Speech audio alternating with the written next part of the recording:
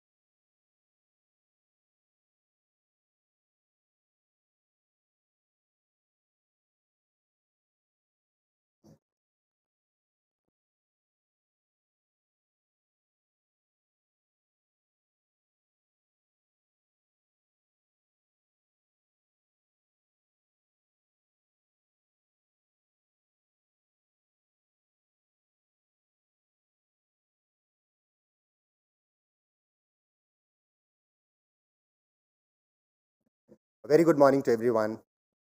Welcome to the 13th FICCI Global Skills Summit titled Education to Employability, Making It Happen. We have with us today Shri Atul Kumar Tiwari, Honorable Secretary, Minister of Skill Development and Entrepreneurship, Government of India. I would request Honorable Secretary to please take seat on the dais. I would also request Dr. RCM Reddy, MD and CEO, SchoolNet India Limited and Learner Skills Limited, to take seat on dais. Mr. Raj Gilda, Ms. Parvil Malhotra, Dr. Biswajit Saha, Mr. Narayan Ramaswamy from KPMG. If you could just come and take seat on the dais, please.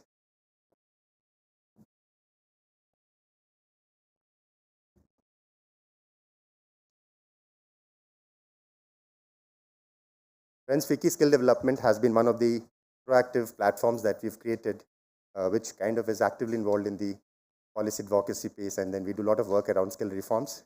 This platform, the Skill Summit that we've organized is one such platform. We try and bring the stakeholders together, government, industry, academia, training partners, sector skill councils, and other stakeholders who come. They deliberate, they discuss, they talk about, and then try and chalk out a roadmap for skill landscape in India. So to quickly kind of get on formally started with the session, I would request Dr. RCM Reddy to please welcome our honorable chief guest, Shri Atul Kumar Tiwari, Secretary, Minister of Skill Development and Entrepreneurship, with a green certificate, please. So this is a pledge for planting a thicket of 6 trees at the periphery of Sundarbans National Park, South 24 Parganas, West Bengal. I would request Dr. RCM Reddy to please, deliver his welcome remarks and start the session. Over to you, sir. Thank you. Thank you very much, and very good morning to all of you. It's actually indeed very, very happy that after several years that we are doing this the summit. I remember the first summit of Global Skills Summit, 2008 or 9, where Sanjay and many of us were involved, and we launched that whole Global Skills Summit, and has been growing. I think after the COVID-induced lockdown, this is the first time in person that's happening, and all the best FICCI for organizing this. We have Mr. Atul Kumar Tiwari, the Secretary Minister of Skill Development and Entrepreneurship, and he is known to many of us. He has been in the ministry and very dynamic, very progressive, very forward-looking officer. And under his stewardship over next 2 years, look forward to very, very systemic improvements, greater integration of education and skilling, and real impact. And please join me in giving round of warm welcome to Mr. Tiwari.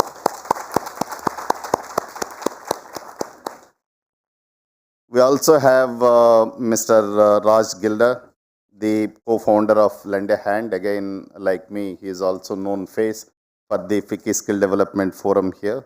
And Madam Parvin Malhotra is here, Director Career Guidance India. And Dr. Biswajit Saha, Director Training and Skill Education CBSE. And of course, our dear old Nana, Mr. Narayan Ramaswamy, KPMG National Leader is here. So over next 1 hour, what we would like to do is that, so the schooling in schooling, irrespective of the how actually it has been phrased. The real challenge today is that how do we mainstream, how do we integrate education and skilling? There are efforts that have been made by the government in the form of Skill Hub initiative and several other things. And CBS has started a lot of other programs. Lend a Hand does. Career guidance is there, and so many activities happening. Can we look at more systemic, more structural reforms in terms of getting these two together instead of sort of patchwork? Today, what we have bit of, while the efforts are there, they are bit patchwork, they are ad hoc, they do not move the needle in a significant manner. So can we actually bring these together? Question being, say for example, can we ask ourselves, do we really need to have the ITIs? Can the ITIs be integrated into 11th and 12th, and then link with the other opportunities that are there for industry, internships and apprenticeship, many of them, so that there is no discrimination on the vocational skilling per se, and it also becomes aspirational, and it's not that the results only go to the vocational education, and we actually, there is a need to relook at. I would call it a sort of disruption. And the time of disruptions using technology and several things, we need to look at fundamentally, can there be one system where skills and education could be together, and depending upon their interests, people move up in the higher education stream or vocational education stream kind of thing. And there can't be a better person than Mr. Tiwari to talk about this vision on how do we actually bring these systems together. Given the gross enrollment ratios are going up, more and more students, more and more of children are in schools, more and more of them are getting into higher education. Therefore, can we skill them while they're part of the system? Can we bring an industry a lot more closer? And various systems that are there, can we actually bring them together? That's the main theme of this inaugural session that we have today, and rightly chosen a good theme. And what we will do is that Mr. Tiwari will deliver his special address covering many of these points. Also, he will share the vision which the ministry has. Thereafter, we'll have a panel discussion. Four of us, each one will get about 5 to 7 minutes to present their perspective on this overall theme. Then we'll take questions. But largely, the focus will be on this for the panel discussion. Of course, Mr. Tiwari, we expect him to talk about the vision as a country, as a ministry, what is that we should be doing, bringing all stakeholders, including industry, the employer, who are sitting here. Thank you very much. Over to Mr. Tiwari.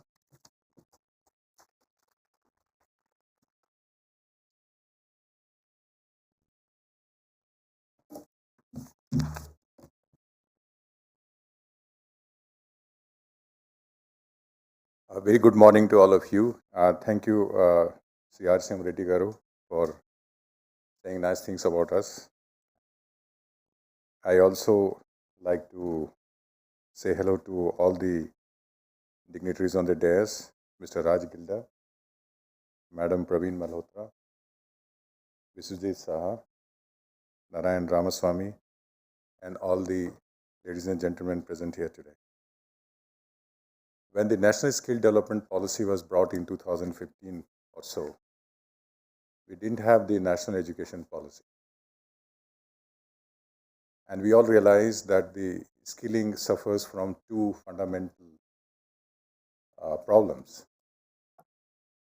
And the most fundamental was that the skilling was not considered important or aspirational enough.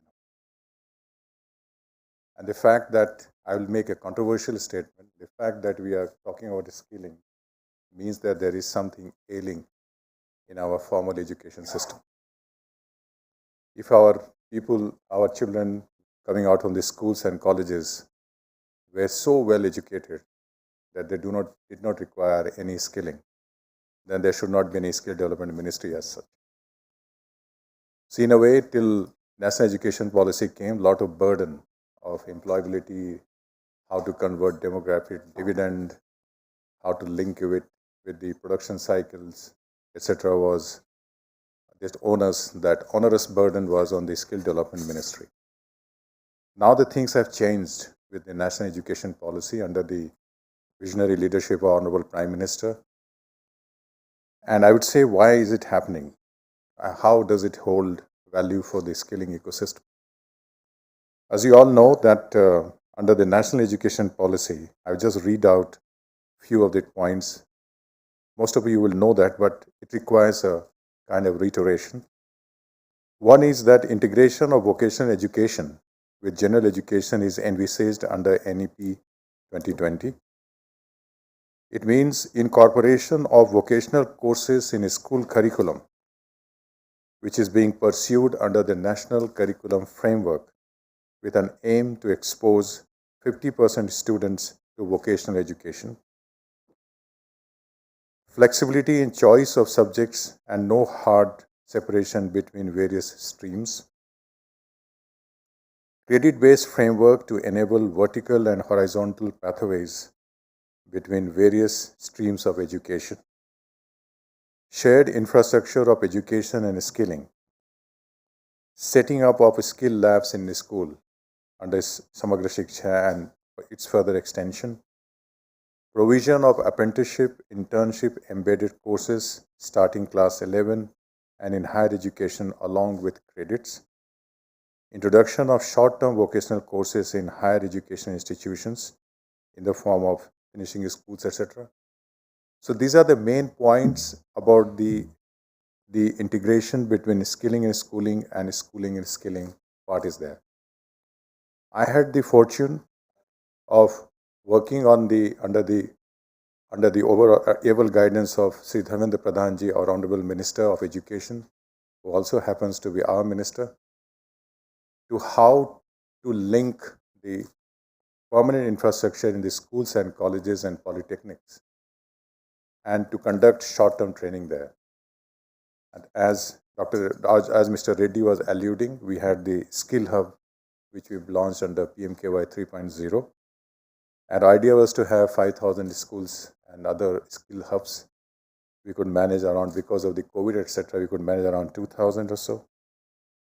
And we introduced short-term training there, including PMKKs, Navodaya Vidyalayas, CBSE schools, and ITIs, NSTIs, NILET centers, etc.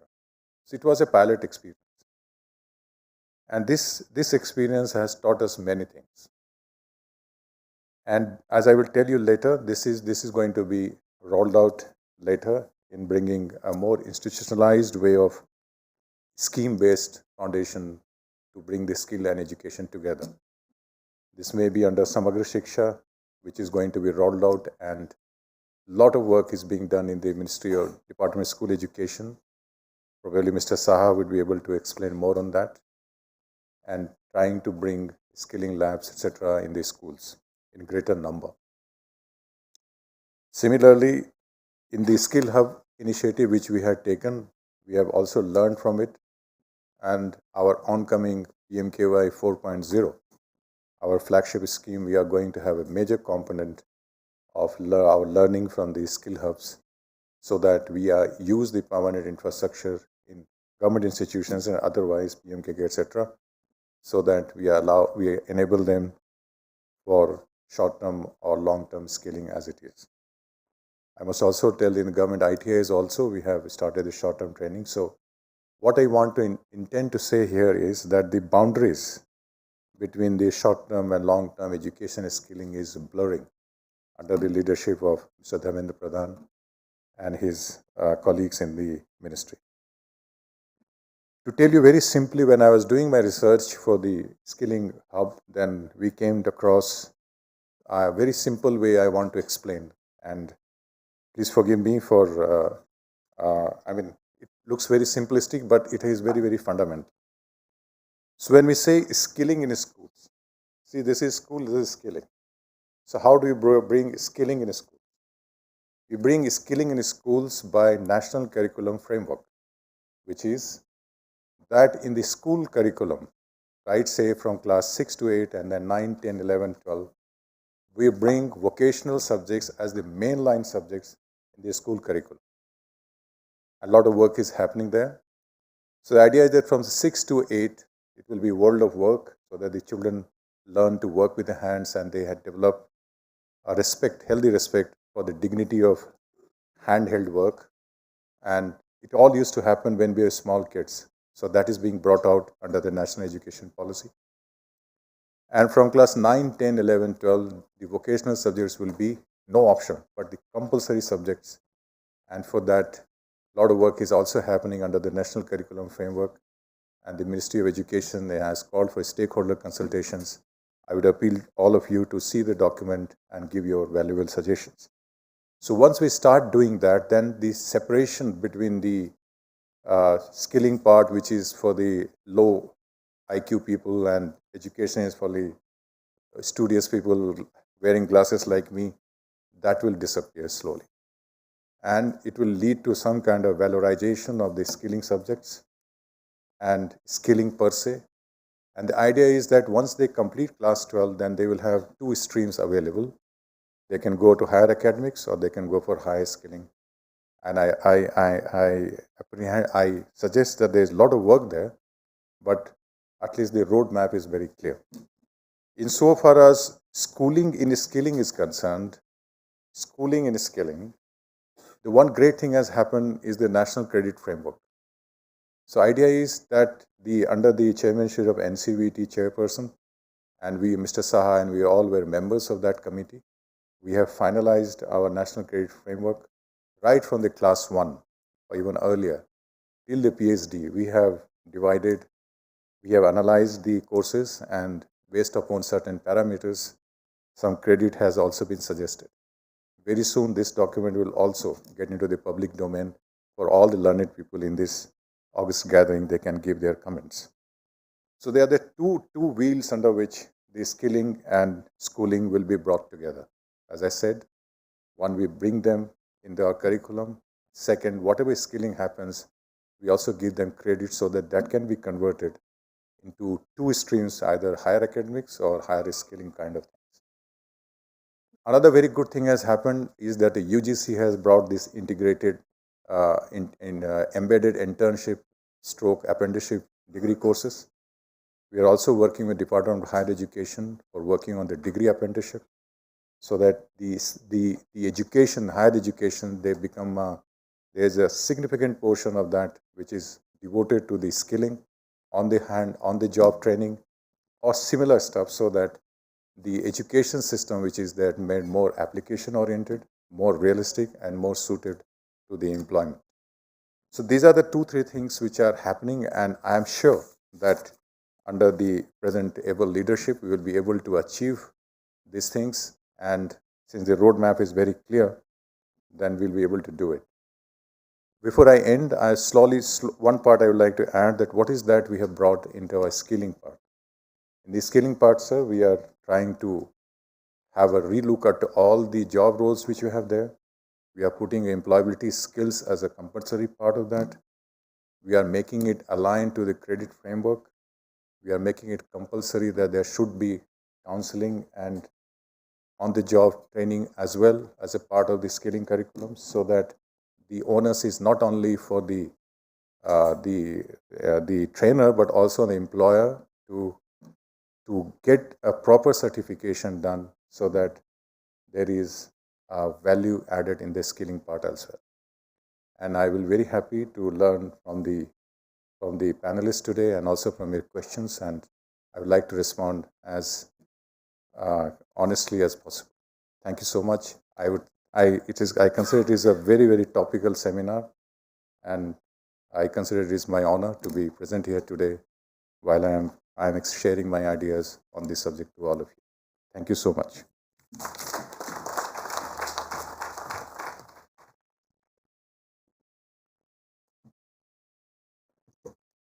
Now we will take the brief interventions by 4 panelists, and idea is that each one of them will pick up one theme and then speak about 5 minutes or so. At the end of all this, then we'll have questions, and my request is that keep it brief. We will have actually the opportunity of asking honest questions and honest answers from the secretary during the meeting. Okay. Mr. Raj Gilda, the co-founder, lend a hand. Profile has been circulated, doesn't need introduction. So my question to you, Raj, is that, the job roles, nature of job has been changing. So essentially when you say skills, there is less of knowledge, more of skill based. In the schools, there is more of education or knowledge, less of skills. But the nature of jobs are changing. So you require I think any manufacturing sector today has a bit of education part of it, skills, knowledge part of it. How do we combine, and in a real-time school situation, and are there some experience that you would like to share on getting the people prepared for the future? Thank you, Asim. Good morning, Mr. Tiwari, and welcome to the ministry and our skill ecosystem here. And good morning to you all. Very happy to be here today. First of all, because since we started our work at Lend a Hand India in 2007-8, तभी vocational education को बेचना पड़ता था. We had to sell vocational education. Whereas now, at least the acceptance is there. It is more of a logistics. How do we make it work, and how do we sort of what it can be, how it can be more effective. As well as the NEP 2020 has given a huge boost to what we are doing. So, Mr. Asim, I think in terms of the jobs which are required, or how do we look at the different aspects? One is that how do we prepare for the basic skilling, right? In the sense that, and since we are focusing on school education here, which are limited to say up to grade 12, it is about learning the fundamentals, in that. And by what I mean by that is that vocational education in the school can be looked at in three particular manner. One is that vocational education itself. So of course you are learning gardening, you are learning electrical wiring, you are learning food processing, healthcare, whatever that might be. Secondly, I think especially at the school level, vocational education is as much about life skills, because gardening is going to teach you that you take a commitment to water a plant, or gardening is going to teach you that everything you're going to do is not going to give you the fruits, in that. Or say if you're going on vacation for say 2 weeks, who is going to water your plant? So that's what gardening is going to teach you, right? So it is as much about life skills as well, the vocational education. And I think the third thing which many times is being ignored, or sort of not ignored, overlooked, is that it is as much about academics as well. If you do gardening, you will do botany much better, right? Photosynthesis kya hota hai? If you do gardening, then you will learn photosynthesis much better. If you've done electrical wiring, then you will understand the Ohm's law much better, right? So I would think, Arsim, that vocational education in the school can be treated to teach the foundational skills, right? Because I keep saying, today is blockchain, tomorrow it will be AI, day after it will be some other thing. But if you know the basics, you will be able to adapt and you will be able to face the world for whatever it is going to come, right, in that. And in this case as well, I think very, very important is the career guidance part. And I know my esteemed panelist here is going to speak about it. We are just launching a program called Project Disha, where we are going to start working with a student at grade 11 for 2 years and then provide with a 6 months helpline after 12th grade results are announced. So such kind of longer term interventions are going to be necessary to do that. I would think in order to provide a variety of exposure, especially in school education, toolkit based approach is required in that, because currently if you look at the vocational education which is happening in the country, in the schools, in the government schools, about 10,000 plus, everything is QP based and heavy tools and equipment machinery based, right, in that. But if I really want to meet the target of 50% schools having vocational education, then how about having a toolkit approach for such education? So for example, if you look at the auto garage, if you look at any person on the street, uska pura purja ek bag mein aa jata hai, right, two-wheeler mechanic. So why do I need to put up a 5 lakh rupees worth of tools and equipment in the school to teach basics of two-wheeler mechanics, right? Or similarly, the person who comes to my home to work with my wife on the beauty and wellness part, she is bringing all her thing into one bag, right? And which is not more than costing 10 to 15,000 rupees.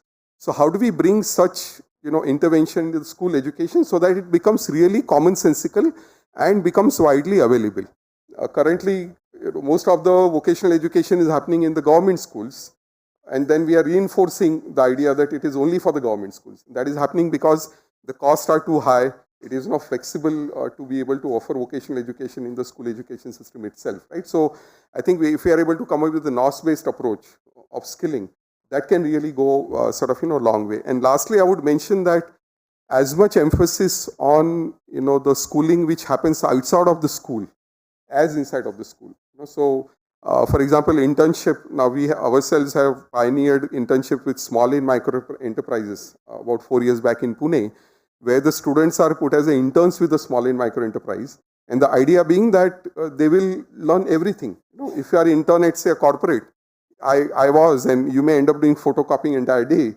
But if you are an intern at a small and micro enterprise, you may sweep the floor, you may handle the cash, you will handle the customer, you will manage phone, and that's a truly entrepreneurship development, right? So I think if we are able to look at some of these aspects which are part of the vocational education in the school, it can really go a long way. And last point, I want to mention that the role of the private and aided schools in that, because unless it comes to the private and aided schools, it is going to be that vocational education to garib bachcho ke liye hai. Vocational education is not so for academically sort of those who are not academically inclined, unke liye hai. So how do we encourage such adoption of vocational education in that will be something which will be very critical.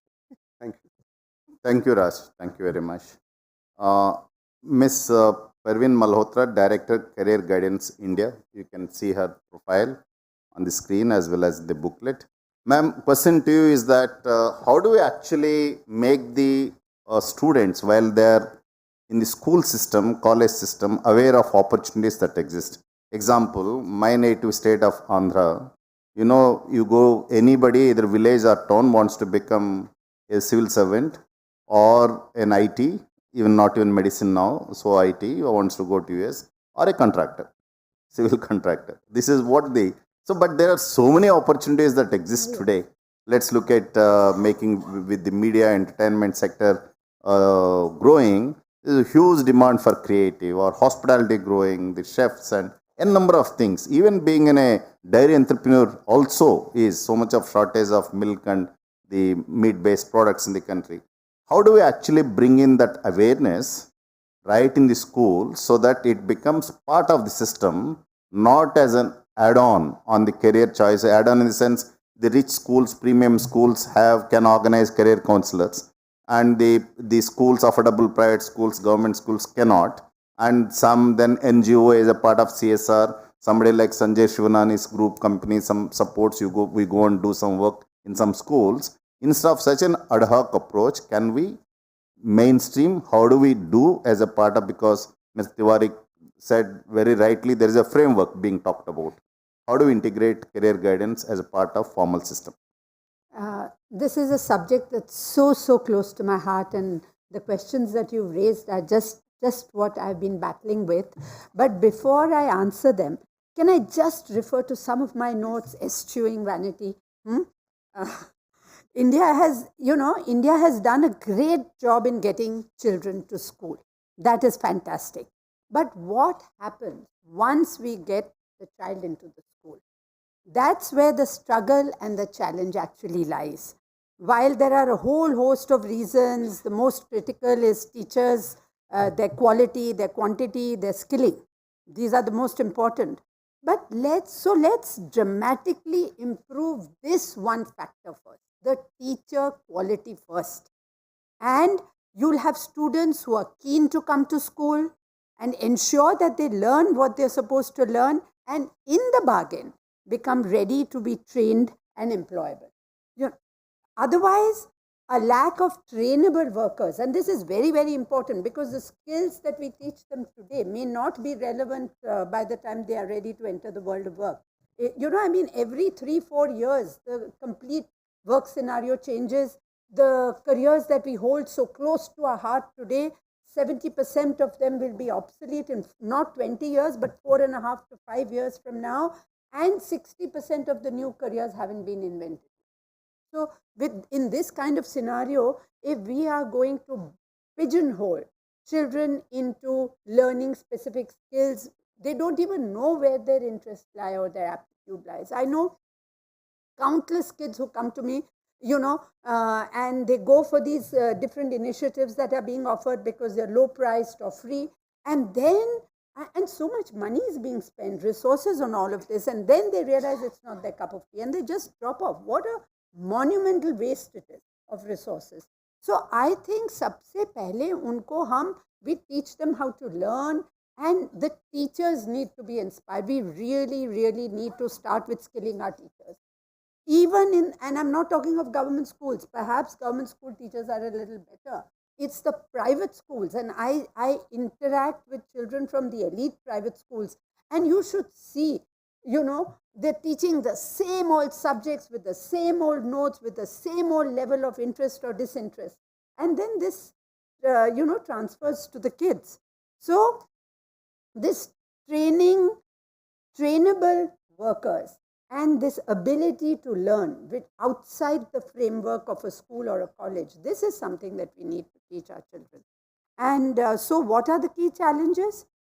Who will teach the students? There's already a dire shortage of good teachers across the board and across levels. Let me tell you, it's across levels, starting from nursery to class 12. So where will the skilled teachers come from? Regular teachers ही नहीं मिल रहे हैं, तो skilled teaching teachers कहाँ से आएंगे? उनको कहाँ से हम groom करेंगे? And without this foundation, the whole program that we are discussing today is going to struggle, and flounder perhaps. Today's youth is digitally savvy. कोई भी बच्चा हो, मेरे आसपास जो माई का बच्चा है, केयर टेकर का बच्चा, all digitally savvy thanks to COVID and online stuff like that.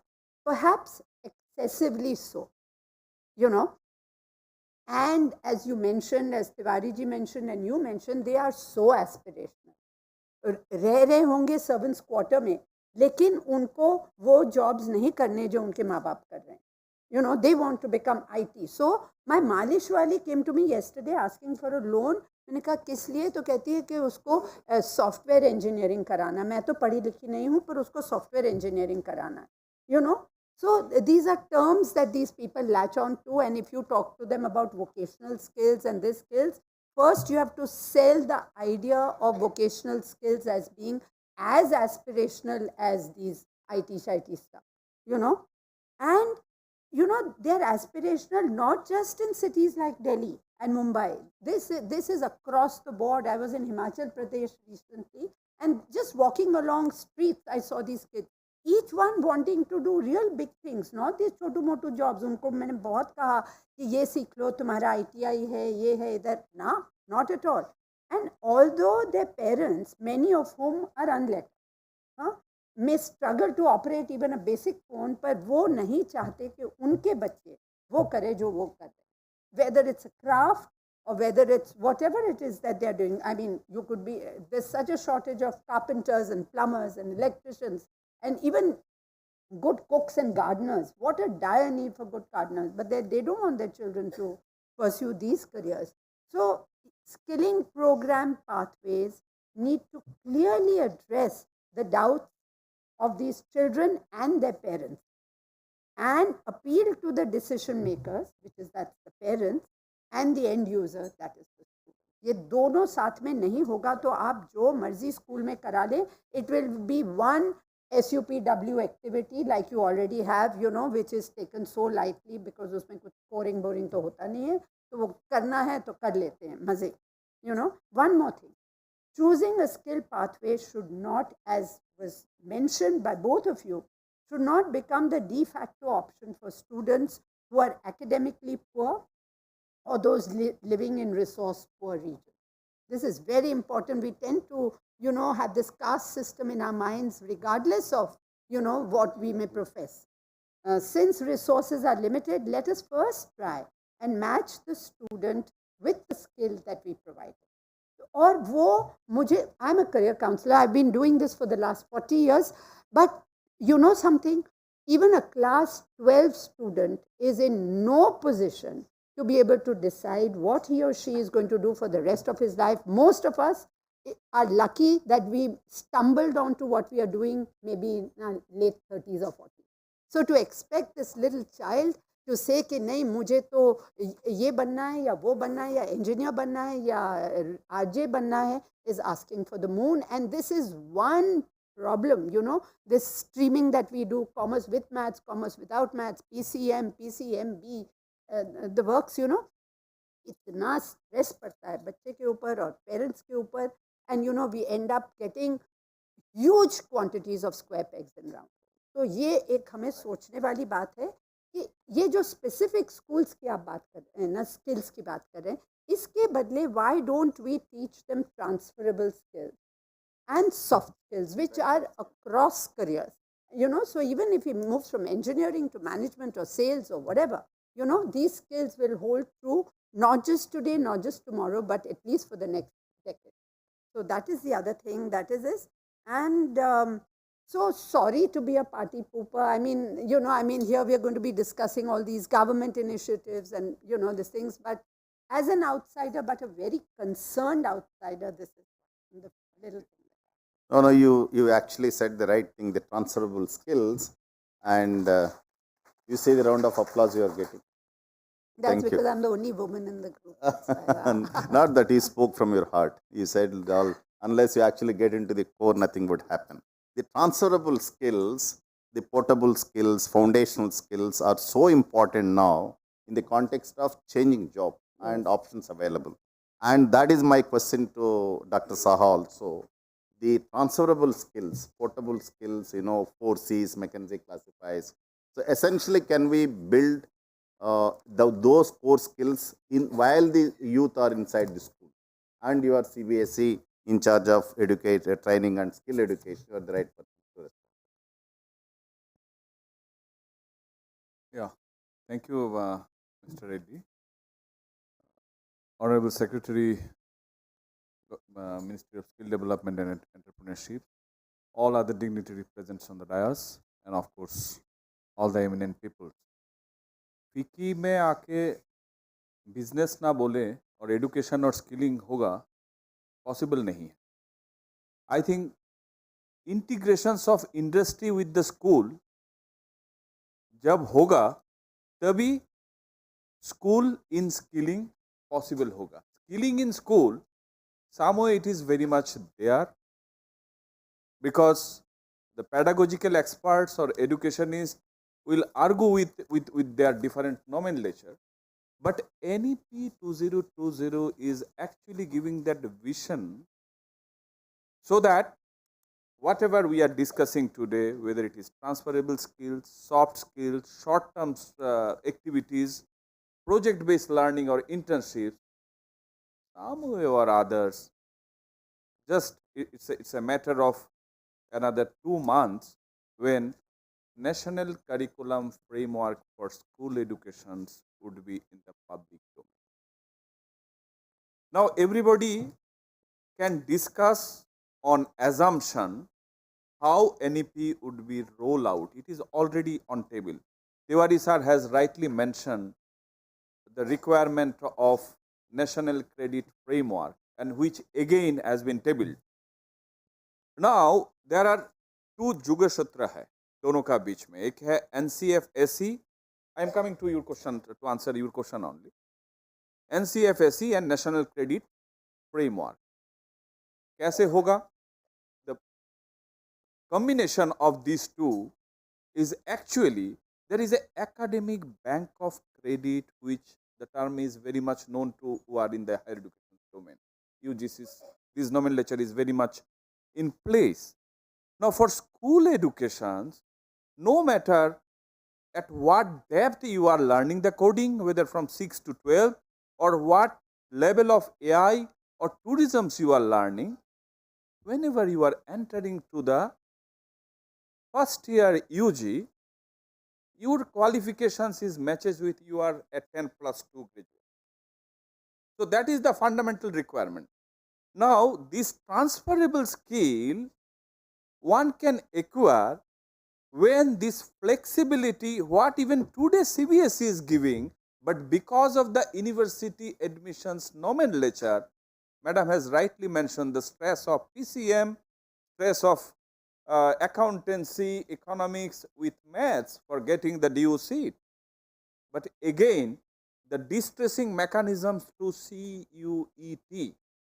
But again, I can question on that pattern also, because once the school board is assessing the quality of that subjectivity, then I think only the country needs a one kind of entrance test where the aptitudes and analytical ability to pursue whatever the desired course are there, so that whether they are fit into this course or not, then only this transferable skill people would be encouraged to acquire.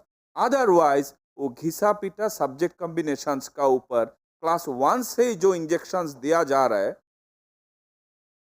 उस injections का कोई other outcomes नहीं होगा, चाहे NEP, NCFSE, national credit framework कितना भी बोले. तो first and foremost is through this august gathering can we advocate. यहाँ पे जो बैठे लोग हैं, जितना भी यंगस्टर्स है, किसने एक एडिशनल स्किल लिया है स्कूल का टाइम में?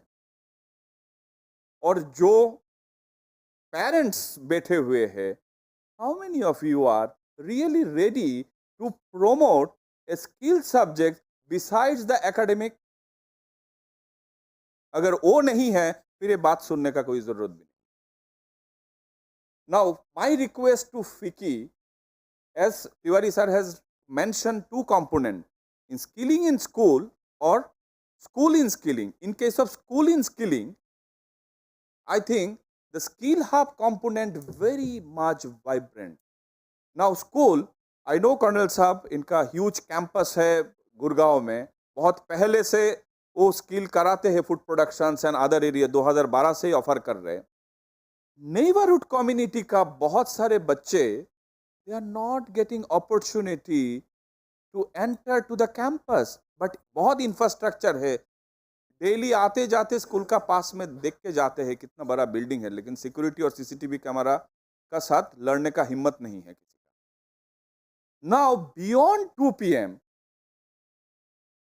can these schools become a skill hub for the neighborhood community? Honorable Prime Minister on the other days of Skill Ministries program has announced 5,000 skill hub in school. Now ये जो component है, वहाँ पे industry can come forward and help the schools. No matter राजगिल्दा साहब और परवीन जी दोनों ने private aided schools और government schools का बारे में बोला है. There are good number of private schools which are having huge infrastructure, and now they are gearing up to offer the skill. Now skilling in school in that way, 12,000 school CBSE affiliated school, जिसमें से 3 to 4,000 government schools और remaining 7,000 schools are offering skill subjects from classes 6 to 12. 12 में number कम है because of entrance pattern का जो chemistry है, which is very clumsy at this point. Now my request to FICCI that we can nominate a good number of schools जो skill hub करा रहा है, उसमें जो heterogeneous populations आ रहा है as per local industry requirement. There is a famous model of Harvard, ADDI model, मैं अभी समय नहीं एक्सप्लेन नहीं कर रहा हूँ. उस मॉडल में लोकल इंडस्ट्री का रिक्वायरमेंट समझ के स्कूल का साथ कोऑर्डिनेट करके एक छोटा सा शॉर्ट टर्म मॉड्यूलर कोर्स किया जा सकता है, और जो इमीडिएटली इंडस्ट्री रिक्वायरमेंट है.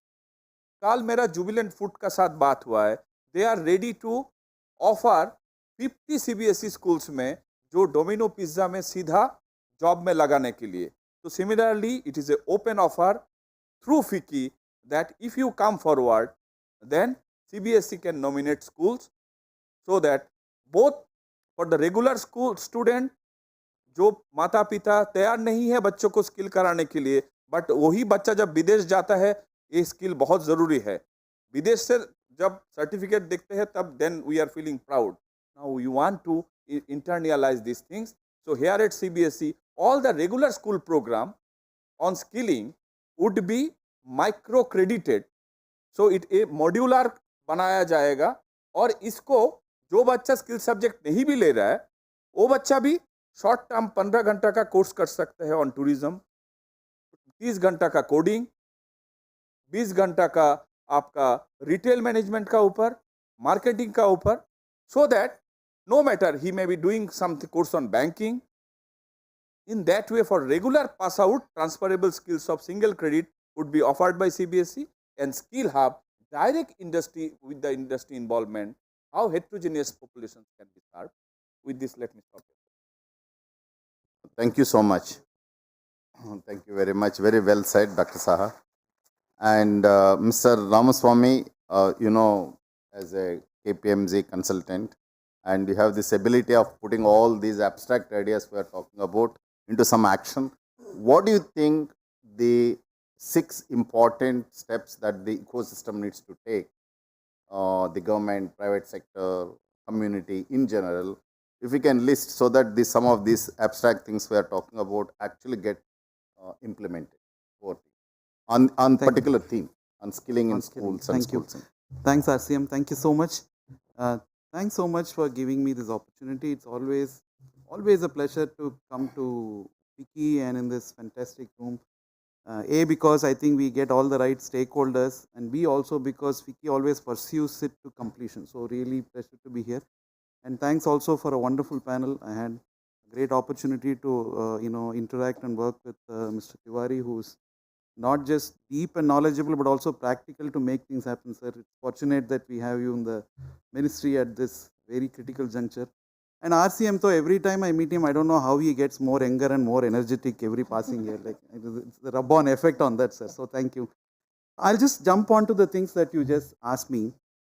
I think there are a few things that are, I wouldn't call them obstacles. I think we are making some really wonderful strides in skill development.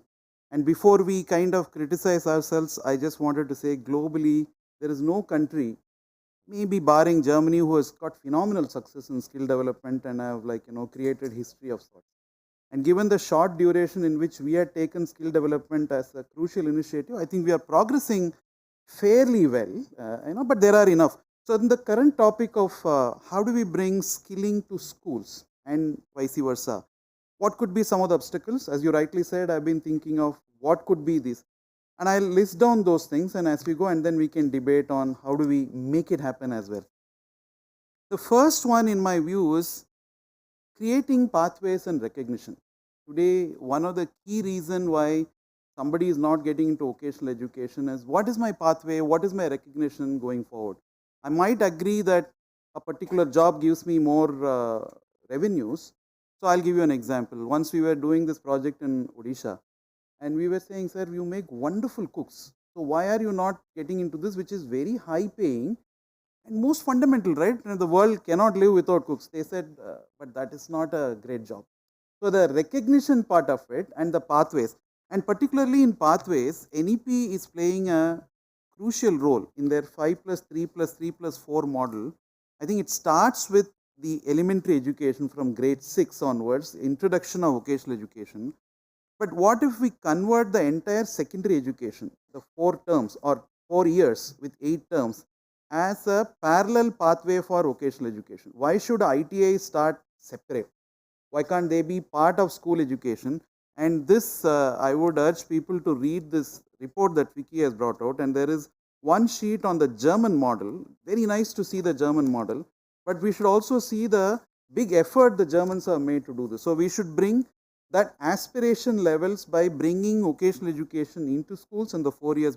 And there are many other things. Like, for example, can every university later have a school of vocational education? Why is it that we have certain category of institution called skills universities, and that too that happened in the recent past, as the only pathway for people who are getting into school? So my first part is to create pathways, create aspirations, recognitions for vocational education, which should start from school education, and particularly in the secondary education space that they have. The second recommendation I have is on the curriculum. I think most of our curriculum, with all due respect, is dated. We have a curriculum that was built in the past, that we study in the present, that should cater for future requirements. There can't be a bigger gap in the curriculum. Most of our curriculum is always in the past. So how we, there it is time, and sir, glad to know the new curriculum framework that is going to come for school education. We are eagerly looking forward to it. But I think the current day vocational training curriculum needs a bigger rehaul. And we need to start looking at future skills and how, Mr. Tiwari also mentioned about it, in theory part, how do we bring in some of those elements of the job roles that are required in future, and hence the curriculum should reflect it right from what we have here. And especially on the digital formats part. Today's children are moving more and more into digital online formats. How do we bring in this curriculum and the content to reflect this would be my second part. And also the transferable skills that madam mentioned, like, the curriculum should definitely have soft skills, transferable skills. What is the biggest problem with our ITI kids? Not the technical part of it, but they are not able to communicate. And we worked on this project for Strive. Mr. Tiwari is aware of it, and he rightly mentioned that the soft skills and the short-term skills that are getting into ITIs, particularly in those areas where they will make a better professional as they go, not on the technical part, another part is going to be important. So my second recommendation is on curriculum and revamp of curriculum right from the framework to the contents that they have. The third very important one is on instructors. We are acutely short of instructors even in our vocational education institutions, be it ITIs, be it polytechnics, be it other institutions, universities and schools. I may dare say we are woefully short of instructors, and I would also put it right instruction. What happens in schools? Typically in schools we don't have instructors for vocational education, or even if they are very few and far in between who do many other things apart from this. If we are bringing vocational education to schools and we are serious about it, I think on a war footing, we need to have maybe NCTE, maybe other formats should start bringing in curriculum for training the instructors, training the trainers, and the schools should start having these instructors. And there, in my view, even if it means a special school for that, we should start bringing in, and that should be as quick as possible. That's my third one. The fourth one, most of the schools, the government schools are large, but the infrastructure wise, they are not ready for vocational education. Unlike regular school education, vocational education means you need to have laboratories. You need to have specific instruments for teaching the children how to do vocational education.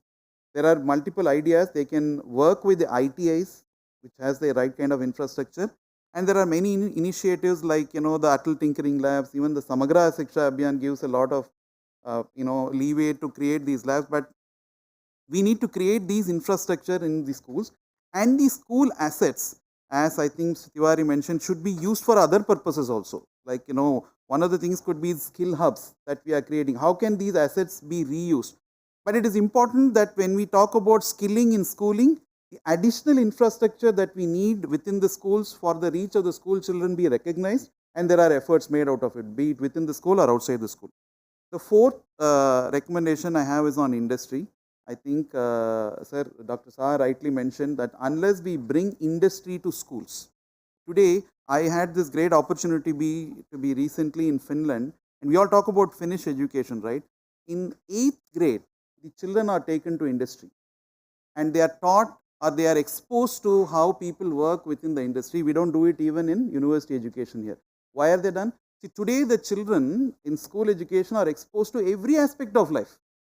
I mean, they entertainment, they know everything, civil society, they know everything, but only for some reason, the industry part, we don't expose them so much. So I think it is important that industry takes some steps, schools also take some step, and we also build that within our framework, that the school children have enough exposure. I would even dare say the apprenticeship program should start from secondary schooling rather than only from after a degree or program. It could be, fine-tuned to suit that, but that's the last one, sir. And Diksha, you mentioned about that and how that should also, I think Raj mentioned about Diksha program and how that can be used. Many of these things industry should get into school. The last one is about assessment. If at all we get the vocational education right, we need to have assessments that are more practical, and we also need to have a unified assessment. Today, if I am a vocational education aspirant, I'm simply confused by the number of streams and possibilities that I have and the equivalence thereof between one and another. So I think it's time, sir, and that is a request to Mr. Tiwari also, like how do we unify this? There's great effort growing in NCVET. How do we take it to completion where we bring all these things under one unified assessment frame? And that is also important because please understand, in the next few years, most of our children, at least 1/3 of them, are going to cater to global, work environments. How do we make these skill certificates, transferable between this? So the 6 recommendations I have, just to sum up, is one, create pathways and create recognition. Second, create the right kind of curriculum, which includes the future requirements. Third, make sure that we get the right instructors for vocational education in schools. We can look at a different even format of creating these instructors. Fourth is to create an infrastructure either within the school or outside the school. School children have access to these infrastructures, very crucial for vocational education. Fifth is making sure industry starts working with schools, right at the school level and not later. Exposure for school students on what happens in various formats of manufacturing, retail and otherwise. Last but not the least, an assessment framework. We even talked about NBSAC, where we created a pool of private players who can get into assessment. We need on an urgent basis a unified framework and also a system that will cater to this assessment. So thank you so much. I know I've taken a little longer time, but thank you so much, RCM, for this. Thank you, Nana. Thank you very much. So he laid down sort of roadmap, and see, the best part today is that we have omnibus framework called NEP. Anything, everything under the sun, and in terms of innovation, of doing something good in education and skills sectors can be done. There is overarching framework. There are initiatives that are there all over the place. The idea is that we need to have a lot more focused action. The analysis is known, problems are known, and how do we actually do it? So as Nana said, there are half a dozen things he listed. Maybe over next 15 minutes, if there are some specific suggestions, as I said, let's make use of the presence of Mr. Tiwari, the secretary here, and we will take 3-4 questions. So please kindly don't get into the analysis and all that is known. So on the prescription side, on the solution side, specific suggestions you can present here so that you can also ask which panelist you want them to respond and be very brief. Thank you. Here, Yeah. Hello. your introduction and then Yeah. suggestion. I am Rohit Kumar, founder and CEO of Jet Softpoint, also a mentor and advisor at CII, Niti Aayog, and Startup India. We have, thousands of students and, college students from different colleges and as well as schools. And they are looking for innovation and a startup training. And we are going to provide and we are providing. Lot of state government is also doing same kind of thing apart from Startup India. Is there any curriculum in CBSE, as Narayan sir said that he went to some country and he was that class 8 student was going to industry and getting some skill for industry. Is there any curriculum in CBSE as of right now to implement startup and innovation in syllabus apart from PCM and arts kind of thing, so that everyone. Yeah, I got your point. So already with the Ministry of Education's innovation cell, CBSE has come up with innovation ambassador program, and approximately 50,000 teachers pan India we have trained them. And now we come up with national innovations and entrepreneurships policy, which is again in the second year of this NEP celebrations that has been launched. So now we are requesting school to come up with school innovation council, unlike the innovation council which are already established in many of the engineering colleges in the country. And school are supposed to work with innovation council of higher educational institute and school innovation council, where the industrialist, great entrepreneur and from the neighborhoods can be invited, some discussions, some new or students own idea how it can lead towards incubations and other. And moreover, Colonel Pokhriyal is very much here with Management Sector Skills Council. We have also launched this month only that youth ideathon. So again, the industry body, premier IIT and other institutional experts are going to help the school kid on their own idea and how this idea can be converted into a real enterprise. So these things are very much there on the structure. But Thank you. No, sorry, I will just, you can take we can during the separately offline, you can talk to him during this side, please. I'm Satyendra Arya from Agriculture Sector Skill Council. One observation and one question to Mr. Saha. The observation is that while it's a very good suggestion to go and introduce this apprenticeship and trainings in schools at a very early stage, but I think it would be too premature to do away with the ITI system and just getting that thing into the school system, because industry still perceives the ITI products as slightly thoroughbreds. They meet the industry requirement. And my question to Mr. Saha is that now 7 years have elapsed since the NSQF or the vocationalization of school education was introduced. We have seen many schools, expanding their network in the state education boards. So what has been your experience in CBSE? Because CBSE schools are mostly urban centric. So is there a tendency on the parts of the parents or the students just to opt for IT related courses in CBSE schools at the cost vis-a-vis the 35 other sectors? I think your observation or assumption is 100% true. Most of the school, true. Most of the school, rather more than 70% of the schools who are offering vocational subjects, they are first of all they are offering IT or ITS linked subjects. and in your sector also there is a good number of schools who are offering, and CBSE is not catering. This is also a misnomer that only urban pockets we are catering. CBSE schools are there in the remotest villages of this country, both in the government as well as in the private setup. But now with NEP and other skill development initiative, when CII, FICCI and other industry associations are coming forward, and also the parents and our school leaders are also reaching to them, then definitely this numbers is getting increased every year, because 6 to 8 is a good observation, which we are also sometimes shocked that how the students and parents are rather encouraging their child to take a skill subject at class 6. So, but this is really happening, and it is not only in the urban pocket, also in the rural.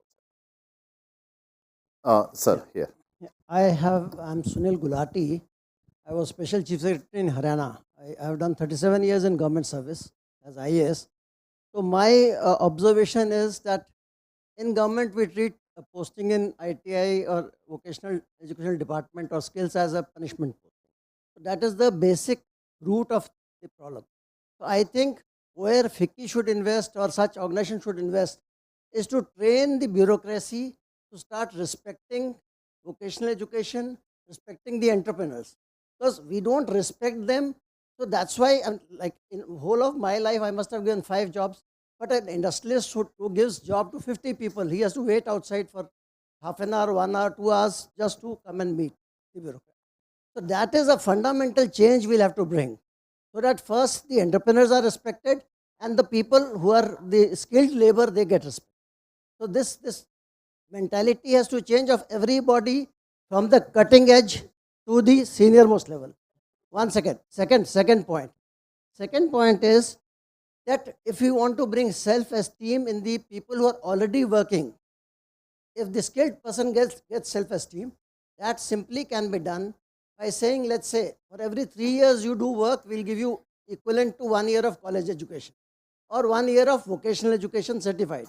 So when you go and give your RPL, you will qualify for RPL, plus you will have a certificate which says that you are as good as a graduate.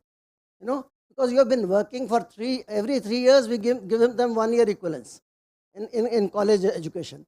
So that way, at least the fellow will feel that I'm not less than a graduate.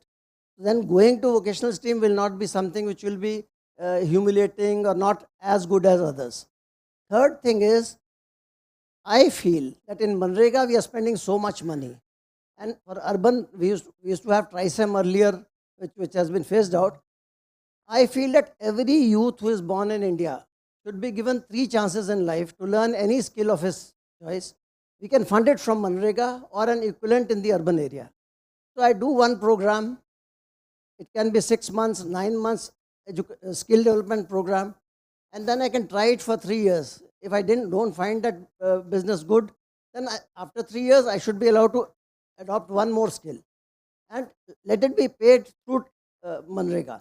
We are spending so much money on Manrega, why not use it for skill development? At least the fellow will not have a chance to say that I didn't get a chance to prove myself in life. Having tried 3 times, if he fails, that's a different story. No, very valid suggestion. So Manrega, lakhs of crores of rupees in Manrega can be used for skill development directly. Thank you. Very valid suggestions. At the end, when we request Secretary Sir to respond, he would take some of these suggestions. Okay. After this, we'll take one question, ma'am, there, both of you. And then probably we'll not have time for other questions. After this, just both of you, maybe you can combine your pull in your question.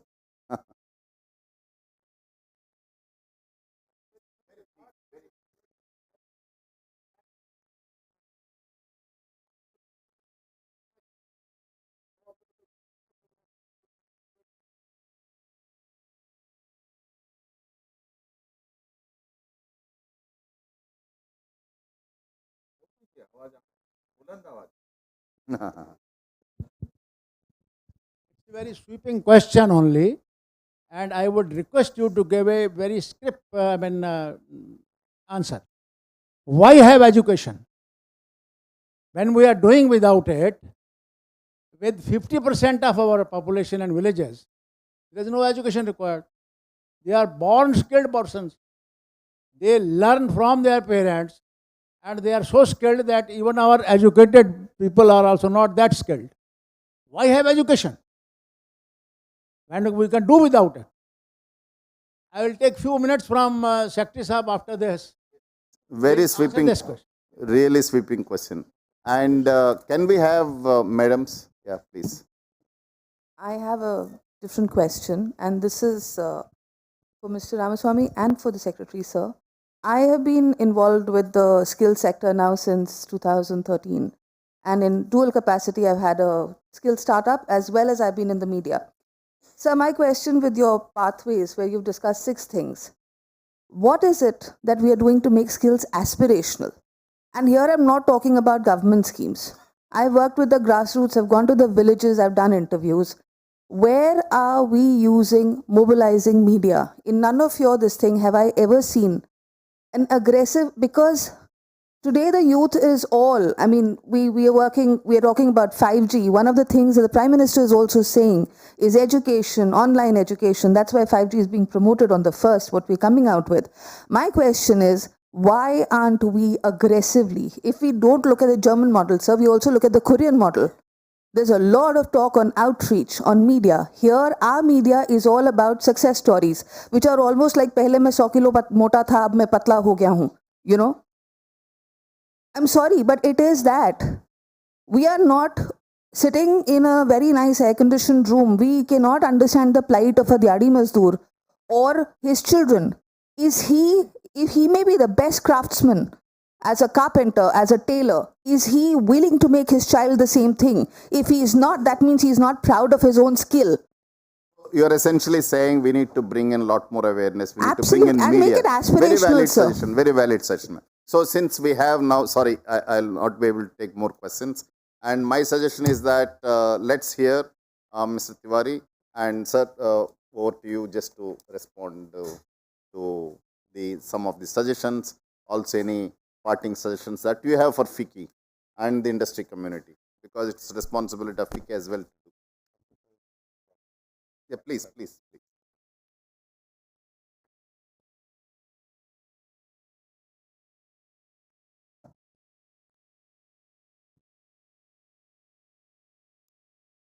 I suspect talking while standing will have more impact.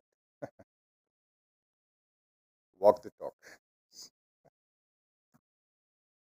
Ladies and gentlemen, and the respected panelists, all the points which have been made today are what have been agitating our minds.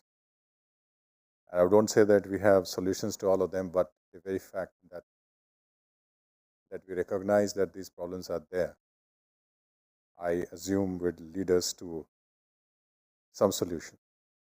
Sir, about education, why education? There is a question I am sure Plato would have asked in long time before the Christ was born. And there always been a line of thought that the formal education kills the innovation, kills our customs, and there will always be a kind of thought that would say that education is a sheer wastage, it is not required, we much rather go back to the traditional system. But then that's taking on a very simplistic value. I will not go into the debate. It's a fact that our enrollment rates are increasing, and more we are going to a professionalization of education. And the education as we see it now is going to change quite a lot. So with respectful submission, sir, I will handle the other question. Mr. Raj Gilda gave a very important suggestion about the career guidance, which was also what Madam Praveen Malhotra also said. And he also gave very good suggestion was about the toolkit approach which is required. Rather than having a big labs, we can design that. So this is something Mr. Saha and my friends in education would certainly take a note of. He also said about the NOS-based approach is required. So we are doing a total re-evaluation of the job roles under the leadership of NCVT, and we are going to the NOS-based itself. And we have done a lot of work in the ITIs, 149 job roles which are there in ITIs, NST around 49 job roles. So, can you switch it up? So we are doing a lot of everything is going to be the NOS based on, and also the credit based. So on the fundamentals, we are very clear that whatever we do is verifiable, NOS based credit framework, and as far as possible, tradable over the international spectrum as well. So we are very clear about it. That is what we are going. And we have also introduced the, as I said, employability skills, 60 hours, 80 hours, 120 hours, which is going to be a mandatory part of the all skilling process, which has a digital skilling, communication skilling, and as Honorable Prime Minister says, our right, our duties towards the nation, cleanliness, all that part is also be there. So that is a given thing. There is no negotiation on that. One fundamental point which you said about why in government schools, and that is something which I am not equipped and competent to handle. I don't have the data. But I'm sure that what you are trying to raise is that tomorrow bringing skilling only government schools may defeat the purpose. It should be there with the private schools also. And Mr. Saha is there offline. He can tell you that how many CBSE schools and other schools are also doing. What very important part Madam Malhotra said was that the children's, the most important part is the skilling our teacher. Ma'am, the point is very well taken. We require, if we do not have skilled teachers for academics, how can we have skilled teachers for skilling? That's a very valid question. And you also emphasize about the career counseling.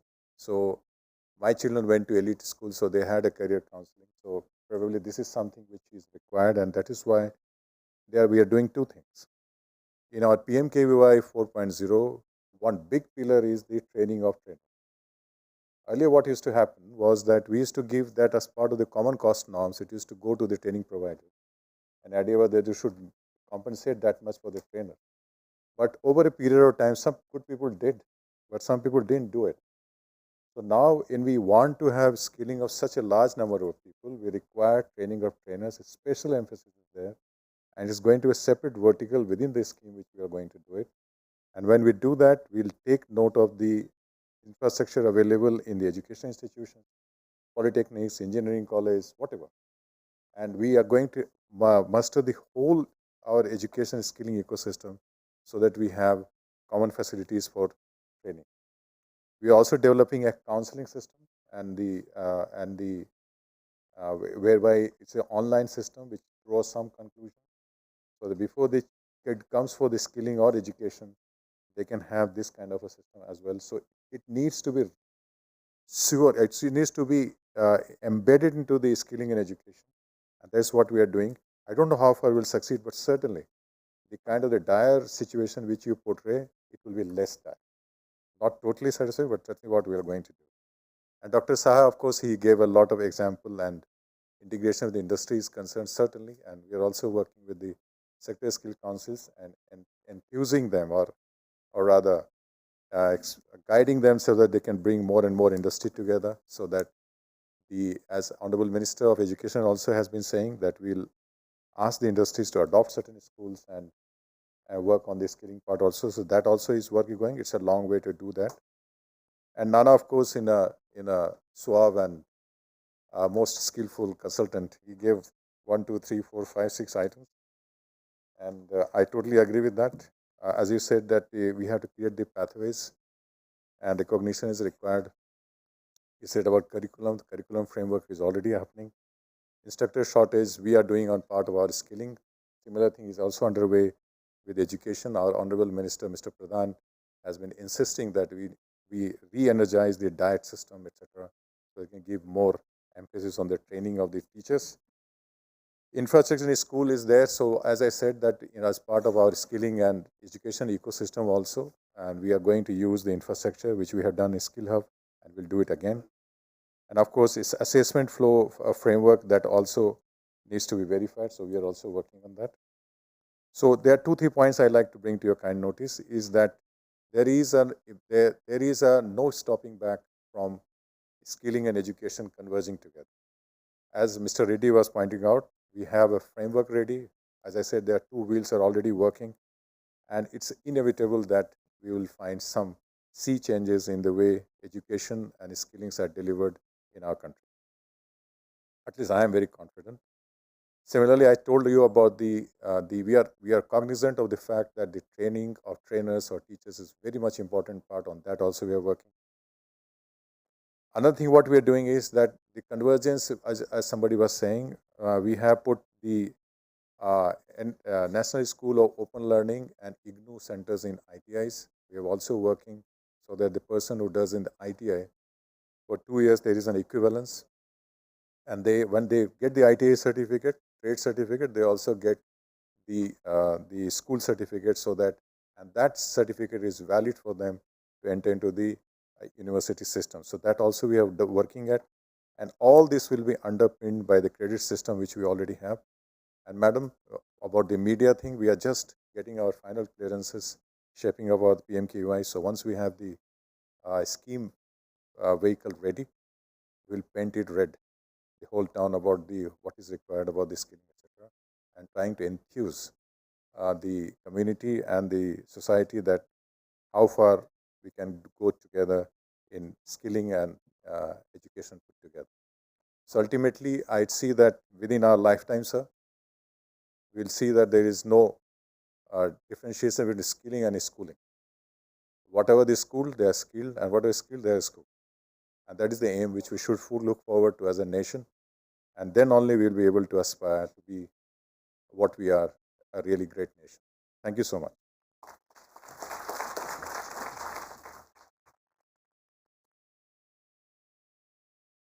So with this, the session comes to closure. As you are all aware, 12 o'clock, Honorable Minister will be joining us. We have about 20 minutes. Please have a cup of tea quickly and come back here before 12 o'clock. Thank you very much. All the best.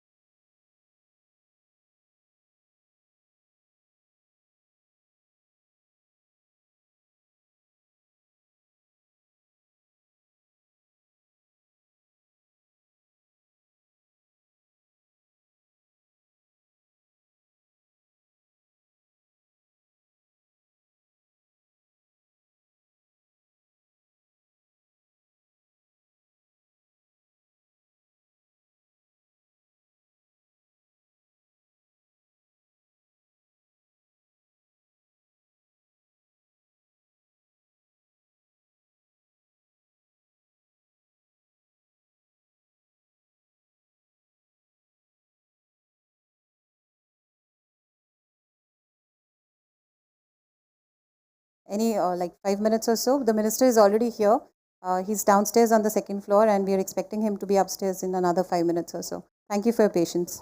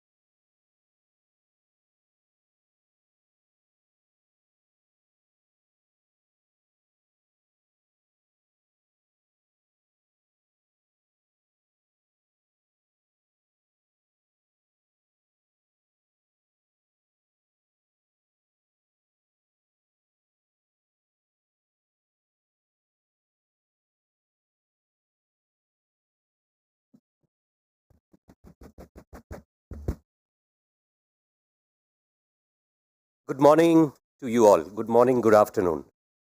Honorable Shri Dharmendra Pradhanji, Union Minister for Education, Skill Development and Entrepreneurship.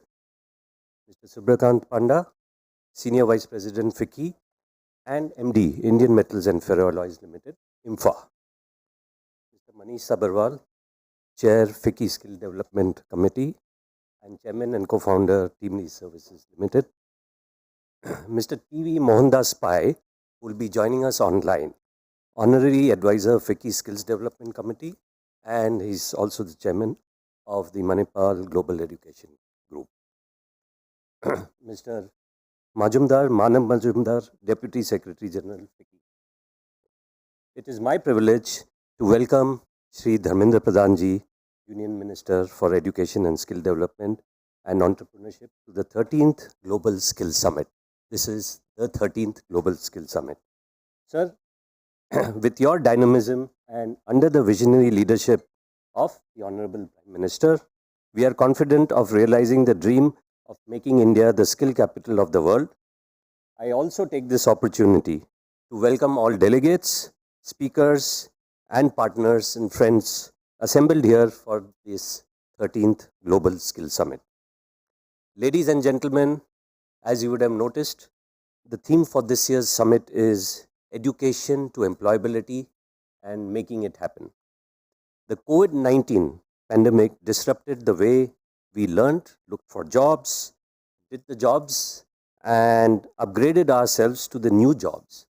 Things like Internet of Things, automation, 3D printing, robotics, and artificial intelligence have entered our houses and are constantly demanding our personal time. Keeping in mind the challenges faced by learners, employees, and people on break and unemployed, this summit aims to delve into discussions and deliberations that can help in paving the way for the workforce of tomorrow. Here it is important to highlight that two key factors that challenge the nation today are: one, keeping young learners at pace, keeping them up to pace with the in-demand skills, the speed and scale at which the disruptions are occurring and will continue at the same or faster pace, impacting the way we work and the way we live. The second key factor, making learning of in-demand skills accessible to learners through strong and robust employability-led ecosystem. There is clearly a need to map current and future skill requirements along with the availability of jobs, develop the training and entrepreneurship ecosystem, and of course develop policies to interlink the above with sectors, the geography, the demography, and to ensure so that all of these can come together to ensure that education to employability transmission is smooth, effective, and sustainable. We at FICCI have been leading various thought leadership and empirical studies to highlight the impact of the pandemic, Industry 4.0, and hence reimagining the Indian TVET ecosystem by bringing reforms at policy, industry, and at implementation levels. With these words, I would like to thank all of you for your presence and once again heartily welcome Shri Pradhanji.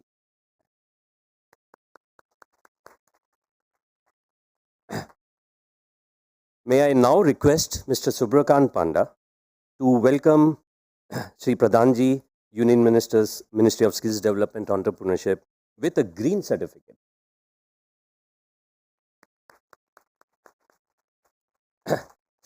Sir, the green certificate says we pledge planting a thicket of 10 trees at the periphery of the Sundarbans National Park, South 24 Paraganas, West Bengal, in your name, sir.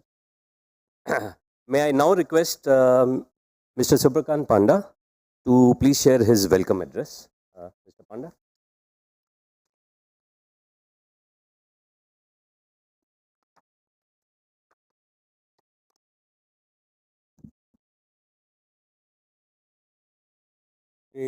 Dharmendra Pradhanji, Honorable Union Minister for Education, Skill Development and Entrepreneurship, Manish, Sanjay, Mr. Pai, ladies and gentlemen present here today, I welcome all of you to this event, and especially it is my privilege to welcome Shri Pradhan to this important event.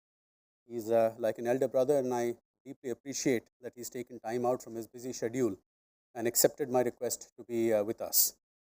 The 13th edition of the Skill Summit, which started in 2007, is a very important event in FICCI's calendar, because this is where we give a lot of focus and attention to India's skill development needs, which is how I believe we can contribute to the India growth story, given how important skilling is in that context.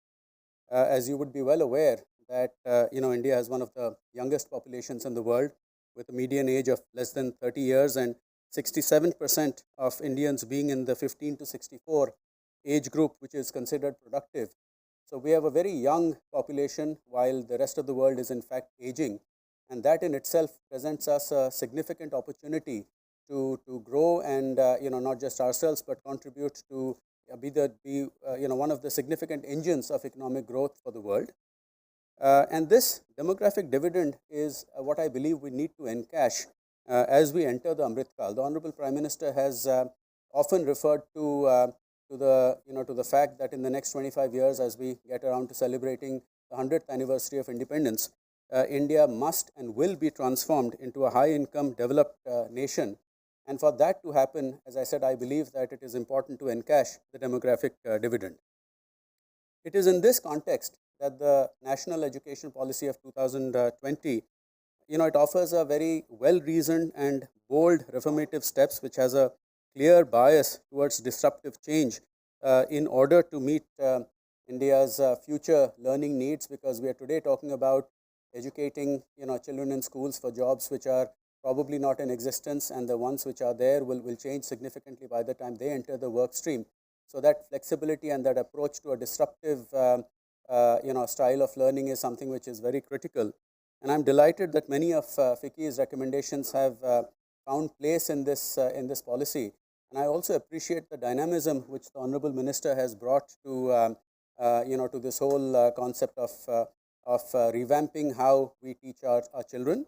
And it is also, I believe, necessary to create and exploit the synergy between education and skill development. And in fact, the journey from education to employability, which as you know is the theme of this year's summit, will require all stakeholders, government, educational institutions and industry to come together. And it is in this context that while the German model is often cited, where industry plays a role in designing the skilling curriculum, but I believe India is taking steps in that direction as well, given the fact that we are now introducing vocational education fairly early into the mix. And we are not looking at turning out only engineers and doctors, but we are turning out kids who are ready to step into the workplace. FICCI is keen to play a positive role through an industry monitoring network in PPP mode, which I believe will enable a smooth transition from the classroom to the workplace.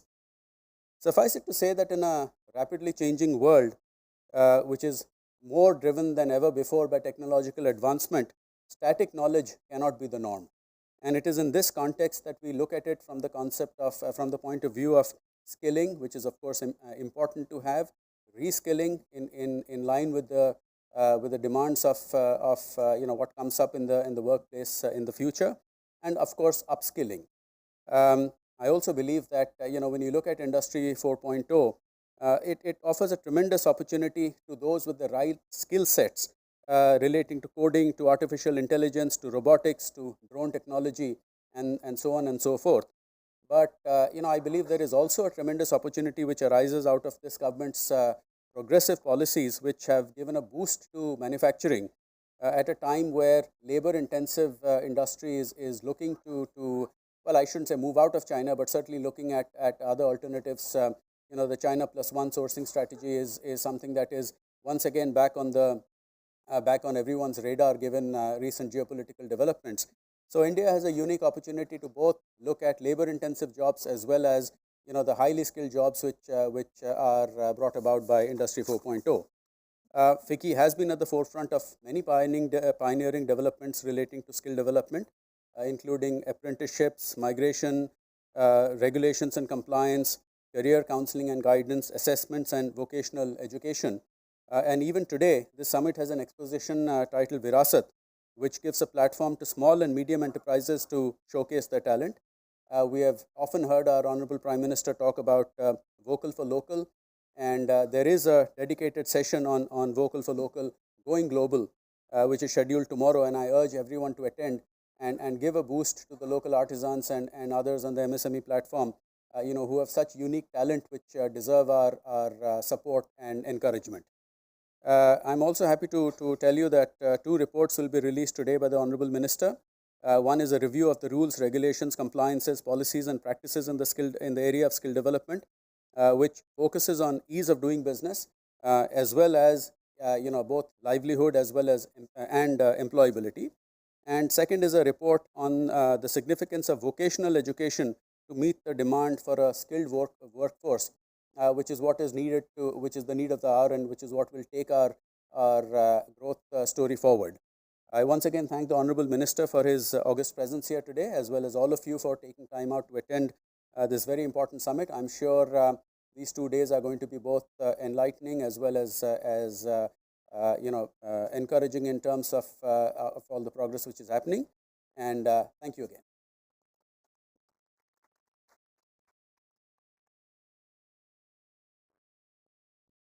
Thank you, Subrakant, for sharing your valuable insights and building the context for this conference. I'd now like to invite Manish, who is the chair of the FICCI Skill Development Committee and chairman and co-founder of Teamly Services, to address the august audience with the theme address. Over to you, Manish.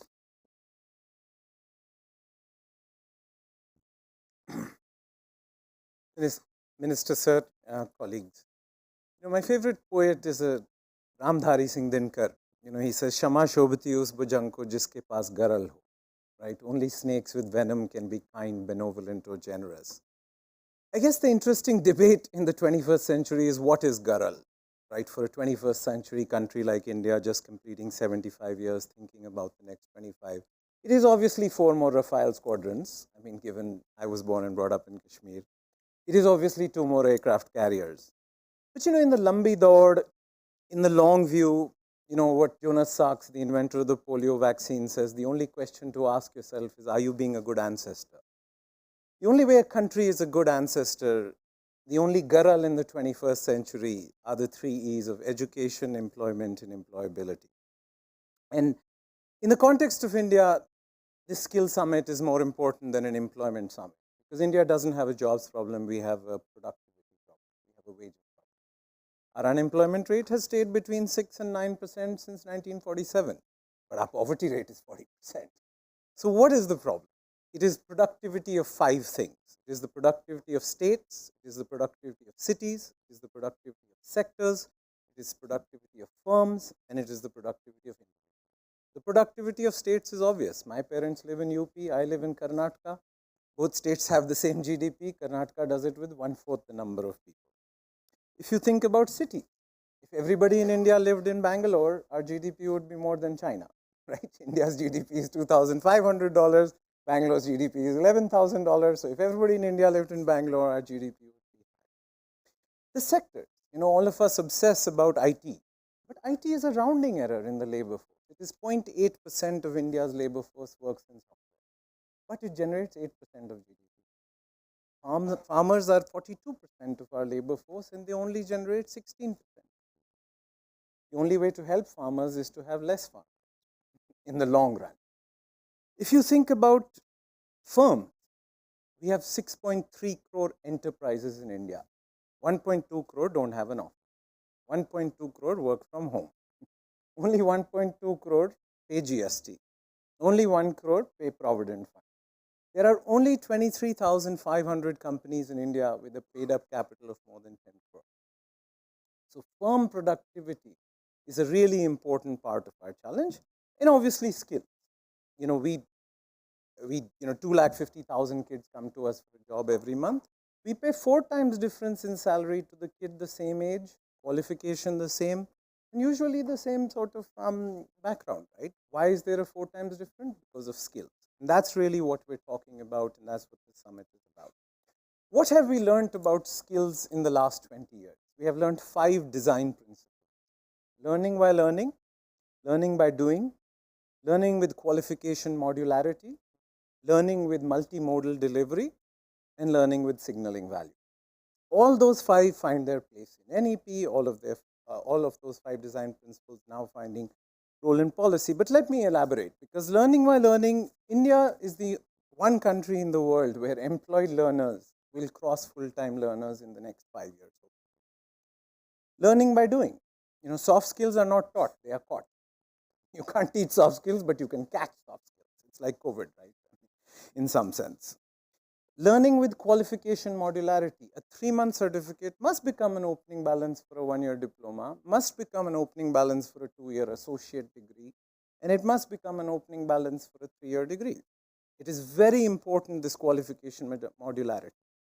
Learning with multimodal delivery. An online classroom must equal an on-job classroom, must equal an on-campus classroom, must equal an on-site classroom.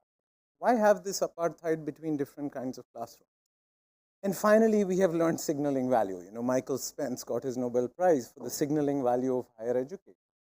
IIT and IIMs are good places to be at. You went there, but they are better places to be from. The fundamental value is not being at IIT, it is being from IIT. It is a gift which keeps giving all your life. So 5 design principles which we hopefully are building in: learning by doing, learning while learning, learning with qualification modularity, learning with multimodal delivery, and learning with signaling. So in conclusion, if I may say that, when I landed in the US in August 1994, there was a front page article on the Wall Street Journal, which I have cut and kept. India is more interesting than important. I hope that journalist is eating the newspaper on which she wrote that, right? Because what's happening in India is not once in a decade or once in a millennium. It's really once in the lifetime of a country. But we have to keep reminding ourselves, right? I memorized Tryst with Destiny, Pandit Nehru's speech, but we missed our Tryst with Destiny. There are 300 million people in India who will never read the newspaper that they deliver, or sit in the car that they clean, or send their kids to the school that they help build. But this isn't a problem like cancer or climate change. It's a plumbing problem. It's a plumbing problem of the education system, the skill system, and it's not a technical problem. So you must learn how to distinguish between technical problems and wicked problems. In technical problems, the rules stay the same, the players stay the same, the goals stay the same. In wicked problems, the rules keep changing, the players keep changing, and the goals keep changing. So I think it's very important to recognize that wicked problems are not solved by more cooks in the kitchen. They are solved by a different recipe. Throwing more cooks in the kitchen does not solve a wicked problem. And so wicked problems need teamwork between all 3 people. The government sometimes has an execution deficit, the private sector has a trust deficit, and non-profits have a scale deficit. It also needs risk-taking, and that's really important. I was mentioning earlier that in 1934, Gandhiji gave a wonderful speech in Wardha, which was called Nai Talim. And he talked about experiential learning, he talked about apprenticeships, he talked about breaking down the barriers between education and employability. But in the 1948 Radhakrishnan report, or the 1968 Kothari Committee report, or in the 1986 National Education Policy, this convergence between education, employment, and employability did not find any room. I think there's a lot more work to be done, but at least we're taking risks, at least we're working together as a team. As Galib, who lived not very far from where we are sitting, used to say, manzil to milegi bhatak ke hi sahi, gumrah to wo hain jo ghar se hi nahi nikle. Right? So I think at least we are now starting to take risks. UGC is starting to take risks by not treating vocational training as inferior. At least the Skill Development Ministry is trying to converge apprenticeships with degree apprenticeships. So I think we're on our way. We obviously have a lot more work to be done, but it's wonderful to welcome the Minister here today and hopefully spend the next days on how we can sort of converge education, employment, and employability.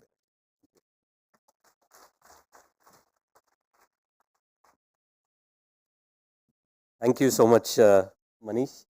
Insightful and very interesting. I'd now like to invite Mr. Mohandas Pai, Honorary Advisor of the FICCI Skills Committee and Chairman of the Manipal Global Education. I think Mr. Pai is joining us online. Yes? He's joined? Is he? Yeah, Yes? yeah. Oh, I'm there you here. are. One. Over to you. One. Thank you very much, Honorable Minister, dignitaries, my colleagues, ladies and gentlemen. It was fascinating to listen to Manish. I think he has told us what the challenges are, and let me try to build on that. Today, we are a $3.15 trillion economy. By 2026, 5 trillion, maybe 2032, 10 trillion, maybe more. Fifth largest economy on the way to becoming the third largest economy. Wonderful policies in the last 8 years, fundamental reforms, and the stage is set for India to move forward. Globally, population is expected to be 9.6 trillion by 2100, as against the earlier estimate of 11 billion, 9.6 billion as against 11 billion. Fertility around the world has come to replacement. India's fertility is 2.0. China's population will start shrinking from this year. India's population may shrink from 2045, 2050. So we are going to see an aging world where young people as a class are going to be in decline. And in this period, India is going to be the fastest growing major economy in the world. So what should we do to make sure that we put skills, give the kind of jobs? Like Manish said, the problem with India is not the quantum of jobs, it is the productivity that is required. Let me give you data. The EPF organization says, Minister, that every month we have 9 lakh people joining the workforce and registering for formal jobs. That means this year, between the ESI and EPFO, we will have about 1.2 crore to 1.3 crore people joining the formal sector. This is enormous. But the average wage they get is about 15 to 18,000 rupees. And that is a big challenge. And if you look at the job composition, about 55% is for jobs in the age group of 18 to 25. This will put to rest the criticism by many in Delhi that these are just shifts from the informal to formal, because 18 to 25 are 90% new jobs that are coming on. And the challenge for us is very simple. How do we increase the income of the people who are getting jobs by improving the productivity and skills? And for that, we can't have a policy for India as a whole, because India is very divergent. As Manish should have said, the per capita income of Karnataka last year was 3,05,000 rupees. The per capita income of 22 crore people in UP is about 80,000 rupees. Bihar is 50,000 rupees. So we need a policy for UP. We need a policy for Bihar. We need a policy for West Bengal. We need a policy for Karnataka, which are very separate. Karnataka's policies cannot be the same as UP, because in Karnataka, formal jobs in the EPFO is 12 lakhs per year, much more than the young people joining the workforce. Karnataka jobs are being filled by people from outside coming in, which is very welcome, whereas UP sees immigration out. UP graduates more than 15 lakh young women every single year, and more women are graduating out of Indian universities than men today. And women will be a larger part of the workforce, but women participation in the workforce is lower, primarily because jobs are not being created adequately for them in UP, in Madhya Pradesh and Rajasthan, where the majority of women are graduating. And with India's growth, with digital revolution being upon us, with automation being upon us, it's time we look at a skill policy, a skill strategy for each state separately, and within each state, we look at districts. For example, in the south of Karnataka, where Bangalore is, per capita income is already $11,000. In the north of Karnataka, where many people come into the workforce, per capita income could be maybe $3,500.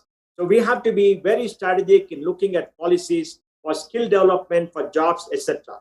So we have to intertwine industrial policy with skill policy.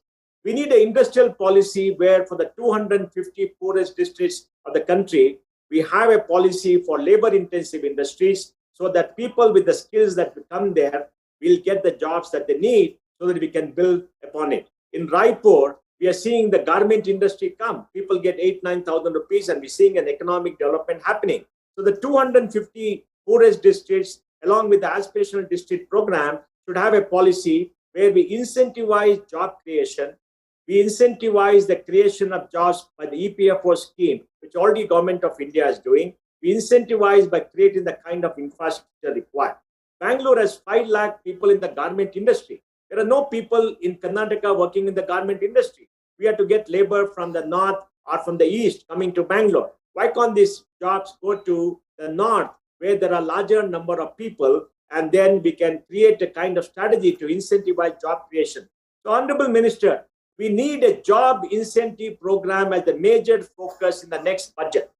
We need to create 5 crore jobs in India, in the north of India, in the next 5 to 6 years by incentivizing job creation, by having more training programs. So the per capita income of UP will go up from 80,000 to maybe 3 lakhs in the next 10 years. The per capita income of Bihar will go up from 50,000 to maybe 2.5 lakhs in the next 10 years. Because this will have a bigger impact on India's growth, bigger impact on people's income, bigger impact on the poor than any other policy. And we need this right now. The next issue we have to do is, how can India become the country which provides human capital for the whole world?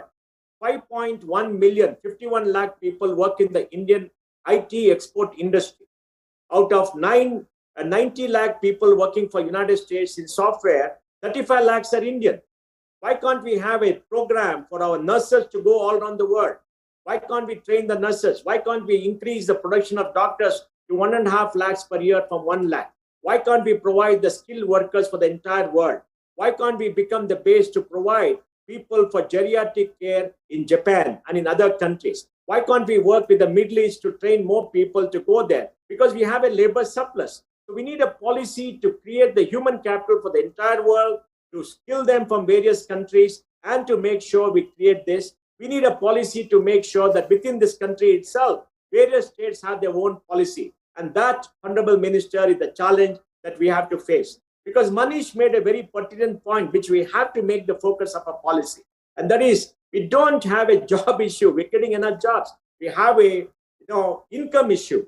We have a productivity issue. And the productivity will only come when we create human capital for the entire world, we create human capital for various states, and we create a job market where jobs come to people and people do not have to go to jobs. Why should we have so much of immigration for jobs which pay 15,000-20,000 rupees to the south of India? Why can't we shift the labor base to the north of India? Unless we map all this, unless we look at what the future offers, unless we improve productivity, we will not be able to meet our destiny. The Tri-State Destiny speech was very long and was a fantastic speech. But for 30 years, we only grew at 3.5%. It's only when we started liberalizing the economy, the GDP went up from 2.275 billion to 275 billion in 1991 to 3.15 trillion in 2022. Now, as we increase to 10 trillion by possibly 2030, we have to look at everything. The policy for education is in space. Like Manish said, for the first time in our history, our education system, skill development system, vocational system is integrated. We have the freedom to innovate. Now we have to dream big and we have to innovate.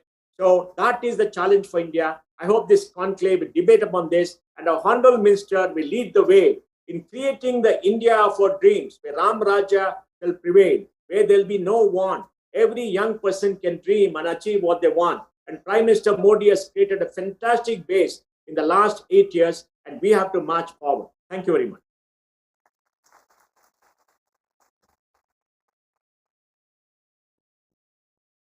Thank you very much, Mohan, for sharing deep data-backed insights, as always, about the sector and your vision for making education to employability happen in India. That's a make it happen. Okay. Thank you so much, Mohan. We now move on to the next part of this event or this session. I would now request the dignitaries on the dais to step forward and for the release of the knowledge papers. May we have Ms. Veena Swaroop? Is she here? Yes, Veena is here. Former Director HR, Engineers India Limited and the Task Force Chair for Skill India Reforms Group.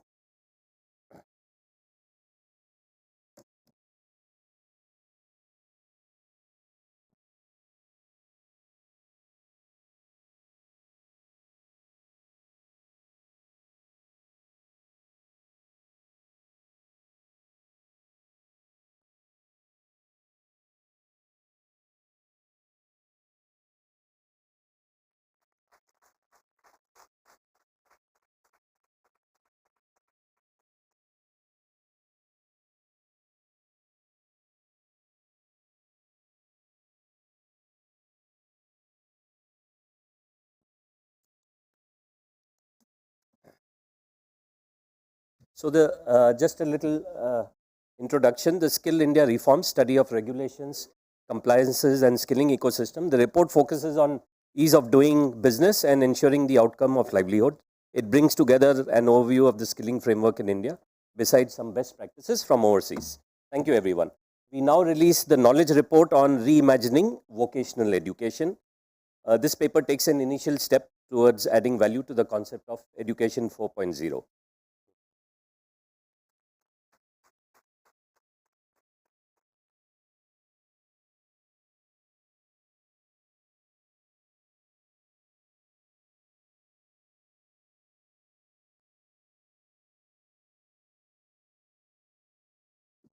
I'll just repeat, this paper takes an initial step adding value to the concept of Education 4.0 by calling out the need for transforming the current formal two-pillar education system, which is K-12 and higher ed, into a three-pillar system by recommending the institutionalization of a middle pillar, which is the third pillar called the vocational education pillar.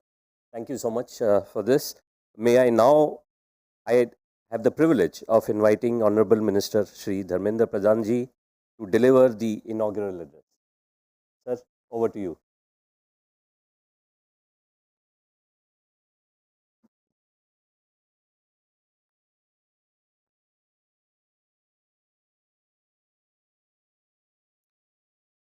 नमस्कार मित्रों,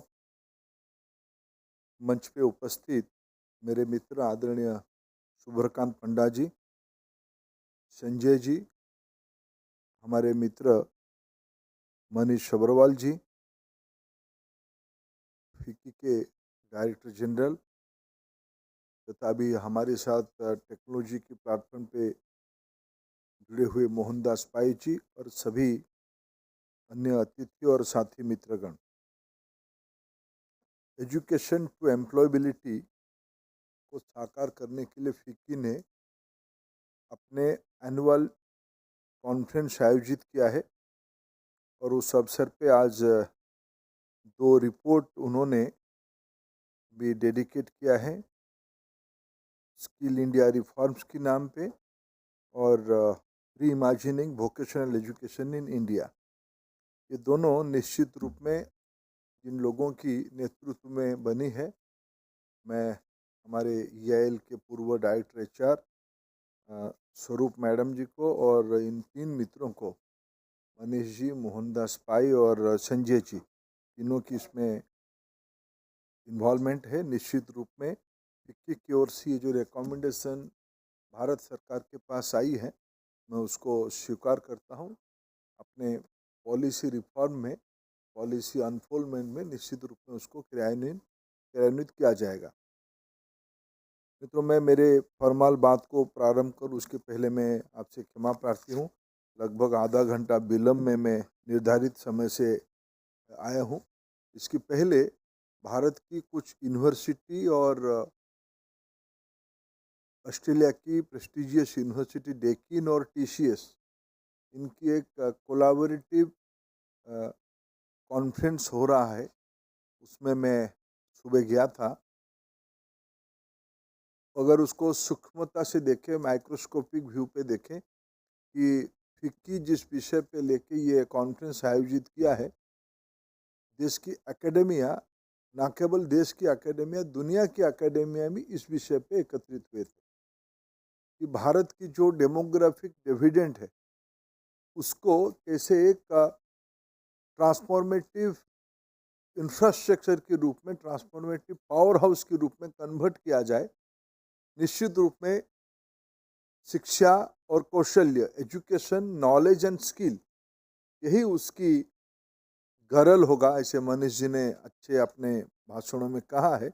यही transformative catalyst होगा, इसमें किसी की संदेह नहीं है। हम सभी लोग उसमें से चिंतित हैं और सब अपने अपने तरीके से कुछ काम कर रहे हैं। मेरे को इस कार्यक्रम के लिए जब मेरे मित्र शुभ्रकांत जी मिलने गए थे, बुलाने गए थे, मैं शुभ्रकांत जी कुछ ऐसा करें और मैं ना आऊँ, ऐसा नहीं हो सकता है, इसलिए आया। लेकिन मैं इस दुनिया से पहले से जुड़ा हूँ। मेरे मन में उनके लघु तरीके से मैंने उनको पूछा था कि फिक्की वाले अभी इंडस्ट्री फोरम है या एक इवेंट मैनेजमेंट कंपनी हो गए हैं। तो मैं थोड़ा अगर आपको धृष्टता करूं, सूर्यकांत जी और संजय जी दोनों आप मेरे अच्छे मित्र हो। इसमें मैं इंडस्ट्री की सीरियस पार्टिसिपेंट कम देख रहा हूँ। मैं कई सारे मेरे पुराने मित्रों को, रेड्डी जी जैसे लोगों को देख रहा हूँ जो एक प्रकार के ट्रेनिंग पार्टनर है, स्किल डेवलपमेंट में महत्वपूर्ण भूमिका में काम कर रहे हैं। आप तो लाभार्थी हैं, आप स्किलफुल लोग हैं, इसलिए इंडस्ट्री आपको ढूंढ ही लेता है। लेकिन इंडस्ट्री कहाँ है? ये सारे जो स्टैटिस्टिक्स मोहनदास पायची और मनीष जी एक उसकी कॉन्टेक्स्ट सेट किए कि चुनौती कहाँ है, समस्या कहाँ है। और मैं मनीष जी को जादूगर कहता हूँ। मैं कहूँगा क्यों मनीष जी को जादूगर कहता हूँ। और मोहनदास पायची ने उसकी एक बेसिक मैट्रिक्स हमारे सामने रखा। मैं 2-3 मैट्रिक्स आपके सामने और जुड़ रखता हूँ। और मैं आज भी उत्साही हूँ आपके पास आने के बाद, लेकिन थोड़ा मैं चिंता में हूँ। ये विषय सिर्फ एकेडमिक और कॉन्फ्रेंस टू कॉन्फ्रेंस और एक रिपोर्ट के लिए तो अच्छा है। आखिर ये एक हम $5 ट्रिलियन इकोनॉमी तो बनेंगे ही, लेकिन स्ट्रैटेजी उसके लिए कुछ बनाएंगे या बनते बनते बन जाएंगे। कई सारे चीज इस देश में तो प्रधानमंत्री भी तो एक्सीडेंटली हुए हैं। ये कुछ देश की नियति में तो होगा ही, और हम तो भारत वाले बड़े भाग्य के ऊपर कई चीज छोड़ देते हैं। ईश्वर की काम में हो ही जाएगा। उस रास्ते पे जाएंगे या स्ट्रैटेजी के माध्यम से जाएंगे, फर्क उतना ही है। इसलिए फिर भी अभी सूर्यकांत जी, संजय जी ने बुलाया है तो थोड़ा मेरे को झेल भी लेंगे उन लोग। मैं कुछ कड़वी बात कहूंगा तो आप उसको पहले से क्षमा चाहता हूँ, उसको आप सहृदयता से ले ही लेंगे, क्योंकि मैं तो इंडस्ट्री को यहाँ नहीं मिल पा रहा हूँ। जिनको सुनाना था 2-4 विषय, तो आप दोनों ही पर्याप्त हो। और आपकी डायरेक्टर जनरल शायद समझा पाएंगे आपकी जनरल बॉडी वगैरह में कभी, क्योंकि अच्छा नहीं लगेगा बात कड़वी। तो मलेरिया के समय में जो क्विनाइन खाया जाता है तो कड़वी होती है, कुछ कड़वी बात है ही सामने। देखो, दोनों हाथ से ताली बजेगी, एक हाथ से नहीं बजेगी। ये सामान्य कहावत है हमारे देश में। देश को एक रोबस्ट इकोनॉमी बनानी है, इसमें कोई किसी की डाउट नहीं है। दुनिया की डेवलपमेंट को देखिए, 900 करोड़ लोगों की प्रेडिक्शन आ गया है। अभी 700, 750 है। ये आने वाले दिनों में 900 करोड़ तक चली जाएगी। पॉपुलेशन स्टेबलाइज हो रहा है, इसकी फायदा भी है, उसके नुकसान भी है। क्योंकि पॉपुलेशन जब एजिंग होती है तो इनोवेशन भी घटती है, स्टेटस क्यू भी बढ़ती है, क्रांति कम होती है, नव सृजन घटती है, नवाचार घटती है। और दुनिया की इवोल्यूशन को आप देखिए, सिविलाइजेशनल इवोल्यूशन को आप पढ़िए, एक ही बात आता है, चुनौती सब समय में किसी ना किसी प्रकार पे रही। कभी हमारी साहित्यकारों ने प्रलय की जो शब्द की रचना किए, तब उन्होंने, हमें लगता है कि ऐसे ही कर दिए होंगे, विशेष करके पिछले 3-4 सालों में जो लिखे होंगे। लेकिन प्रलय जब उन्होंने लिखा होगा तब उनको ध्यान में नहीं था कि 2019 में जाते जाते 2020 में कोरोना 19 आ जाए। प्रलय ही तो था।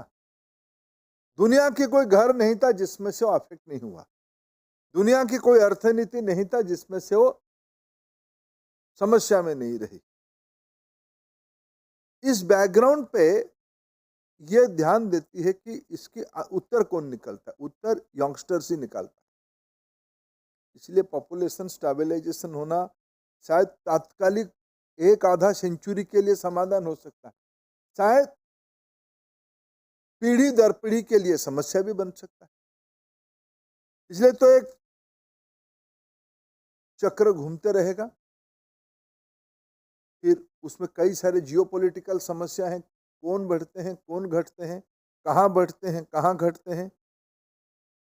ये सारा विषय इंटरलिंक। भारत की आज क्या स्थिति है मित्रों? जब भारत आज़ादी हुई, उसके बाद जिसकी 75 साल हम पूरा करें, 1950 को अगर हम बेंचमार्क माने,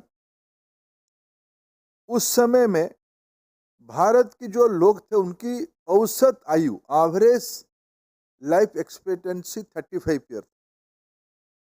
आज 2022 में ये बढ़ के 70 ईयर्स हो गया है, ठीक डबल हो गया है। भारत जब आज़ादी प्राप्त हुई और 1951 की सेंसस को जाए, उस समय में भारत में 36 करोड़ लोग थे। 36 करोड़ में से 18% लिटरेट थे। उन दिनों की जो डेफिनेशन था, ये सब एजुकेशनल स्किल से जुड़ा हुआ विषय है।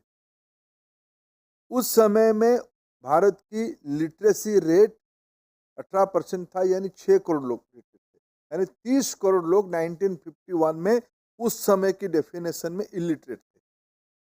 वो प्रोडक्टिविटी के, अभी नरेश जी कह रहे थे, issue is productivity, meaningful productivity. Accident इसीलिए होता है, ड्राइवर को पूरा ज्ञान नहीं होता है, गाड़ी चला ही देता है, हेल्पर ही गाड़ी चलाता है। आज आया है अखबार में, स्कैरी न्यूज है, आज एक सर्वे मैंने एक न्यूज पढ़ा है मैंने, 67% ऑफ पायलट्स आर फ्लाइंग, आगे नहीं कहता हूँ, स्कैरी है। ये स्किल और एजुकेशन ये सारे बहुत इंटरलिंक्ड है। आज भारत में 2022 में लिटरेसी रेट है 77%। 100 करोड़ लोग लिटरेट है, यानी 30 करोड़ लोग आज भी लिटरेट है। तब भी 30 करोड़, आज भी 30 करोड़। जर्निंग 75 ईयर्स हो गया है। वर्किंग पॉपुलेशन को हिसाब करें, भारत में एक कोई भी डेवलप्ड इकोनॉमी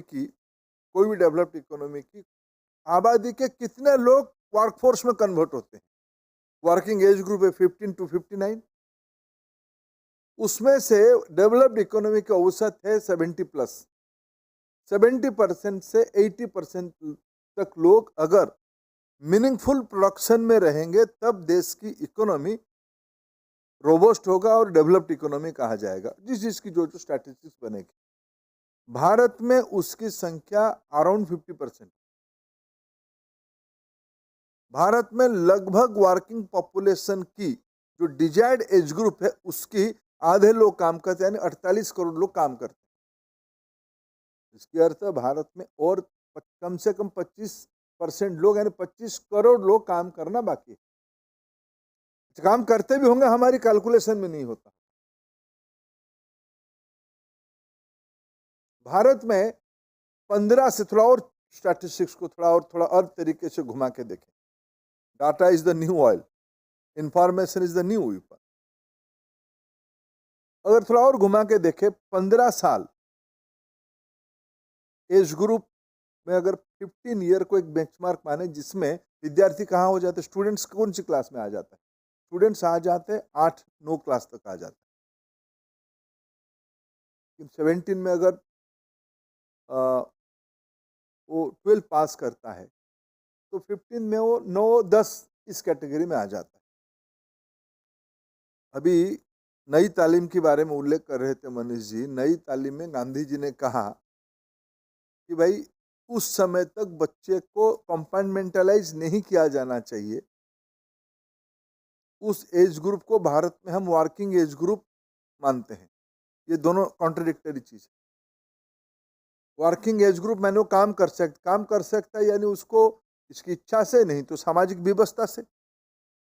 घर में रोजगार की समस्या है तो घर के सामने जो अपॉर्चुनिटी मिले उसी काम पे जुट जाता है वो, या परिवार की जो परंपरागत काम है उसी में जुट जाता है, या बेंगलुरु में आके टेबल साफ करता है, शहरों में आता है। उस एज ग्रुप से 59 तक मैंने हिसाब दिया, 15 से 25 यानी वो आज का हमारे जो पीएचडी स्कॉलर है उसकी उम्र 25 साल है। रिसर्च की जो विद्यार्थी है उसकी उम्र 25 साल है। नहीं तो अगर रिसर्च वगैरह नहीं किया, ड्रॉप आउट हो गया स्कूल के बाद, वो 25 साल आते तक एक स्किल मैन पावर बन जाता है, इसे मानना चाहिए। उसमें भारत में आज 25 करोड़ पॉपुलेशन है। भारत की जो स्कूल्स हैं, स्किल सेंटर्स हैं, हायर एजुकेशन इंस्टीट्यूशन है, ये सारे की अगर हम कैलकुलेशन मिला दे, लोग उसमें आते हैं 11 करोड़, मैंने उस आबादी के लगभग आधे लोग, मैंने 45 to 48% तक लोग आते हैं, उसके आधे लोग नहीं आते हैं, काम पे जुट जाते हैं, लेकिन उनकी कोई फॉर्मल स्किलिंग नहीं है। ये जब जाते कहाँ, जाते सब इंडस्ट्री के पास, फिक्की के पास आते हैं, और फिक्की तैयार नहीं उनके ऊपर कुछ पैसा खर्चा करने के लिए। प्रोडक्टिविटी चाहिए। सूर्यकांत जी को अपना कारखाना में, मैं सूर्यकांत जी का नाम इसलिए ले रहा हूँ कि उनको लिबर्टी ले सकता हूँ, बाकियों से मित्रता नहीं है, फिर मेरे खिलाफ पड़ जाएंगे, मेरे कंस्टिट्यूंसी में गड़बड़ हो जाएगा। मैं सूर्यकांत जी से अनुमति लेके लिबर्टी ले रहा हूँ। सूर्यकांत जी के कारखाना में लो कंबाइनिंग है, उनकी प्रोसेसिंग प्लांट है, उनकी लॉजिस्टिक है, उनकी बाकी काम। भाई आपकी प्रोडक्टिविटी बढ़ेगी कैसे? अगर आपके वहाँ सारे लोग स्किल्ड होंगे, सारे लोग अगर एजुकेटेड होंगे। ये दोनों अलग चीज नहीं है। एनईपी ने इस बार एनविजन किया है, दोनों एक ही है, आपने उसको रिकॉग्नाइज किया, धन्यवाद आप लोगों को। सरकार उसमें एक पॉलिसी बनाएगी, सरकार काफी पॉलिसी रिफॉर्म किया। एक पॉलिसी का उदाहरण मैं आपको देता हूं। हमने कहा कि सारे लेबर कोड को हम लोगों ने सिंप्लीफाई करेंगे, सारे ट्रेड यूनियन प्रक्रिया को हम लोगों ने थोड़ा और कोऑपरेटिव बनाया, कॉन्ट्राडिक्टरी ना करते हुए थोड़ा हमने कोलैबोरेटिव एंड कोऑपरेटिव बनाया। इसलिए सारा लेबर लॉ को इकट्ठा करके 4 कोड में हमने परिवर्तित किया। कुछ अपेक्षा भी रखा कि मिनिमम वेजेस देना है, सबको बैंक अकाउंट में देना है, ऐसे कुछ विषय कहा। उसमें और एक विषय था अप्रेंटिसशिप, अप्रेंटिसशिप एक्ट को भी सिंप्लीफाई किया। कंपलसरी क्लॉज था, उसको हटाया, ऑप्शनल किया। लेकिन इंडस्ट्री, अच्छा उसमें से सरकार कहा कि मैं 1,500 मैट्रिकुलेशन लेवल पे और हायर एजुकेशन लेवल पे मैंने जो है 2,500-3,000 2,500 रुपया हम देते हैं। नहीं 4,000 आपका मिला के जो आप देते नहीं हो, मेरा आपत्ति इसी में है। हमारे पास टारगेट्स हैं, टारगेट पूरा क्यों नहीं हो रहे? क्यों भाई? आपको कोई बाध्यता नहीं है उसको। मैं से 4-5 वर्टिकल गिना सकता हूं। मैं एक वर्टिकल अप्रेंटिसशिप जो विन टू एवरीबॉडी, वो ट्रेनर्स, जो ट्रेनी होगा उसको फायदा होगा, जो एम्प्लॉयर उसका होगा टेम्पररी उसको होगा, क्योंकि उसको सरकार की 1,500 से 2,500 रुपया की मंथली स्टाइपेंड में 6 महीने के लिए उनको अप्रेंटिसशिप मिलेगा। अप्रेंटिसशिप की सर्टिफिकेट दिया जाएगा तो उसको एक प्रकार ऑन जॉब ट्रेनिंग की अपॉर्चुनिटी मिल गई। अगर उसमें हुनर है आप रख सकते हो, नहीं तो नहीं रख सकते हो, सर्टिफिकेट देके उसको नमस्कार करके छोड़ दोगे। लेकिन वो बहुत उत्साहजनक स्टैटिस्टिक्स नहीं आता। हम प्रोडक्टिविटी कैसे उपलब्ध हासिल कर पाएंगे जब तक हम जो बेसिक मैन पावर है हमारी, इसको अगर हम स्किल नहीं बनाएंगे तो। इसलिए मेरा पहला अपेक्षा है आप छोटे ही ग्रुप में बुलाइए। देश में आज बहुत कॉम्पिटेंट लोग हैं, मैं देश भर में, इसलिए मैंने मनीष जी को कहा, मनीष जी ने तो एक अच्छा मॉडल लेके आया। मैंने कहा किसी की शादी में कई प्रकार की गेस्ट आते हैं, जो लड़के वाले आते हैं वो थोड़ा ज़्यादा डिमांडिंग होते हैं, फिर जो लड़की की उपाजी टाइप के लोग होते हैं थोड़ा और डिमांडिंग होते हैं, उनको सारे में नाराजगी रहती है, फिर जो लड़की की भाई का दोस्त है वो थोड़ा उदंड होते हैं, उनको भी संभालना पड़ता है। ये सारे प्रकार के गेस्ट को 25 प्रकार की मेन्यू चाहिए। वो बेचारा पिताजी भाई वो एकदम खराब हो जाते यार, कैसे कैसे करें, 1-2 जगह फिर इधर उधर हो गया तो बखेड़ा हो गया। फिर बंगाल जैसे प्रांत में काम करोगे तो फिर वहाँ फिर एक थर्ड एजेंसी आता है कटमनी के लिए, कुछ भी होगा तो वहाँ थोड़ा कटमनी देना पड़ता है। ये सारे में मनीष जी ने एक सोल्यूशन लेके आया, बोले कि मेरे पास आ जाओ, मैं आपकी डिमांड को एग्रीगेट करता हूँ, किसको क्या चाहिए खाने में मेरे को लिखा दो। खाने वाले को कहा कि तो बढ़िया चीज़ तुमको खाने के लिए दूंगा, झगड़ा नहीं करना, दुनिया की बेस्ट चीज़ मैं तुमको देता, कोई बखेड़ा नहीं हो रहा है। यानी जॉब मार्केट में उन्होंने जॉब एग्रीगेटर बन गए, एम्प्लॉयर का रिलीफ हो गया। जॉब सीकर को कहा कि देखो तुमको अपग्रेड कर रहा हूँ, कैपेसिटी बिल्डिंग तुम्हारी हो रही है, स्किलिंग कर रहा हूँ, तुम 8वीं क्लास पढ़ रहे हो, तुम इधर आओ, तुमको ऑन जॉब ट्रेनिंग दिया जाएगा। अभी राष्ट्रीय शिक्षा नीति ने कहा कि इन सबको क्रेडिट में कन्वर्ट कर दिया जाएगा। ऑन जॉब वो 8वीं क्लास पढ़ के आएगा, उसको काम करते करते उस 6 महीने में उसको 2 एडिशनल क्रेडिट मिल जाएगा। उतने में थोड़ा सा परीक्षा देखिए NIOS की रूट में वो 10वीं की भी परीक्षा पास कर लेगा। 10वीं पास कर लेगा तो उसकी क्रेडिट रेटिंग थोड़ा और बढ़ जाएगा। मान लीजिए कहेंगे तू अभी MTS था, तू अभी क्लरिकल काम पे आ सकता है, थोड़ा सॉफ्ट स्किल कर ले इंग्लिश में, थोड़ा स्टेनोग्राफी भी सीख ले, थोड़ा डाटा एंट्री का भी काम कर ले।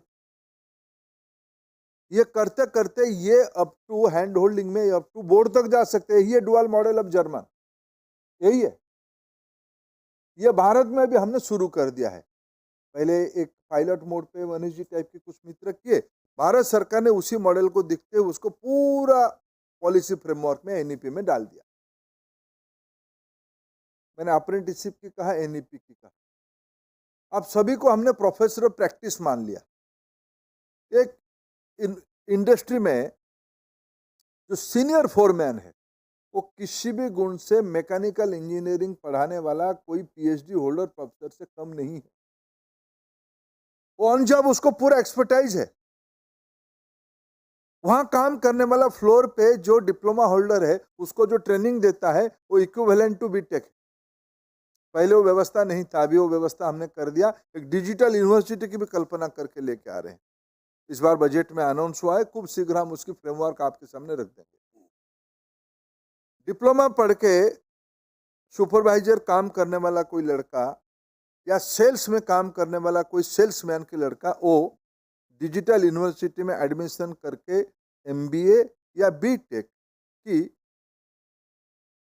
मल्टीपल एंट्री कर सकता है, मल्टीपल एग्जिट कर सकता है।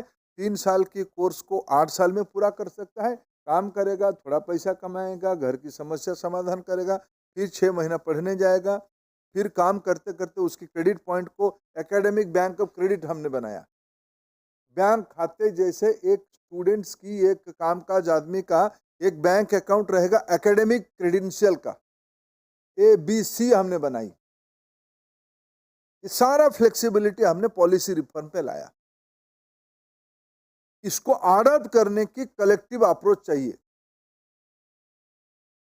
जो कहा जाता है ना, academia, industry and policy maker, हम तो एकेडेमिया और पॉलिसी की कई सारे रिफॉर्म लेके आ गए, लेकिन ये तब जाके संभव होगा जब इंडस्ट्री उसको अडॉप्ट करेगा, तब जाके आत्मनिर्भर होगा। आज भी मैं आपको एक सेक्टर की उदाहरण देता हूँ। भारत में लगभग 110 मिलियन मेट्रिक टन की स्टील प्रोडक्शन होती है। कंजम्पशन कभी कभी 115 हो जाती है, कभी कभी 108 हो जाती है। यानी कभी कभी हम स्टील की, और उतना ही हमारा प्रोडक्शन भी है, कभी कभी हम स्टील की नेट इंपोर्टर भी होते हैं, कभी कभी एक्सपोर्टर भी होते हैं। ये फ्लेक्सिबिलिटी बने रहता है। लेकिन थोड़ा उसको और गहराई से देखो, ये कब तक हम लोग, भारत इतने बड़े कैपेसिटी, इतने बड़े मार्केट हो चुका है, लेकिन आज भी हमारी इलेक्ट्रिक ट्रांसफार्मर की जो बीच में रहने वाला इलेक्ट्रो स्टील्स है, उसको हमको इंपोर्ट करना पड़ा। क्यों? कोई रॉकेट साइंस तो है नहीं, हम भी यहां बना सकते हैं। मैं यहीं से शुरू आगे करता हूं। भारत की अंदर इतने मार्केट, बड़ा मार्केट है। आने वाले 25-30 साल में भारत का एडवांटेज क्या रहेगा? जैसे डेमोग्राफिक एडवांटेज भारत के साथ रहेगा, वैसे ही भारत की कैप्टिव मार्केट भी रहेगा। दुनिया को नजर डाल के देखिए, कहीं भी इतने बड़े captive aspirational high purchasing capacity की मार्केट किसी के पास नहीं। तब भी हम कोरोना के इस महामारी के समय में हमने 7-8% ग्रोथ रेशियो को मेंटेन किया, और we are moving towards double digit growth. क्यों? क्योंकि हमारा डोमेस्टिक फंडामेंटल्स बहुत सॉलिड है।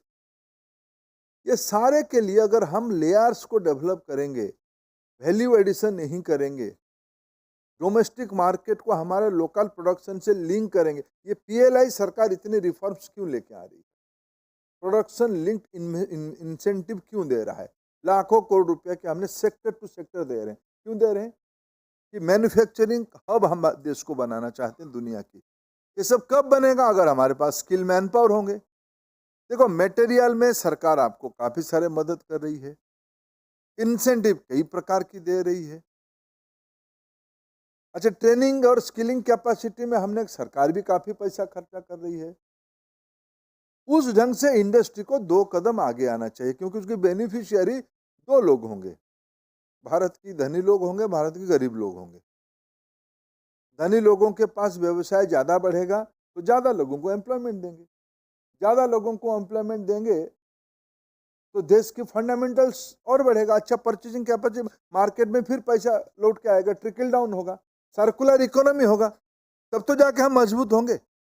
ये सारे चीजों की है कैपेसिटी। कैपेसिटी की 2 ब्रांचें, नॉलेज, एजुकेशन एंड स्किल्स। मैं फिक्की के सामने इस अपेक्षा के साथ आया हूँ, ये रिपोर्ट वगैरह स्लीक बनी है, अच्छी है, उसको मैं पढ़ूंगा, शब्दों का इधर उधर करके इसको हम पिछले फिक्की की अगर 25 साल की इस विषय का, job, employability, opportunity, knowledge, possibility, reimagination, शब्द वही 50 सेक्टर की, कभी इसको आगे लगाते हैं, कभी उसको पीछे लगाते हैं। ये सारे अच्छे हैं, लेकिन मित्रों देश को सच में ये अपॉर्चुनिटी है, देश आगे बढ़ने वाला है। ये मत सोचो, इस जेनरेशन की जो लोग हम बैठे हैं, इंक्लूडिंग मी, हम कल्पना नहीं कर सकते हैं भारत की जो नई पीढ़ी इमर्ज कर रहा है उसकी कैपेसिटी क्या है। यहाँ सब बैठे हुए लोग, ये 2 4 5 जो हमारे यंगस्टर्स हैं उनको छोड़ के, कभी आप सोच सकते हैं कि आपको 30-32 साल उम्र हो रहा होगा, 7-8 साल की आपकी काम की आयु हुआ होगा, जिस समय में आपकी शादी नई नई हुई होगी, या आप परिवार की रिस्पॉन्सिबिलिटी थोड़ा लेना शुरू किए होंगे, उस समय में कोई आपके घर में कहे कि मैं सैबेटिकल ले रहा हूँ, क्या करोगे? नहीं, मैं 4 साल थोड़ा गांव में रहूंगा। क्या करोगे गांव में? नहीं, मैं थोड़ा एक्सपीरियंस करूंगा। अरे तू अभी अभी ढंग का तनख्वाह तेरे को मिला है, पिताजी दुखी हो जाते हैं, तेरे माँ का अभी थोड़ा मैं ट्रीटमेंट करना चाहता हूँ, बहन का शादी अभी खत्म हुआ है, घर थोड़ा बना है, थोड़ा तेरे पैसा आएगा तो मदद होगा ईएमआई भरने में। नहीं, आप आपका करो, मेरा घर मैंने बेंगलुरु में ले लिया है, आप भी उधर आओ, मैं आपको ट्रीटमेंट अच्छे से कराऊंगा, लेकिन मैं तो 2 साल 3 साल जा रहा हूँ सैबेटिकल में, मैं घूम के आने के बाद फिर एक बार जाऊंगा और एक कोर्स करूंगा, उसके बाद फिर मैं कहीं बोर्ड में काम करूँगा। ये रिस्क टेकिंग कैपेसिटी पहले था क्या? आज आपकी सभी के घर में ये पोजीशन है। कोई आप आपके पिताजी के कहने पे पढ़े थे, आपके बच्चे आपके कहने पे नहीं पढ़ रहे हैं। ये चेंजिंग वर्ल्ड को अगर हम लीडरशिप लेने वाले, जो हम भ्रम है कि वी आर द लीडर यानी पॉलिटिकल लीडर नहीं, लीडर यानी हमारी कंपनी की लीडर, हमारी कंपनी की सीईओ, हमारी सब लीडर है। हम गलत फहमी में है कि जो आईटी इंडस्ट्री अगर एक मॉडर्न इंडस्ट्री है, इकोनॉमी को बढ़ाने वाला इंडस्ट्री है, उसमें एक शब्द है एट्रिशन, लोग टिकते नहीं। मैं 15-20 साल पहले एक बार हैदराबाद में एक दिन था, उसमें आपके सेक्टर कैसे क्या होता है, पर हमारी समस्या है कि हम टिका नहीं पाते लोगों को। ये नेचर है, ये प्रकृति की नेचर है। संपन्नता आएगी तो मन में तरंग भी ज्यादा होंगे, तरंग ज्यादा होंगे तो रिस्क भी ज्यादा होगा, और ये यूथ का नेचर है, इसे ही करेगा। इसको कैसे हम एक स्ट्रैटेजी में कन्वर्ट करें, इसको कैसे एक अपॉर्चुनिटी में जोड़े, मेरे ख्याल से ये आपकी स्किल समिट की ऐसे ही कुछ निकष अगर आप हमको इस सारे विद्वानों ने मिलकर मार्गदर्शन करोगे, तब देश की कल्याण होगा। बहुत धन्यवाद।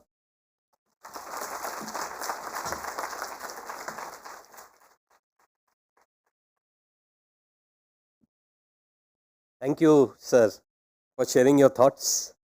And also, I think very clearly calling out accountabilities and where they lie. Thank you so much. We do take this opportunity to sincerely thank you, sir, Sri Dharmendra Pradhanji, for spending your valuable time here with us today and addressing this audience. With this, we come to the end of the special session with the Honorable Minister. I'll take a few minutes before you all head out for lunch. I know I'm standing between you and lunch, but I would like to take a minute to acknowledge the leadership of our chair, advisor, committee, and task force members for their immense contribution and support in the content of this program and shaping up this conference. This is the 13th year we have been doing this consistently every year. I would like to take a few minutes also to thank our partners and sponsors for the event. Some of the logos that you see here: SchoolNet, Trident Group, GIZ, Singapore Institute of Management, Future Skills Prime, ASEC Group, AICPA and SIMA, CV Raman Global University, Sunstone and Aapki Baat. I also want to thank our partners for Virasat, the heritage vocal for local go global. The representatives who have set up stalls just outside the hall, please do visit them. Give them a shake. Monami Foundation, Alankrita, Tilot Toma and IICD Jaipur. A special mention to our National Career Service, Ministry of Labour for their presence, along with Frankfin Corp Excel. Also, gratitudes to Amazon Web Services for being our partner in organizing the masterclass for young learners, which will take place tomorrow at 2:30 p.m. Just after lunch. A huge thanks to industry leaders, change makers, policy influencers, and we've got more than and the 55 plus speakers for our 8 panels, which are spread out through these next 2 days. Our endeavor has always been to provide maximum value to our delegates and partners, and that would make FICCI, the Global Skills Summit, bigger and better every year. We have several interesting sessions lined up for you during today and tomorrow as well. Please participate. I sincerely hope that all of you will have a good learning experience at this conference and will certainly find your time well spent. The recommendations arising of these deliberations, sir, as you mentioned, Mark Darshak, will be shared with the government. Once again, thanks all dignitaries, participants, friends from various states, our young fellows. Thank you and welcome once again to the FICCI Global Skills Summit. Head for lunch now.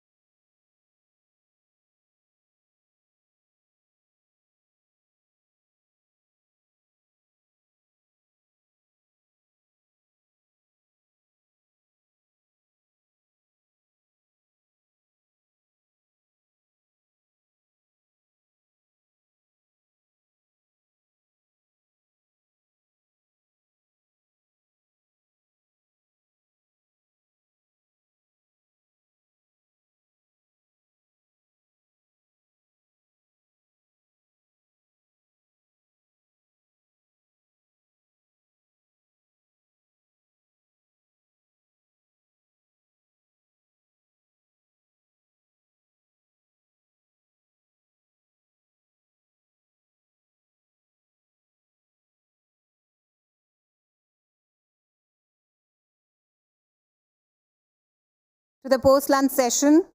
This is the second session, and we call this Employability-Led Skilling in India, the role of corporates and social sector organizations. So on the panel, we have Mr. Amit Kumar, the Head of Inclusive Growth at UNDP. May I please request you to come to the dais, sir? Mr. Supreet Nagaraju, the Head Education, Digital Media, India and South Asia at Adobe. Mr. Supreet. We have Mr. Venugopal Shankar, Vice President Mahindra and Mahindra. Request you to be on the dais, sir. Mr. Rodney, Project Team Leader at GIZ. Thank you, Mr. Supreet. Please join us on the dais. Mr. Sunil Dahiya, EVP Skilling, Global for Wadhwani Foundation. And Mr. Piyush Nangru, Co-founder and CEO of Sunstone.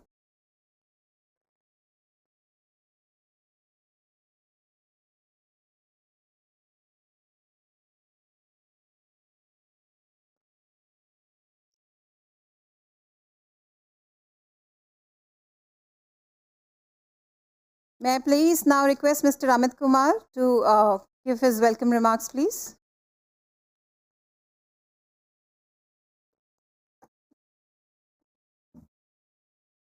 Thank you, Deepti. Very good afternoon to all of you. My name is Amit. As Deepti just said, I work with UNDP India and leading the Inclusive Growth portfolio. On behalf of FICCI, I once again take the opportunity to welcome you all to this 8th Global Skills Summit. I know that the post-lunch sessions are always a little tricky, but I hope that you have a good lunch and full of energy to really keep all the speakers on their toes, make the whole session very interactive and lively. I'm excited to be part of this panel, specifically with such distinguished colleague on the dais, and I'm sure their input is going to get into the details what the theme of the session is, which is employability-led skilling and the role of corporate and CSOs. But before inviting the panelists and going with the panel discussions, I would just take this opportunity to really outline or maybe reiterate some of the points which many of us are familiar, so that while we are going ahead with this session agenda, we understand and take into account all some of the factors.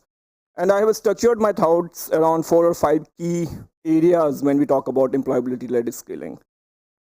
This topic of employability-led skilling is, I think, everybody sitting in the room who would have at any point of time involved in hiring for any role, doesn't matter what role, whether entry level, senior level, do understand that what kind of a challenges and impact it has when we face the situation of the employability gap in the candidates going through all the processes. So the first area, which is basically when we are talking about this, is the whole issue of youth employability and employment. During the last decade or so, India is having a sustained economic growth. However, we know that we are not able to, or unable to create large number of new employment opportunities. So the situation for us is basically, on the one side, we have rising unemployment rate, one of the highest in recent years, and simultaneously increasing joblessness among youth. So that's the one bucket of, let's say, the external factors. On the positive side, with the Skill India missions and the focus of everybody on that we need to skill people, today millions of youth are going through skilling, reskilling, upskilling program. So that's something pretty good compared to a story which was 10 years ago. However, when we look into this whole, what is the employability of these millions of youth who are getting trained every year, various estimates don't give a very kind of, let's say, thumbs up figure. What we normally see the ranges in different studies and different reports is somewhere at best in the range of 40 to 45%. And for some of the other training programs, it is much lower at 25 to 30%. And this in a context when, and the next session is going to dwell more on that one, when the future of work is kind of rapidly changing because of the effect of technology, which is both disruptive but also kind of unequal. Impact of technology is different on different target groups. So when you look into this problem, what basically we are looking at is a two-way problem of, one is of employment and employability together. So yes, we have to create a pathway for our youth, which ensures that they have a smooth education to work transition or school to work transition pathway. And on the other side, the challenge which industry is facing, where they want to hire the people, but they are not enough skilled workforce. So this is a kind of an duality in which we are currently existing, living. Coming to this whole employability-led skilling is the larger question of education to work transition or school to work transitions. India is a huge country, and so the key point is when we look into this concept, that's how do we ensure a smooth transition for our youth. We need to understand that there are regional kind of variances, regional differentiations, and accordingly, our strategy, our target need to be catered to that one. 2 years back, UNDP partnered with Institute of Human Development to really look into this whole issue of school to work transition for different states. We have kind of collated data on 22, 23 states. We didn't publish the report, but the key finding, the states which were lower on the whole school to work transition index are those states, not any surprising figure for us, but those states where the youth population is already high and it is supposed to increase in the near future. That's one. And simultaneously, the level of urbanization in those states are very low. What it basically means, then the youth are forced to migrate, and this whole employability-led skilling, we need to factor that. Second issue is that while the number of youths going through the trainings and others have increased, however, we also see an increase in the rise of youth who are part of NEET. Most of you know what does NEET stands for. So the youth, those who are not neither in education, employment, or training. And some of the estimates talks about 27% of our youth populations who falls into that category of NEET. So they are completely out of the system. And therefore, our strategy really need to get into that element of things. Third point is about the gender dimensions of our work. And India is having one of the lowest and declining female labor force participation. We know that. Every year we are kind of sliding downwards. So when we talk about this whole employability-led skilling, we cannot and we must not forget the gender dimensions of the aspects. For women, getting into the employment is difficult. The situation is very worse, and we know the factors. So I'm not getting into those details. But more number of girls and women are falling out of the workforce, and even those who are part of that are finding greater challenges to continue in the employment. So our strategy, our discussions, our roadmap need to take into account what must be done to really ensure, first, that those who are already part of the workforce remain and find it easy to continue in our employment or work journey, and those who are not, how do we really bring them into the agenda? Fourth point is about the interplay between the government, corporates, and CSOs. Again, starting with a positive note, I think if we take back ourselves into the 2010-8, those kind of scenario, I think the whole skilling training initiative was kind of completely government-led. Since then, we have come a long way. Various measures on the policy, on the schemes, on the institutional architectures have been created, whether we look at sector skills councils, NSDC, and others, which ensures and which encourages equal participation of industry into the skilling, which is very much required. So that's good. And accordingly, corporates and industry per se, CSOs, startups, everybody has started contributing more into this skilling ecosystem. However, the point which I made in the beginning, which is about employability, remains a big issue. And I think we need to really seriously introspect and try to find the answer that what more we can do or what more need to be done, which ensures the equal participation of small and medium businesses, which in my personal opinion and view, I think SMEs are still not an equal partner compared to the large corporates into the skilling ecosystem. So what can we do to really encourage their participation? Because ultimately, when we're talking about the issues of skills gap, they are the worst sufferer. Corporates have the resources, corporates have the systems, they really can hire the people, they can skill the people.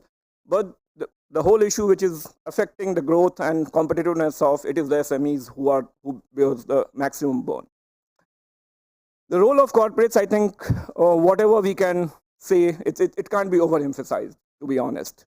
So on one side, their involvement into the larger skilling ecosystem as an equal partner in trying to create right kind of, let's say, industry driven qualification packs, training norms, and those kind of things, but also from the CSR angle, if we try to see.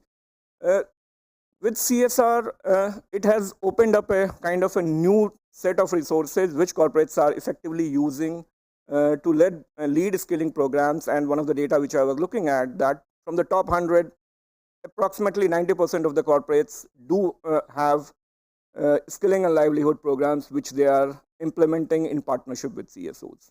And the target there is different, and that basically tries to create a pathway for girls, women, youth who are coming from rural background, or specifically those who are from the marginalized section of the society. So that's the key story. I would like to sum it up here just with concluding remarks that skilling is too important to be left the complete onus with the government. And I think we must do everything in our capacity to make sure that industry and specifically the small and medium businesses become an equal partner of this whole skilling ecosystem. At UNDP, we are working with corporates, with central and state governments, and our all focus is geared towards that's how do we create a pathway which meets the aspirations of youth, specifically youths and women who are coming from the disadvantaged section of the society. So that's my take on the overall theme. Thank you.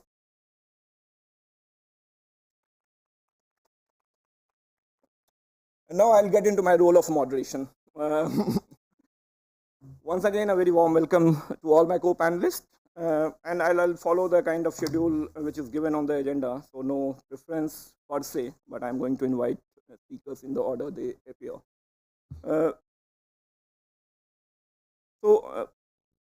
First speaker that I would like to invite Mr. Supreet Nagaraju from Adobe. He's Head Education Digital Media, India and South Asia. So you can speak from here, that's perfectly fine if you want to go there. I think you already have the larger concept around which, so the format would be 4 to 5 minutes for each of the speaker to really make your points, and then we would have the follow-up questions. Right. Yeah, thank you so much. Break and lunch. So good afternoon, and I hope that all of you are well attentive and equally participate in this interesting topic. So first things first, for us, I'm not going to get into any introduction of myself. I'm sure a lot of details given over there. So first things first, tech industry and someone like Adobe, we firmly believe that learning is not a spectator sport, right? It's a two-way street. Unless and until the learner is taking interest and has a necessary inspiration to get there, I don't think none of us can have any role to play. That's the first part of it. The second part of it is not all 5 fingers are of the same size and shape, and it's equally important for the educator, the industry, and enablers, people who create products, to equally work together to inspire the heart. It starts here. It doesn't start with any of our talks, right? That's the reality of the scenario. Unless and until we create inspiration and touch the heart of, multi-hundreds of millions of youth in our country, we're going to go nowhere. And third important point is we got to set milestones and create, important, goals with milestones and walk the talk. Say versus do is an important ratio for all of us as leaders to, cross this journey, and it's going to be a marathon. It's not going to be a short walk. So coming to the core of why I've been called here, specifically on changing trends in technology and impact, specifically on skilling as an area. You all know Adobe today lives and breathes, one of the core tenets of the entire corporate industry today, whether it's in India or worldwide, that's digital and experience. And I would put experience first and then digital later, right? The current context has changed completely from just being a platform orientation, product orientation to platform, right? And then usage of a software to experience. People don't really care which brand I represent unless and until I reach the ulterior motive of those individuals. And that's where, digital-led innovations, design-led innovations have come in handy, and that's swept the boardroom conversations in the top 1, top 2 priorities. That technically means that, each and every industry, whether it's agri, whether it is fintech, whether it is consumer technologies, or any other format of e-commerce, retail, e-tail, education, edtech for that matter, have been transformed significantly because of this one specific verbiage that we've all been using in our boardrooms in our daily life, which is design-led innovations across the board. Now, is that translating to something as a core skill that each one of us would like to follow, irrespective of whether you belong to ITS, whether you belong to manufacturing, whether you belong to automotive, whether you belong to the physical sciences, which is your chemicals and various other industries? That's something that for you to answer, right?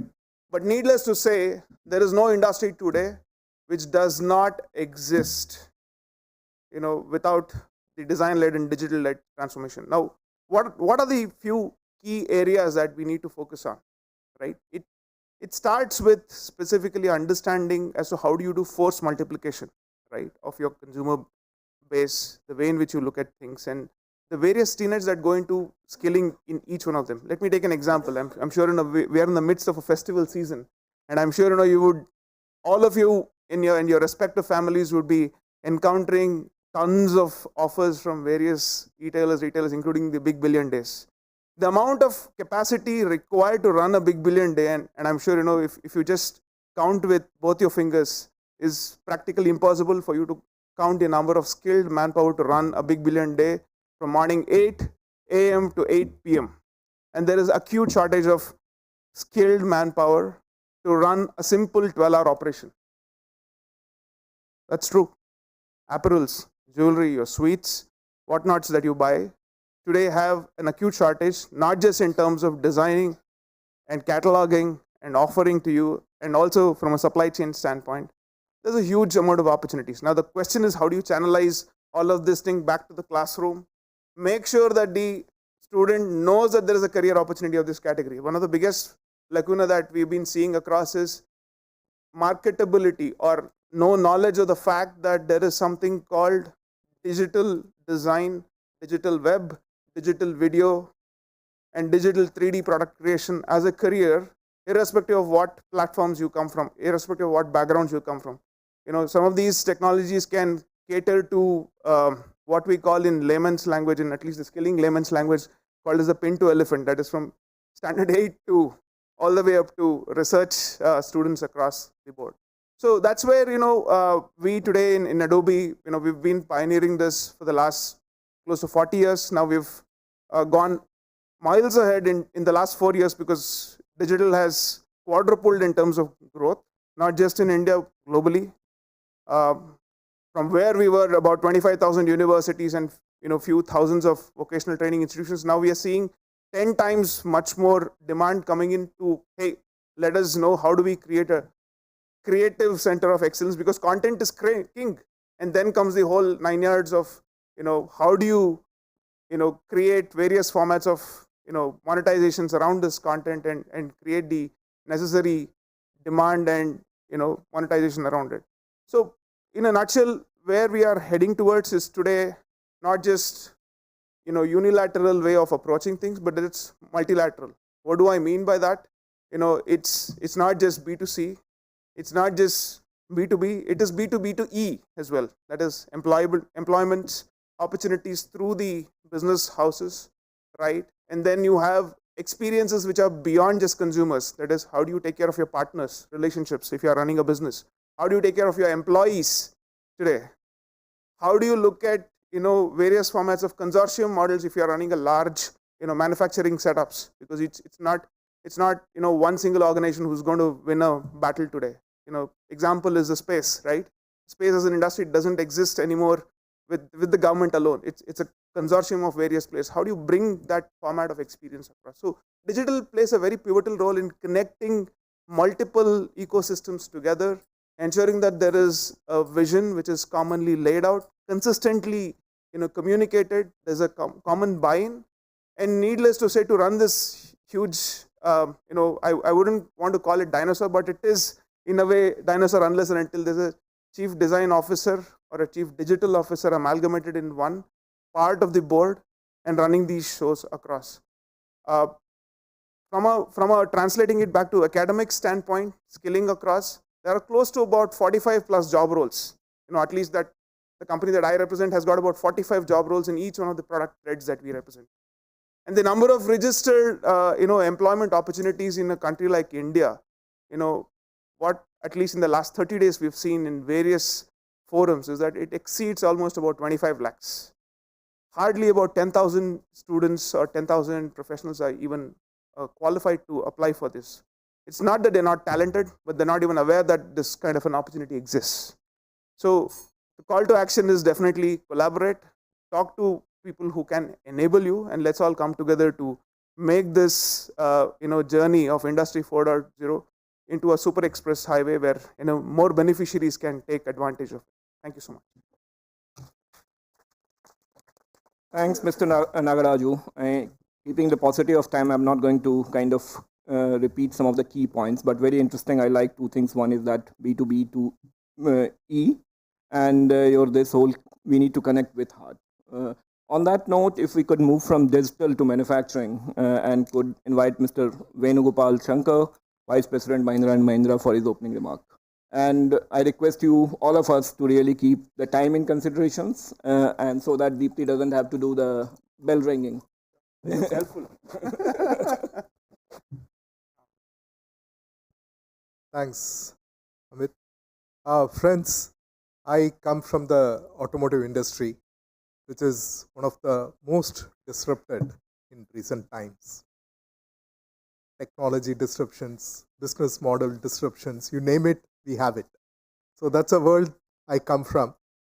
And one thing that can save us in this real big VUCA out there is skilling. Continuous reskilling for all of us at all levels, right from the CXO to the fresh engineer just coming into the organization. But there's a lot of concern also around digitization, automation, will it lead to loss of jobs? So there are going to be plenty of jobs getting created during this transformation.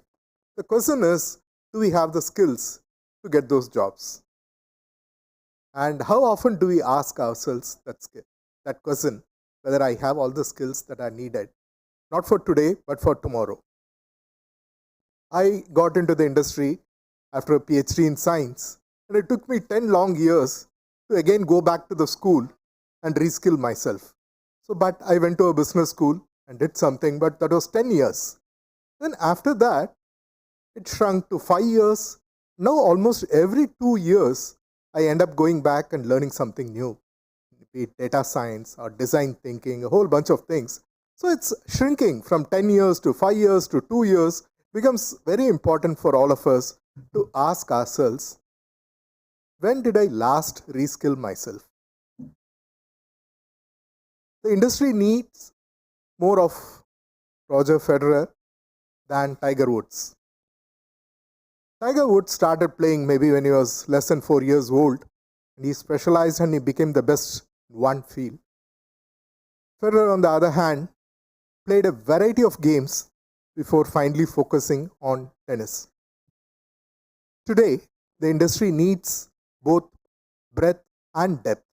In the past, we all were successful just by developing depth and being extremely good at one field. But today, the industry needs both breadth and depth. Your exposure to multiple adjacent domains is as important as the deep expertise that you bring in. The whole automotive industry is moving from the IC engine to electric vehicle. What is the big challenge out there? Is it something that will happen on its own, or does it need a lot of reskilling? The IC engine is all a mechanical system. So our entire task force, the product design engineers, were all mechanical engineers. I come from the Mahindra Research Valley. We are about 3,000 engineers. Almost all were mechanical. But today when you're talking about electric vehicles, you're talking about mechanical engineers, electrical, electronics, computer science, designers, all of them working together. And the electric vehicle that you buy, its performance will be equally controlled by the hardware and the software together. So all of us need to have all of these skills to some extent. That's when we'll be able to work in a cross-functional team and build world-class products. I say world-class products because for a field like EV, the opportunity is not just Indian market, but truly global. If we build good products, we can take it across the globe. That's an opportunity for India. Because there are many other technology waves we have missed in the past, but today we don't have a reason to miss this wave. This is the right thing to do from an environmental perspective, right thing to do from a technology perspective. So, how are we going to skill ourselves and be ready to lead the world when it comes to sustainable mobilities like electric vehicles, which is what the automotive industry is all about? 4 years we spend in an engineering college, we can at best become a mechanical engineer or an electronics engineer or any one branch. It's very difficult to do justice to all these branches in the 4 years that you spend in college. That's where the industry-academia collaboration comes in. It's very important for the industry to join hands with academia so that during the 4 years that the student spends in the college, they get sufficient industry exposure. What they learn in the classroom could be 25 to 30%. Other 75% comes from the exposure to the industry practices, summer internships, projects, hackathons, innovation competitions, a whole bunch of things which expose them to what is happening in the real world, how they can use this knowledge to solve real life problems. That's where the industry and academia collaboration becomes super critical in order to accelerate the entire skilling process. Friends, everything starts from asking ourselves a simple question: when did I last pick up a new skill? And how am I going to create time and space in my busy schedule to identify that new skill that I need to prepare myself for my tomorrow? And how am I going to go ahead and do that? Do I know who is the expert there? Do I have mentors who can help me to do it in a quick and smart way? Friends, this is very important for all of us to ask ourselves on a regular basis. At the same time, it's also important for us to ask ourselves, how can I help somebody else in their skilling? How can I dedicate some time for mentoring others, the younger engineers, the younger professionals in your organization, so that however busy you are, keep some time for your skilling and also for mentoring and coaching others. I think with this, we are all set for skilling and building world-class products and really growing the business exponentially, because the technology is growing exponentially. Only we should start thinking exponentially now.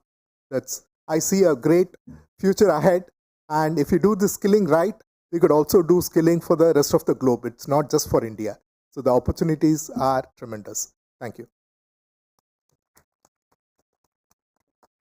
Thank you, Mr. Shankar, for keeping it really in time. And I think the two key points. One is the time of lifelong learning. We can't be just sitting on our desk. What we learn in college and our engineering and management colleges or wherever.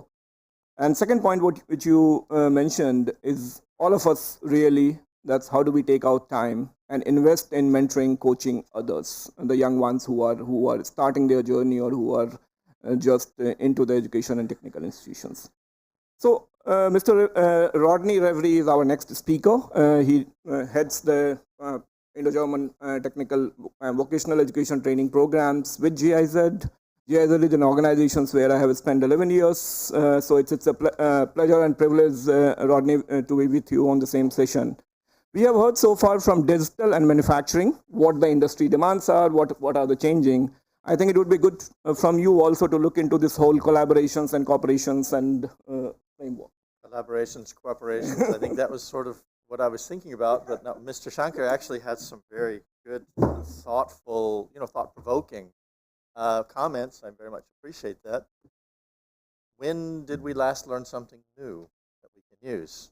That's quite an interesting one. But he also used another word which I wanted to build on, which is a collaboration between industry and academia. Because I was thinking TVET is unique. Vocational education and training is unique of all of the forms of education that we do because it's at the juncture of two different paradigms. We have the paradigm of business, which is competition-based, right? We want to have an edge on our competitors so our business can succeed and grow. It's competition-based. Education, on the other hand, is about sharing information, sharing knowledge. It's cooperation. So you have these two different paradigms that intersect at skilling and at TVET. So the collaboration of the two different elements, these two paradigms, academia with the cooperation and businesses with competition, that I think can determine how successful a TVET program or ecosystem is going to be. If you look at the German model, Germany's TVET system is held up worldwide as an example of top quality skilling. It does that mainly, through hundreds of years of tradition, have formed a union between government and the private sector for providing opportunities for youth to learn. The lead is done by the industry. It is the chambers of commerce which drive the TVET ecosphere in Germany. But that cooperation or that drive, that initiative, is heavily supported by the government. The government of Germany spends a lot of money in providing facilities, in providing training, in providing professionals and training opportunities, trainers, the whole ecosphere, but it does that in response to industry. So if we turn this look to other countries which may or may not be as successful, we come back to this paradigm look. Are they more into the competition? Are businesses willing to share? Are they willing to move away from that competition paradigm into a more collaborative paradigm? And if the answer to that is yes, at least in that area of skilling, then I think we can have a very successful skilling ecosphere. We see some of that in India. The projects that I've been running here for the last 3 years, we have some successful clusters where we have a very good interaction between companies, in particular business associations, and either ITIs or some skill training units or some other training providers. That these associations step away, or they're looking at a bigger benefit than just the immediate profit that they may get from training their own employees. And I'm referring here to the small and medium enterprises, which is the backbone of the economy. Even in Germany, it's called the Mittelstand. And this Mittelstand is the main part of the economy in terms of all of the delivery chains, supply chains, the manufacturing of parts, which are then later assembled in bigger companies and whatnot. So this Mittelstand is critically important. And like in India, in the Mittelstand, they don't necessarily have the resources to provide high-quality training by themselves. They are dependent on the government. Whereas also in India, I know that we will have them in Mahindra, Tech Mahindra, Siemens, other companies that have their own high-quality training centers. That's not accessible to most companies. They don't have the resources. So they have to band together in the association. So that's another form of cooperation. So we're asking for this to be successful, the MSMEs to move out of their comfort zone of competition and into the paradigm of cooperation where they may not be so comfortable. And they have to do it in two ways. They have to cooperate with each other, and they have to cooperate with the academia in order to provide proper training.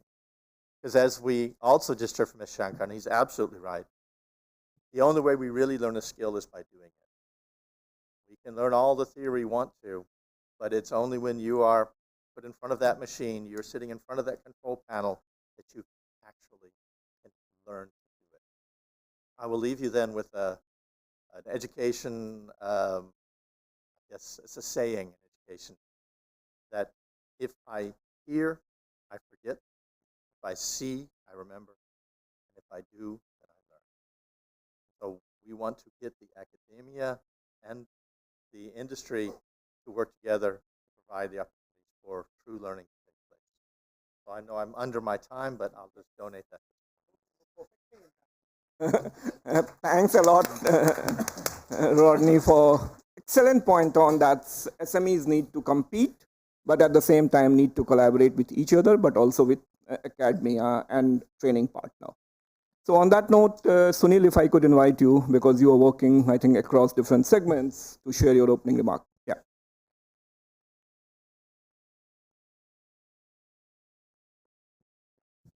Hello, good afternoon. And see, I would like to start this way. If I just give you two, in fact, I just came from a similar event in AICTE.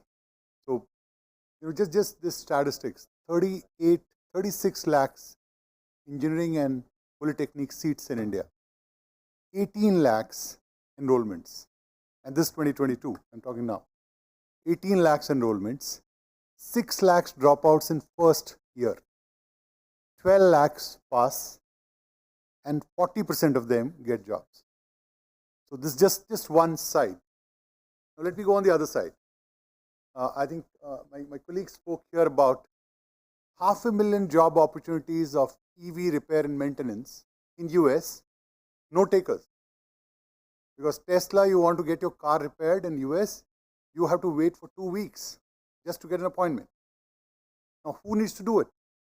Obviously, engineering 4-year degree would see this job as a slightly low standard, and the community colleges who need to be equipped to handle it have to do it on a war scale.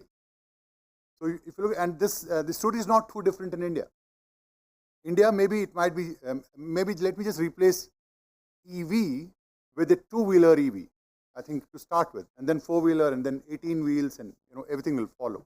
So I just wanted to put this two clear paradigms on one side and the other side. And on the other side, let's look at it now differently. Now, when it comes to industry and let's say the whole skilling ecosystem, let's look at it for the first point. What can industry do to ensure that that first piece doesn't happen? 18 to this, to this, to this, and skilling system similar.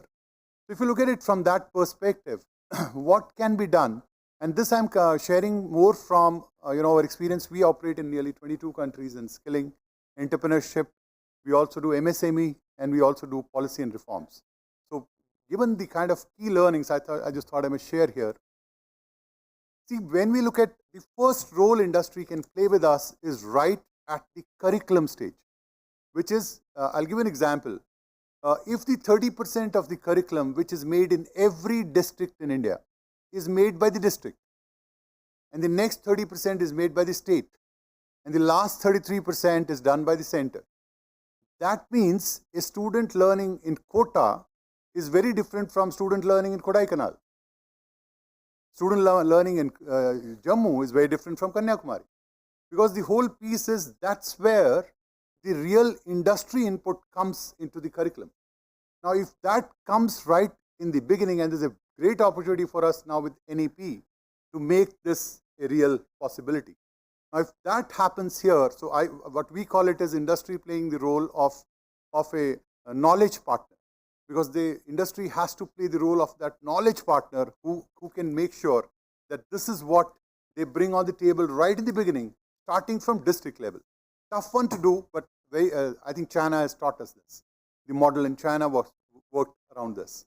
Then, of course, if you let's go further. Then comes the second role, which is more to do with a training partner. Now, training portion, can it start very early in school? A very pertinent question. We all see, I just give you example of EV. Now, how can industry come forward and ensure that every ITI, polytechnic across the country is having a lab of an electric vehicle? That's immediately required. It can just boost the whole thing, and it's beneficial for everyone, for the industry, for the learner, for the student. Everyone gains out of this. So, which is participating in the life of student very early, maybe at 8th standard, maybe 10th standard, 12th standard, that portion. Then comes the next part, which is recruiting partner, which of course, as the first two would happen, automatically third would happen. But I must emphasize on my last point, which is the last part is the progression partner. Now, industry today, we all have to, most of the skilling system says that 30% dropout, almost 30 to 40% dropout happens after they join the first job. They are there on the first job. After 4 months, 3 months, they do not know how to handle this first level supervisor. They don't like the food. The culture is different. Where I studied was very different. So somebody needs to handhold this student along with the industry, this young talent, to then progress in life. And then this is what I would call it as mentoring and coaching in the first year of working. So just to summarize, if you look at these 4 aspects of industry comes in, and there's a lot happening in this space, and we'll be very glad to share more details about this. But I think that's where I would leave my initial thoughts on. Thank you so much. Thanks a lot, Sunil, for kind of getting a little bit more into details of the role of industry starts even at the stage of curriculum design, and not only when we need the manpower or the human resources for our industry. It's a complete life cycle kind of engagement which industry need to be involved with, the point which Rodney was making, the point which Venu made earlier. So on that note, we have got our next speaker, Mr. Piyush Nangru, and he comes from the EdTech startup space, very eager to really listen his input from a completely startup perspective. How does he see the whole employability-led skilling issue? Thank you. Very interesting to hear thoughts of some of the co-panelists and echo a lot of them.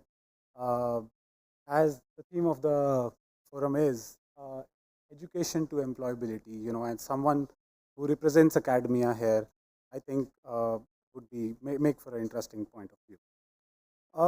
So from a first beginning standpoint, when we talk of these numbers which Mr. Dahiya mentioned on enrollments versus the seats available versus the dropout, they speak volumes about itself in its own way. Now, why do you think these numbers are like that? Because when we look at skilling, and most discussions, most forums, we look at skilling from a slightly more bottom of the pyramid perspective, whereas skilling is slightly more comprehensive in nature. A data analyst wants to become a data scientist, an account manager wants to become an enterprise solutions guy, and a sales executive wants to become a territory manager. So each one of us in that regard, look at skilling from that perspective, whereas when we talk of the word skilling, it is looked at a slightly bottom of the pyramid word. And that is where, we are not encompassing the education per se into the skilling. So when skilling and education are married, which is why grateful to the topic of the forum that we have picked this up, because every year our institutes, despite all the dropouts and the vacant seats, we graduate 10 million students, which is a whopping number. And if we can integrate industry skilling into the education system, that's where we will really make some progress. Another point which is related to skilling and which often is the infrastructure. When we talk of skilling, we talk of training centers and we talk of partners who can run their center. But there are 50,000 colleges in this country. Again, I'm relating it back to the same point that if we can imagine skilling within the education ecosystem, we have a captive learner base for multi-year, we can make a lot of impact. There are 3 major stakeholders here: the government, the corporate and the industry bodies, and the academy itself. Now, if I talk of the government and the academia, a lot of good steps have come in through the NEP. In fact, every morning you wake up, the regulators come up with some reforms which are a great move in the positive direction. There are a lot more adjunct professors which are now allowed from the industry. There are much more online content available as credit courses. These are all moves which will have the students gain relevant experience. From the academia perspective, we should focus on pedagogy, because we have somewhat a rote learning sort of pedagogy, which is where if we can move towards a slightly more application based pedagogy, that is something which is going to give a lot of benefit to the students. The most important stakeholder which I am going to talk about here is the corporate and the industry bodies. I think from a corporate standpoint, it's important that we get regular feedback loops with respect to the talent which the academia is churning. How is that getting adopted within the corporate ecosystem, and what sort of changes should the academia be making, should the regulators be making, so that we can provide a better talent pipeline to the corporate. This kind of academia industry linkage is very important. And we talked about EV and engineering. I'll take the same example forward. There are a lot of large institutes, right, where let's say some students, most of the students get selected into placements in the penultimate year or just at the starting of the final year. You still have a year to go, right? And you know where the candidate is getting placed. So there is enough opportunity for the industry to integrate into the academia, and you can do this while aggregating all the students which you have hired from all the institutes via a cloud as well. So those are the kind of possibilities which I think we should be exploring, wherein we can truly integrate, and all that the student has learned probably in the first 3 years becomes the 25% and the 75% of the EV knowledge you can give in the last. I'm just taking the same example. In all of this, I would just like to conclude by saying one observation again on the topic of the forum. We are talking about employability, and it's a very debated topic these days, process versus outcome. When we talk next time, maybe if we can talk about education to employment and not employability, and we can talk in numbers, is that something which would be really? Thank you. Thanks a lot. Thanks a lot, Piyush, for that point of that there is a need to marry education and skilling, but also how do we really make skilling aspirational? It is not something just the bottom of the pyramid kind of thing, but skilling is at each end of the value chain. I do have some follow-up question with the esteemed panelist, but as I promised you that we want to make it lively and interactive, so I'm kind of directly getting into the opening the flow for questions which you may have, because Deepthi has warned me that we need to wrap it up in the next by 3:30 or next 5-7 minutes. So please, if you have some questions, yes, sir. Can we get the mic? I see 3 hands, so I am. And please introduce yourself, if that would be great, quickly, and to whom, if any specific expert you are asking the question to. See, I would address it to you, because you're talking of inclusive growth. See, as far as the industry is concerned, you have all talked more of manufacturing sector. But there's a huge service sector also. For example, we are in this sector of caregiving for elderly. Now, the elderly is vulnerable at home. So, when I choose a candidate for training, we need some psychometric test or something to know, will this person actually be able to serve or not? Now, to prepare that kind of test, a company or an organization like ours cannot afford to make that kind of test.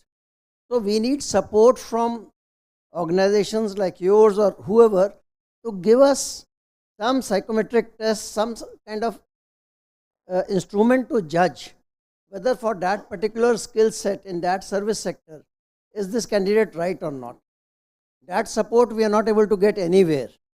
You know, it's very, very critical whether the fellow will be able to serve a disabled person or an elderly or not. Point well taken. So it's not a question, a comments and observations. Completely agree with you. And one of the follow-up questions where we wanted the panel to get into was specifically into this area of that's how do you really find the aptitude so that the people, when they enroll in a particular skilling or training or education program, then it is aligned with and the kind of the dropouts and that others that we see, the suitability questions. Of course, there are many startups who are working this on a business model basis. from the government side, also government is increasingly taking steps to create certain stacks which every stakeholders could use it. So when you look into the 21st century skills, employability skills, many stacks have been made available for everybody's open use, and I'm surely, and we would get into that domain also. So no, I think before that, sir has, yeah, please. Yeah. You can Yes. use your mic. You have the mic on Right your in front of you. Yeah. Quick name, organizations, and if you are directing your question to any specific panel. Yeah. So I have question with all the anyone can answer it. However, I'm from the industry and work for good companies like Walmart and other Siemens and other organizations. So my question is basically is all the educationists are sitting here. So the industry is still having lots of scope to give the training, but somewhere we are not approaching the industry well. I mean, the HR heads are there in every organization. If this body can take some kind of, initiative and approach them, actively, and scope are there and the budgets are also there, I'm sure about it. But, that particular steps are missing. We need to take some steps and then approach the bodies and industries. So if you agree, I mean, as per my experience, I have noticed that some of the like IIT, IIMs are approaching them, but still scope is there, lots of scope. Okay, as it is not directed to any speaker and most of them coming from the industry side, maybe I'll just quickly say, let's see, why do we wait for them to approach? Ultimately, it's industry who suffers the most when you are not getting the skilled workforce. What we expect the academia to do or the training providers to do, there is no doubt that they should be increasingly doing. But I think it's also on us as an industry partner really to proactively reach out to them. So rather than pehle aap kind of situation, let's make it a kind of really a two-way traffic. That's my take. So before I come to you, I think this hand, yes sir, please. Yeah, my question is to Mr. Daya. The way you pointed out drops out in first year, I think it's because of the quality of teachers also irresponsible. Because our teachers are not up to the mark. If I go to around in NCR Delhi, there are 250 colleges of engineering, and most of the colleges are owned by people who are having some business, and for them it's just a business, not an education.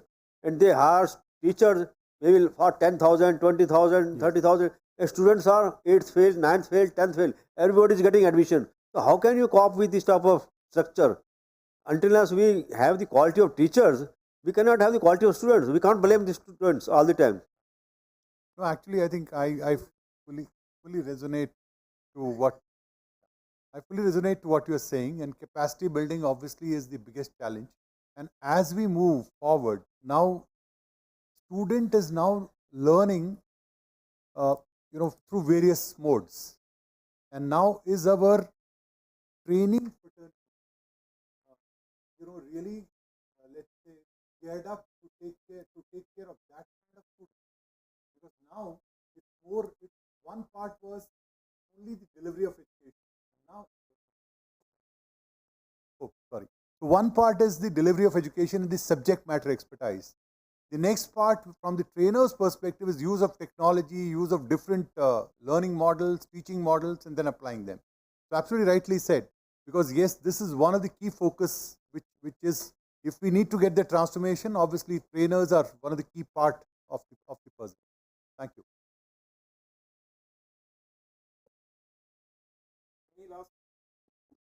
Any last question? Yeah.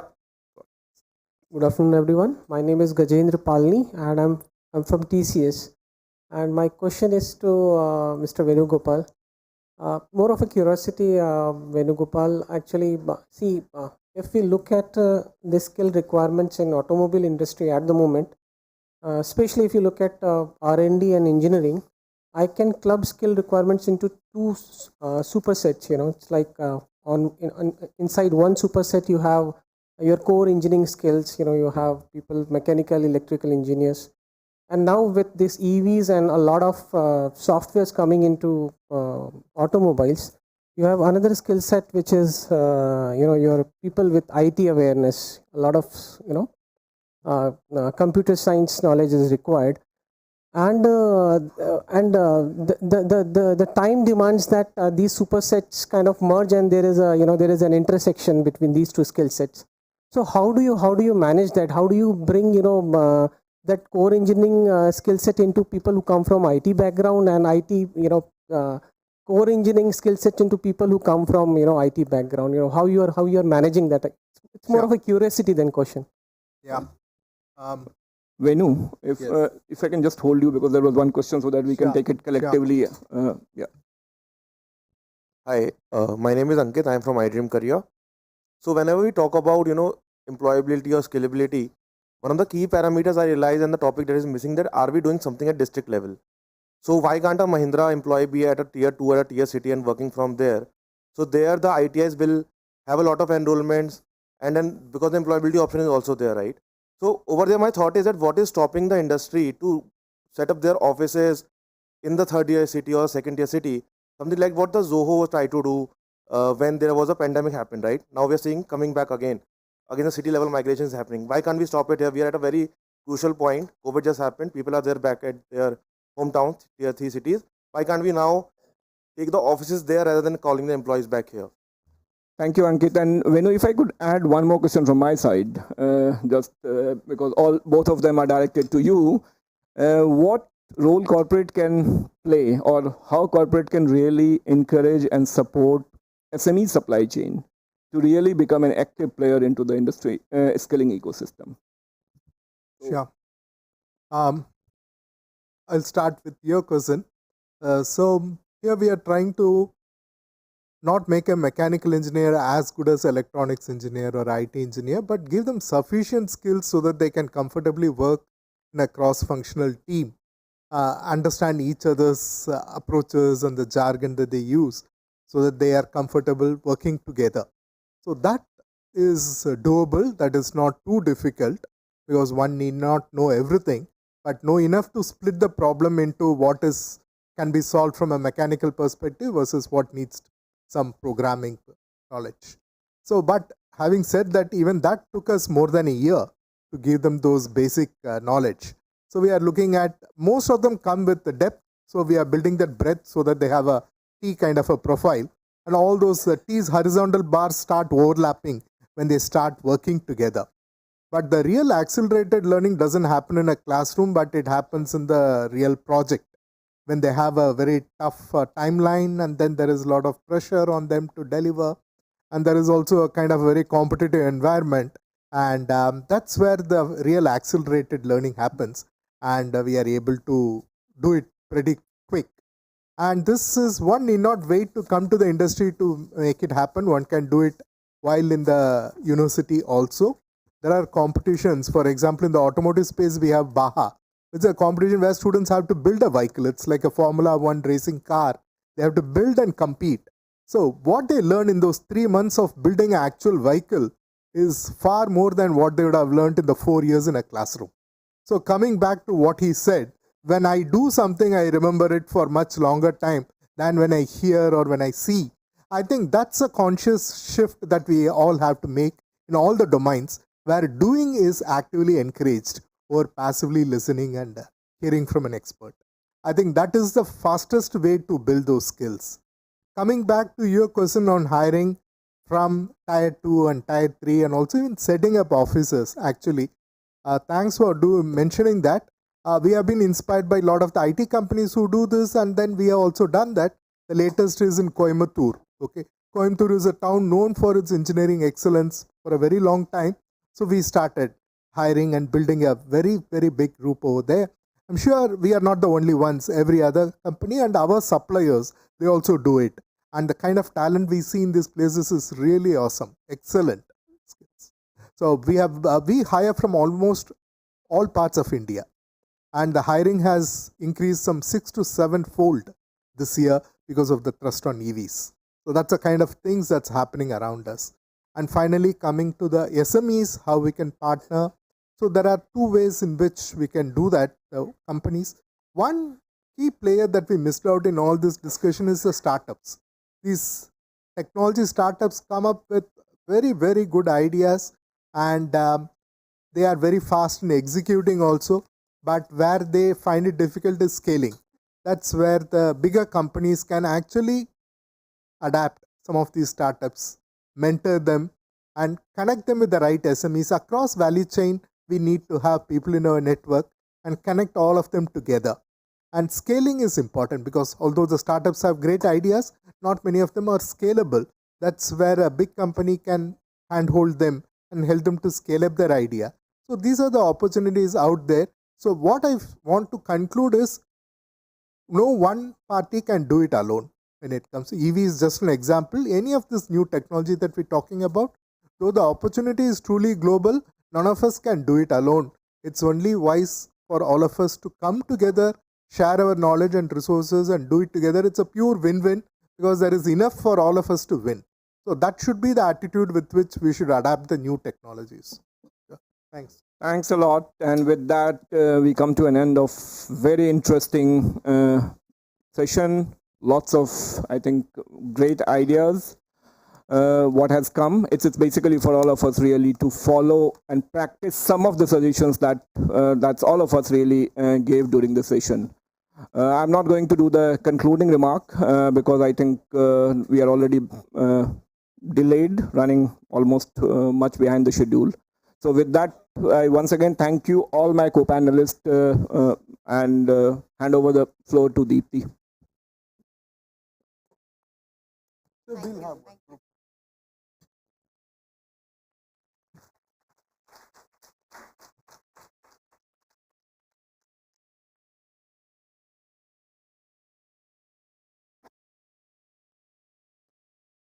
Thank you, everyone.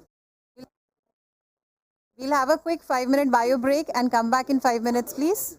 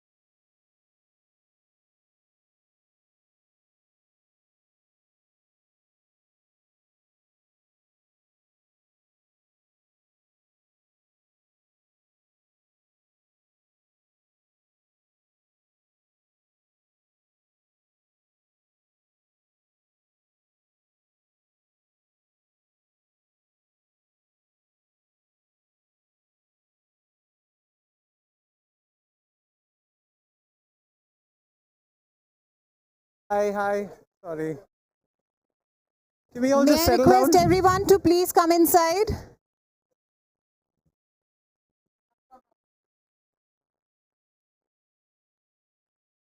May I please request everyone outside to please come inside? We are beginning with the session.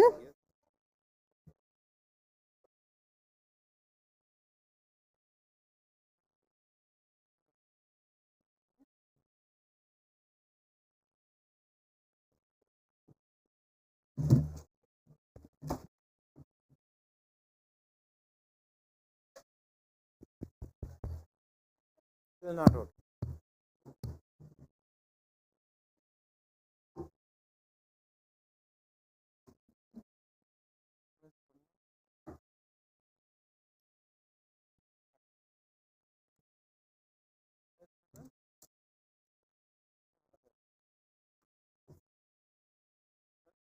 Beginning or later? Why? Okay. After this.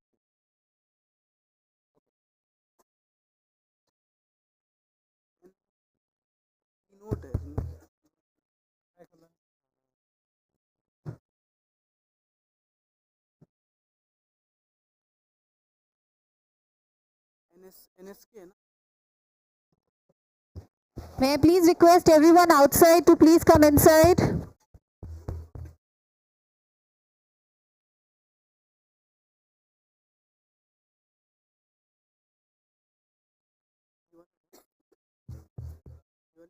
Is this working? Can you hear me? No? I will start when the mic starts.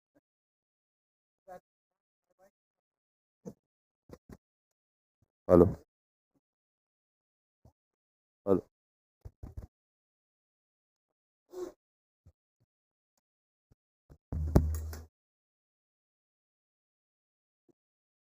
It's on?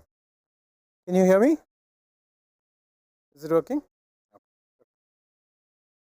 So welcome back. I'm sorry we're running a little late. That's just been from the morning. So this session is a sort of forward-looking one. It is the future of skilling, which is obviously closely tied to the new world of work. We have a great lineup of panelists and speakers. I think it's quite a waste of time to talk about which comes first, demand or supply. It's sort of a chicken and egg problem. The only way to solve a chicken and egg problem is to become vegetarian, which is, try something completely different, and that's hopefully what we'll try. But there is a new world of work, there is a new world of organizations, there is a new world of education, and I don't think we can predict the future, but that doesn't mean we can't prepare for it. So we've obviously got panelists will give their view on sort of what is going on, how do you make the skill system self-healing, how should we think about financing, how we should think about just the new world of organizations in my mind. Because in the earlier session, there was we have done in the past, one is really lives off the other. So I'll stop here and we'll kick it off with a special address by Kundan from Niti Aayog.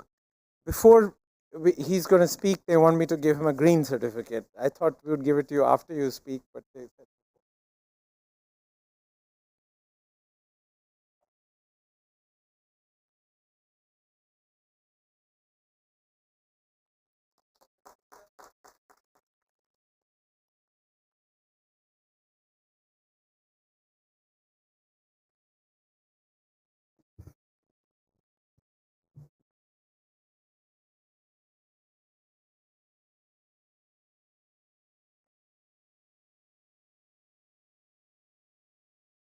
So I'll now request Kundan for sort of special address.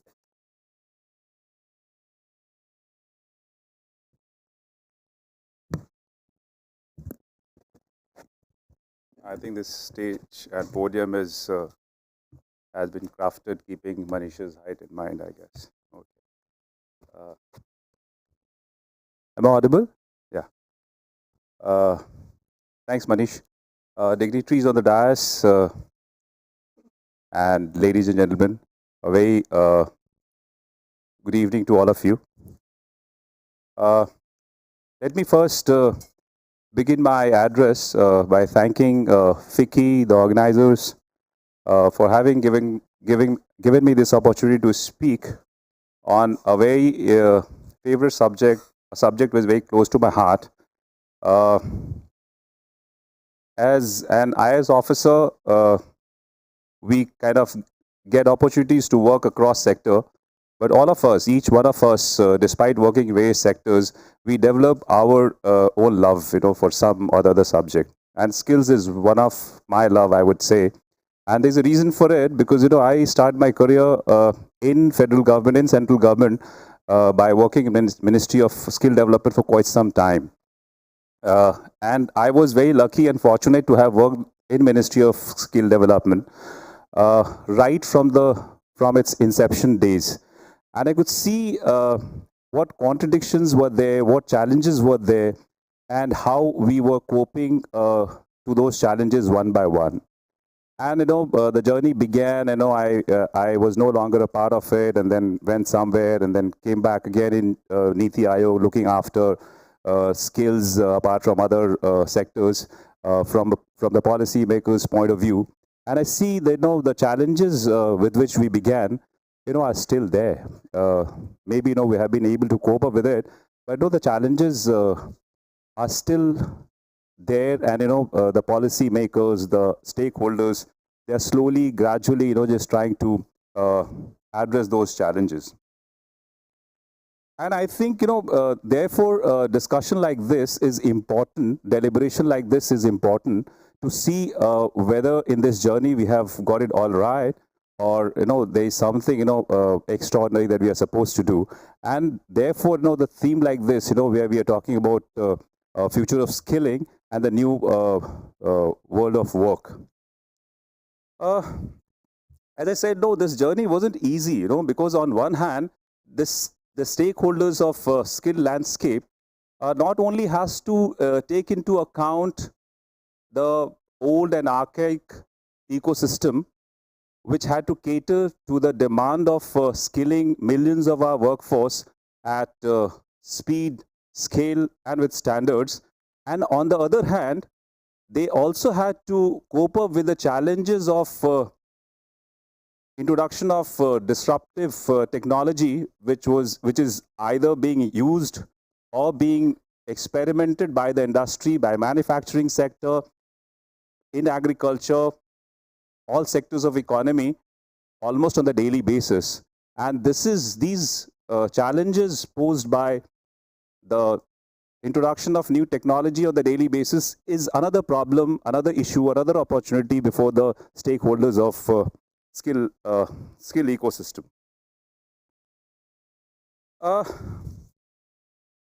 Now, why do we require to think about it? Why it is important to think about the new world of work which has come into place? What is it, and why India has to worry about it? So let me first answer why India has to worry about it. Because India is the youngest nation in the world, with over 50% of the population under 30 years. The country is expected to add another 183 million people to the working age group between 15 to 64 years between 2020 and 50. India would make up a substantial share of this addition to the global labor supply. And because of this widening youth population that the country has, that we have to keep an eye of what is changing in the job market, what is happening in the labor market. And therefore, because we have to convert our demographic advantage into demographic dividend, is why India has to worry for this, and why India has to be ready for this. And therefore, why? Because we may have to, or we have to impart new skills to our workforce. We have to upgrade their skills, which we call re-skills or upskills, for meeting the upcoming opportunities. And then what is changing around this world of work? Ladies and gentlemen, it is the technological disruption which is changing the world. It is automation, smart machines, artificial intelligence, robots. They have affected our day-to-day operations and day-to-day operations of the industries. Traditional job roles are evolving and the way they are being performed is changing rapidly. Let me give you a small statistics. As per the World Economic Forum, the Global Risk Report 2021, over 85 million jobs may get automated in the next 5 years. World Bank has estimated that 42% of jobs are vulnerable to automation in India. McKinsey in 2017 estimated that potential impact of automation by sector in India to be 49% of the jobs in agriculture and manufacturing, 67% in retail trade, 56% in construction, and 42% in other sectors.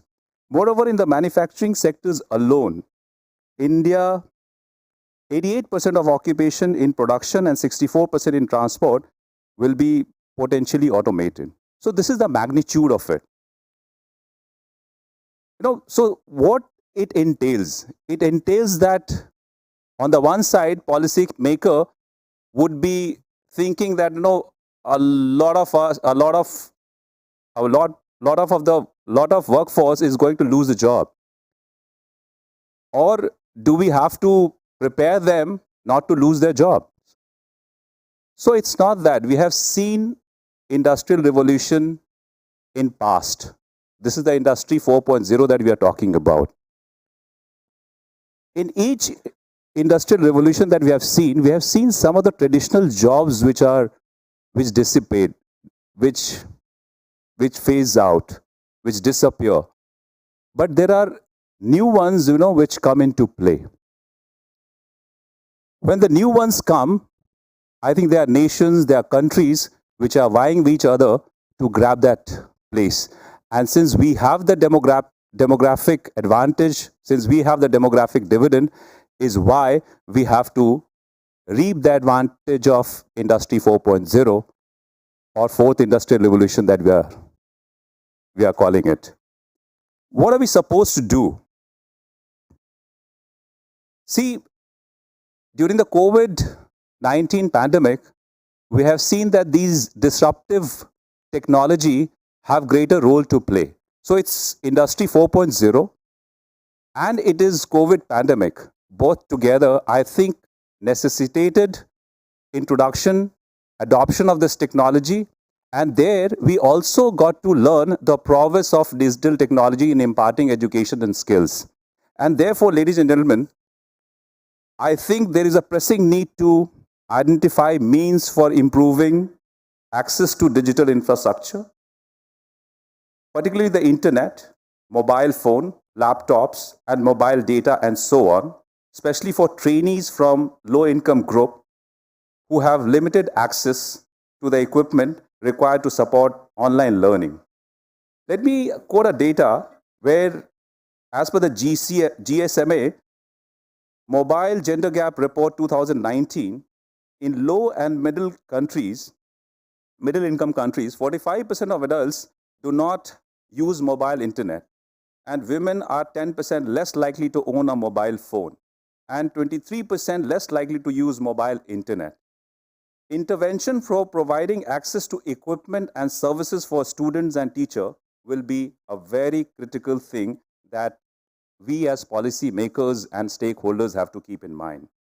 Reframing national qualification framework and cost and common norms for costing also has to take into account this online skill training, where maybe the trainers, the master trainers also would require access to these equipments. Effective distance learning platforms and pedagogical resources have become a necessity for seamless delivery of online learning, and this is something which has become very, very essential. Building capabilities of trainers to deliver training through virtual mode can be one of the most enabling factors of digitalization. Industry-led digital training of trainers program, certification, and industry-based curriculum and continuous improvement of trainers need to be established with a possibility of industry immersion for trainers for a specific time to gain hands-on experience.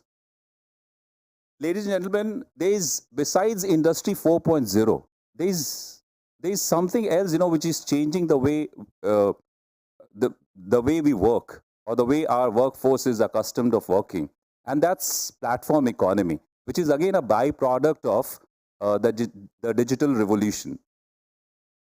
We in Niti Aayog has come up with one of its kind report on gig and platform economy, and we have shown that how in times to come a majority of our workforce will be working on with these platform economy, and therefore again the new world of work that we are talking about is this new world of work that we are talking about, where we have to take care of that workforce which is engaged in platform economy, which we need to again skill and upskill and reskill them with the digital technology. And not only that, maybe there are associated challenges which comes with platform economy, is that even if they are engaged, they are working, they don't have a perfect employer and employee relationship where their social security is taken care of. Maybe this would be a separate thing. Maybe on some other at some other time. I may speak on this.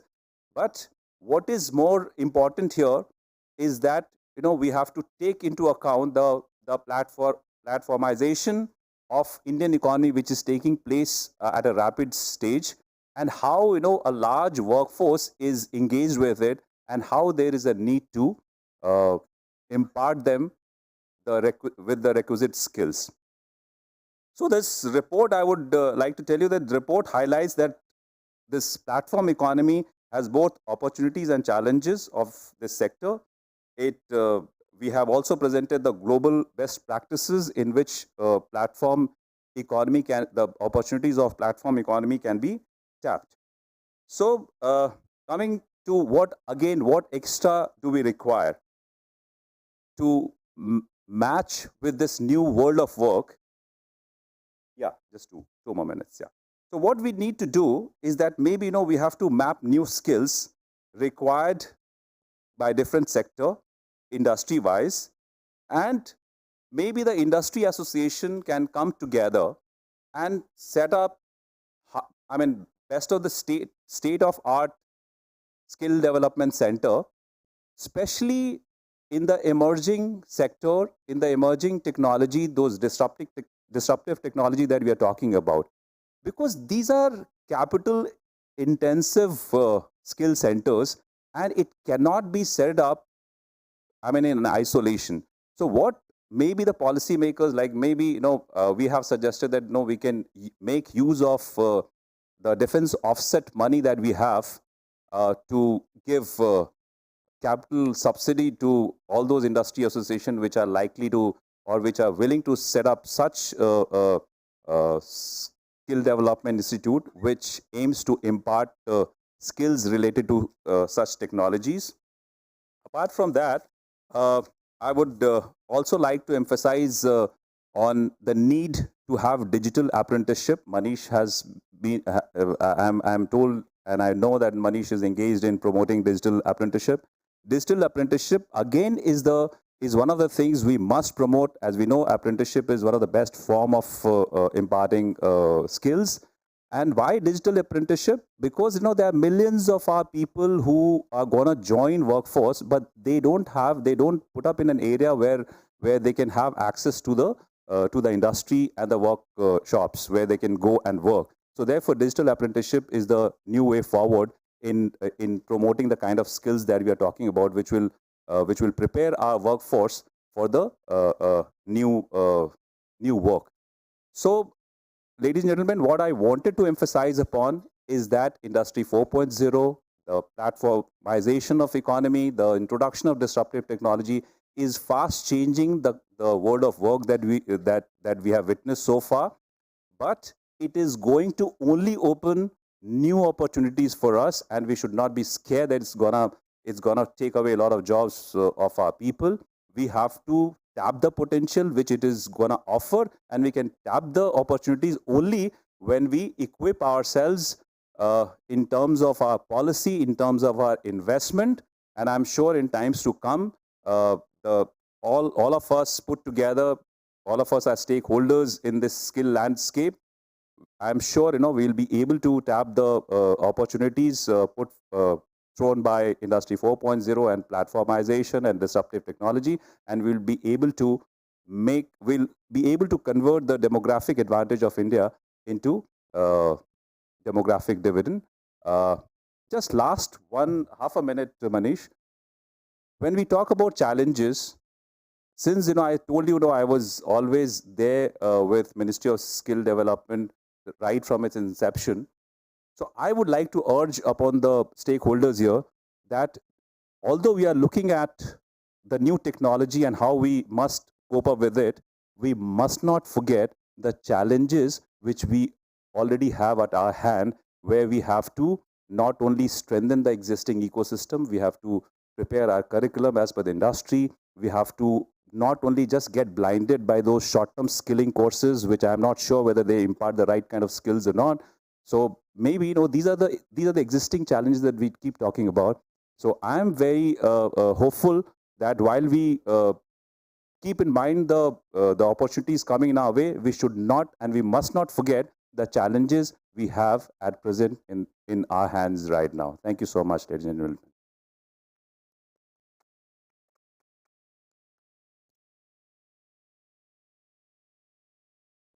Thank you. Dr. Kalsi. Thank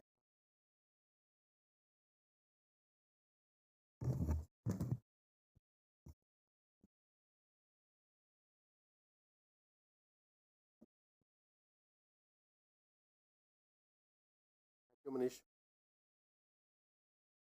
Session chair and co-panelist. I'm going to be speaking about the future skills and what we are doing to achieve them. All of you must have heard about the vision of government as far as vocational education and skilling is concerned. Right from making India the skill capital of the world and empowering our youth, our aim is to make skilling aspirational. And this is where the future skills would fit in perfectly. So you have heard about upskilling, reskilling, realigning the existing workforce.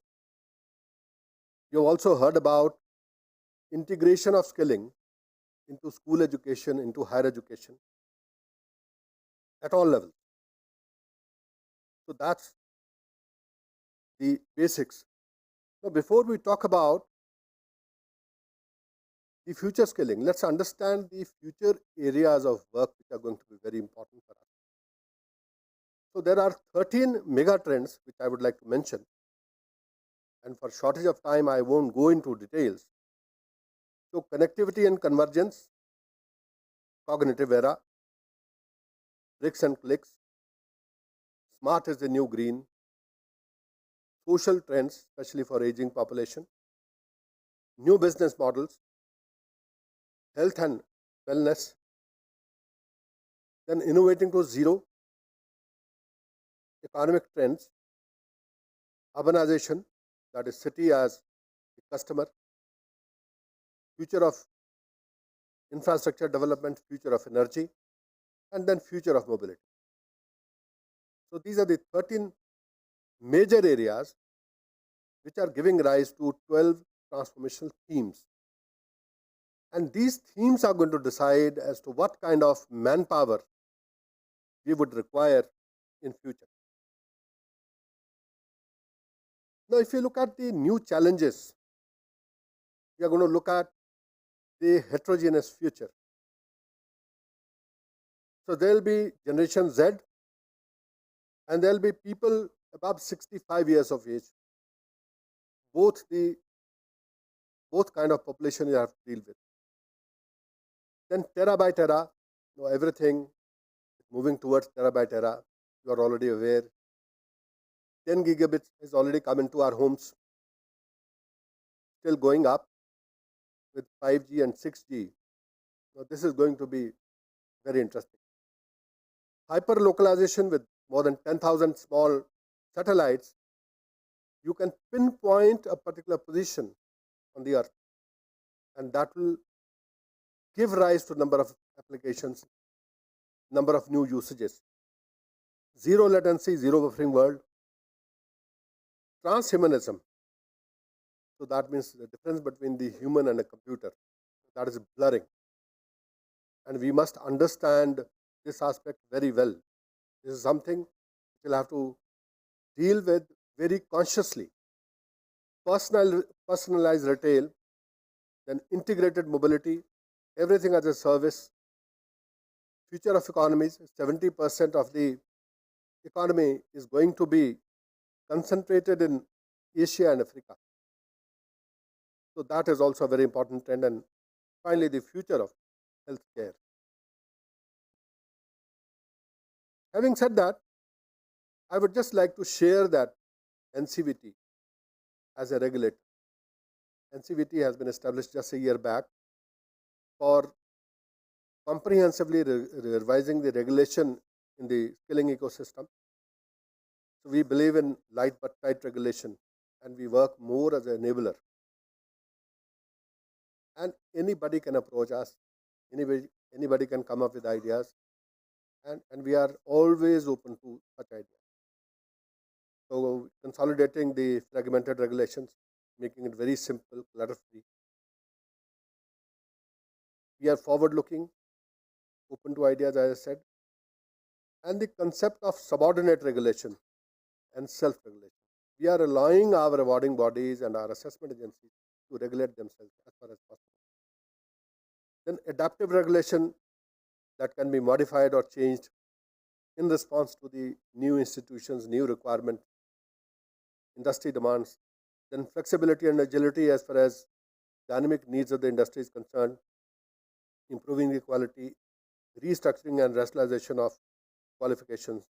And then market-driven skilling, that's again very important. And the skilling qualifications is not only for 8th pass, 10th pass or 12th pass, it is also for higher education. That is the biggest change we have made. I'll come to that in a little while. Now, the drivers of the Indian economy, all of you are aware of this, but still I just want to emphasize on the indigenous production, the factors which are specifically touching our skilling ecosystem.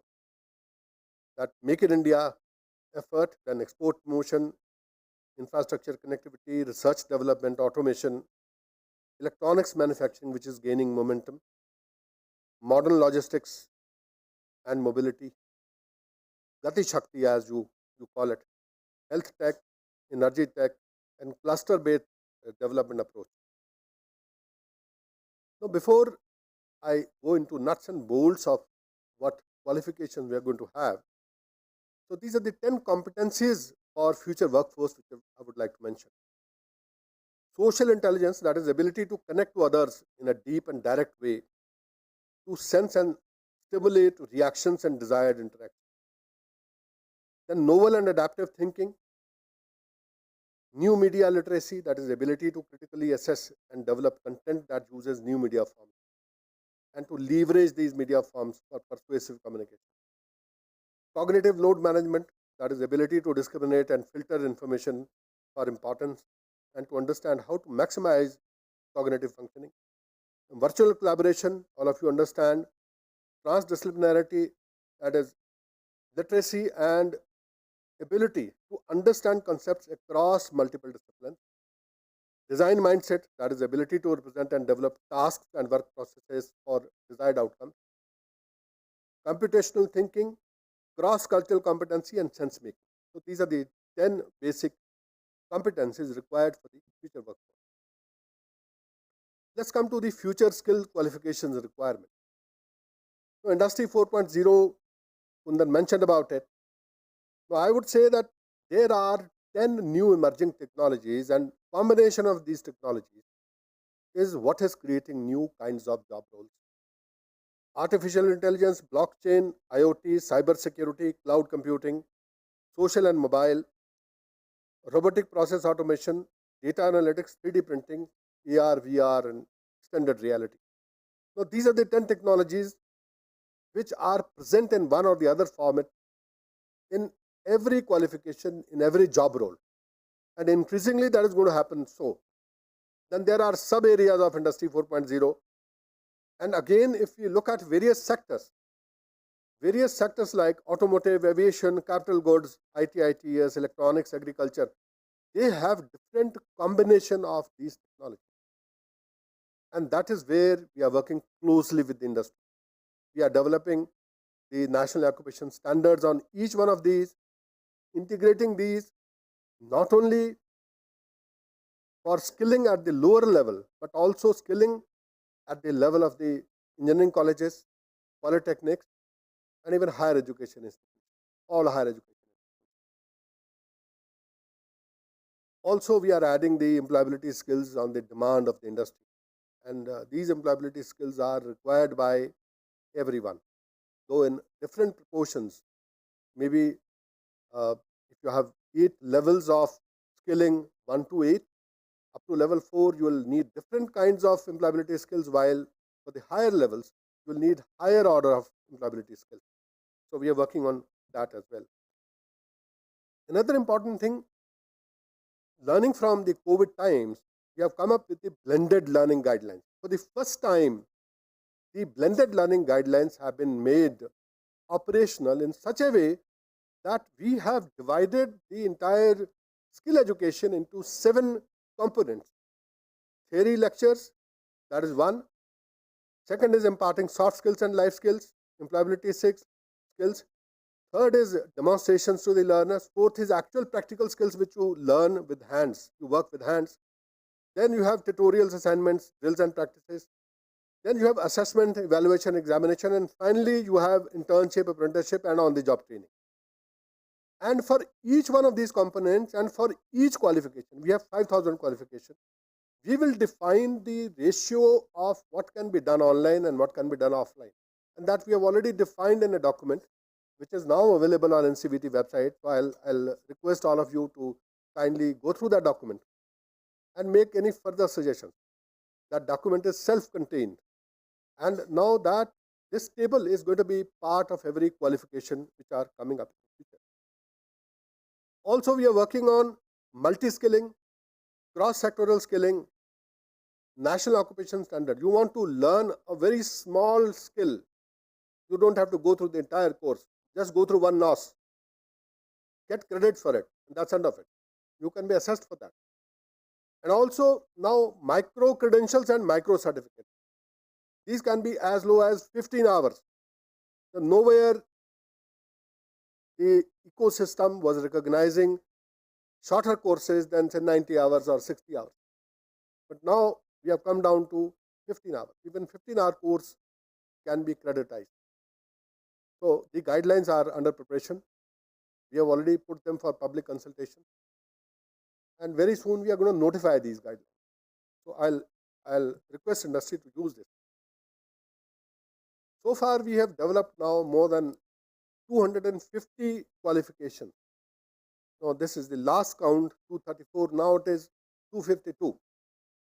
And there are skills in every area. 3D printing, 5G, 6G technologies, artificial intelligence, automation, CAD/CAM, cloud computing, cyber security, drone, electric vehicles, electronics, extended reality, including AR, VR, health tech, Internet of Things, mechatronics, VLSI design, and many others. Now 252 technologies qualifications are there. And these qualifications are varying from the level 4 to level 6, 7, even 8, high level. That means the entry qualification could be BTech, it could be MTech, it could be a student who is studying in BTech or who is studying in MTech. So they are the clients. Now here I am going to share with you the most important concept which the government has come up with. This is the National Credit Framework. That means we are creditizing learning in all 3 dimensions. Your academic learning, your skill learning, and your experiential learning. For the first time, a credit framework has been designed to take care of all kinds of learning. And this is From level 1 to 4 is school education on the academic axis. From 4.5 to 8 is higher education. Similarly, skill education you can see from 1 to 8, that is on y-axis.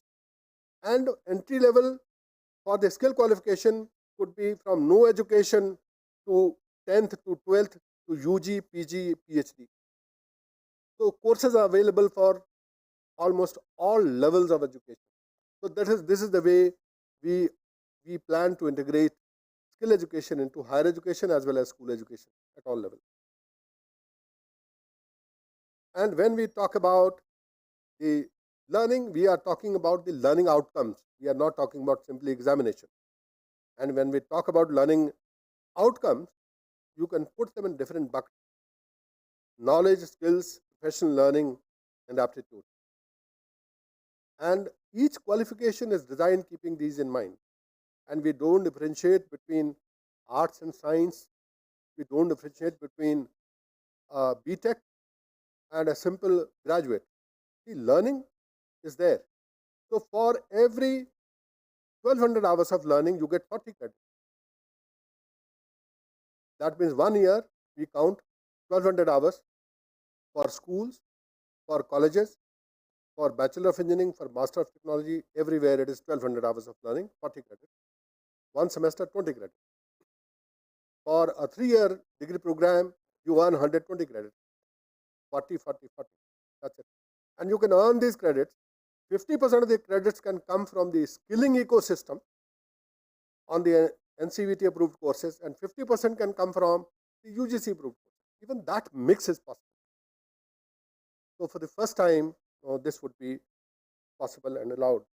So this is the table which ultimately integrates right from 5-year foundational course up to the PhD level. You can see in the 4th column, you can see the NCRF level.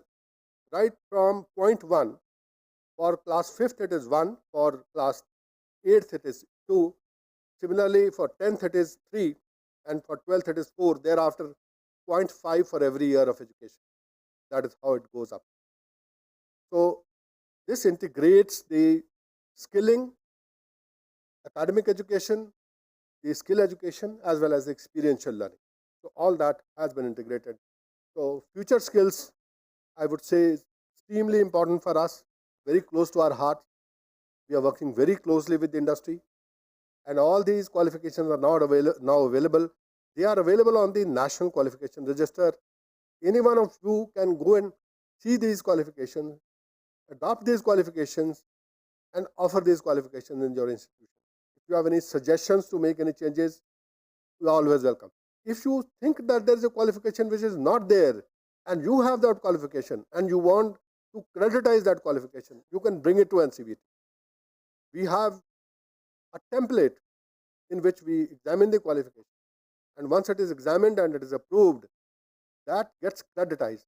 So we are creditizing all the OEM courses. For example, the courses being offered by, say, Microsoft or Oracle or IBM. So earlier, they have not been creditized, Red Hat. Now, these courses would also be creditized, but only catch is subject to assessment. The assessment has to be done by an agency which is recognized by the system. That has to be done. And this applies across school education, across higher education, across AICT, across NCVT, everybody. So that's all I wanted to say. Thank you so much.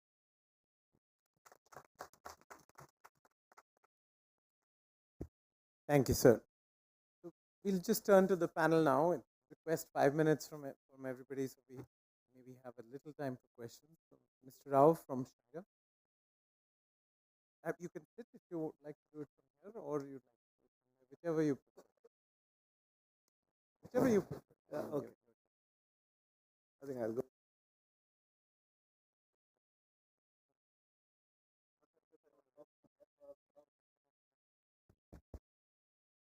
All right. Can you hear me? So good evening, everybody, and truly, for me, this experience today has been mind-blowing, because I've heard right from Manish ji here, blowing my top with the statistics that he rolled out in the morning, followed by Mr. Mohandas Pai, and then Minister for Skill Development, Mr. Pradhanji. I came kind of with some thoughts what to share, but then it kept on changing over a period of time. I kept on changing. And until 3:30 over there, I said I gave up. I said, okay, forget it. Now I'm going to build any, a flow of thought. Let me share what comes up when I come up here. Well, that's where I am left with to start with you. All right, so I head the education initiative of Schneider Electric in India, and our purpose is to create an ecosystem of digitally competent engineers in the country. By the way, this initiative is a worldwide initiative, and I had that aspect in India. And why do we want to do that? I think it's so relevant to the topic of future of skilling. We want to do that because of two main reasons. One, all of us spoke about disruption. Yes, as Schneider Electric sees it, there is a disruption in technology, and what is creating that is the Internet of Things that is happening. And with the technology moving up based on IoT in the area of mobility, analytics, sensor technologies, cloud, etc., the disruption actually is there is a convergence between operation technology with information technology. So we want to get some distinction here. We don't have to get scared about what's going to happen to already that we're doing, which is we are good at operation technology, but the convergence that has happened is between information technology and operation technology, and that actually requires a whole lot of upskilling or reskilling of the current users of technology to learn about how do we take the advantage of the convergence of information technology, right? And the opportunity that lies for companies like us is optimization of energy is very critical for a greener planet, and optimization of processes so that productivity increases. That's the opportunity for us. So this is one reason. The second reason is that the mega trends. Mr. Kalsi spoke about 13 new trends. I think I'm going to add 3 more to that as we see it. That one mega trend is, as per study, by 2050, 2.5 billion people are going to move to cities. Like almost 1/3 the population now, but in 2050 it could be a smaller size. But that many number of people are going to move to cities. What does it really call for? Calls for smart cities coming up, smart city technology is coming up, and therefore resources in that direction is going to be a high demand. Smart city technologies. The second trend that we're seeing is digitization. If you take a number to it, as per Cisco study, by 2030, another 8 years, 50 billion products are going to get connected. Already around 30 billion products are connected. It's like 7 times the size of the human population right now is going to be connected, and therefore a lot of data is going to come up. So we require resources in that direction, in the area of digitization. The third mega trend that we're looking at is industrialization is going to increase. Now, industrialization is going to create a huge demand for power. Energy is around 50% more than what we require now. But the underlying theme over there is, as we are already seeing it, is smart manufacturing technology is going to be the in demand. Therefore, resources are required in that direction. So these are the 3 bigger dimensions that we see that require a lot of new kind of resources. One, existing resources, upgrading them in the area of convergence of OPEX with or operation technology with information technology. Second is new skilling coming up. So we see a huge gap there. In one, of course, the challenge today is to train our own resources. It's easier for a company like us, but a challenge, of course, because we have around 8,000 employees to be upskilled, and similar with companies like Siemens or ABBs or the Emersons or the GEs, we have the challenge. But when we look at, we can't forget the forest for the woods, as we say, that the new skilling that is required in the learning education academia, we see there's a big gap, and then that's what we are doing. We are working with universities, we are working with technical institutions, we are working with government to see if we can bridge that gap, right, by setting up center of excellence in different technologies that we foresee are required in the future. There, if you look at the good news, is the government is actually taking a lot of initiative to, they have sensed it well, they foresee that it is required, they're working hard towards actually building it up.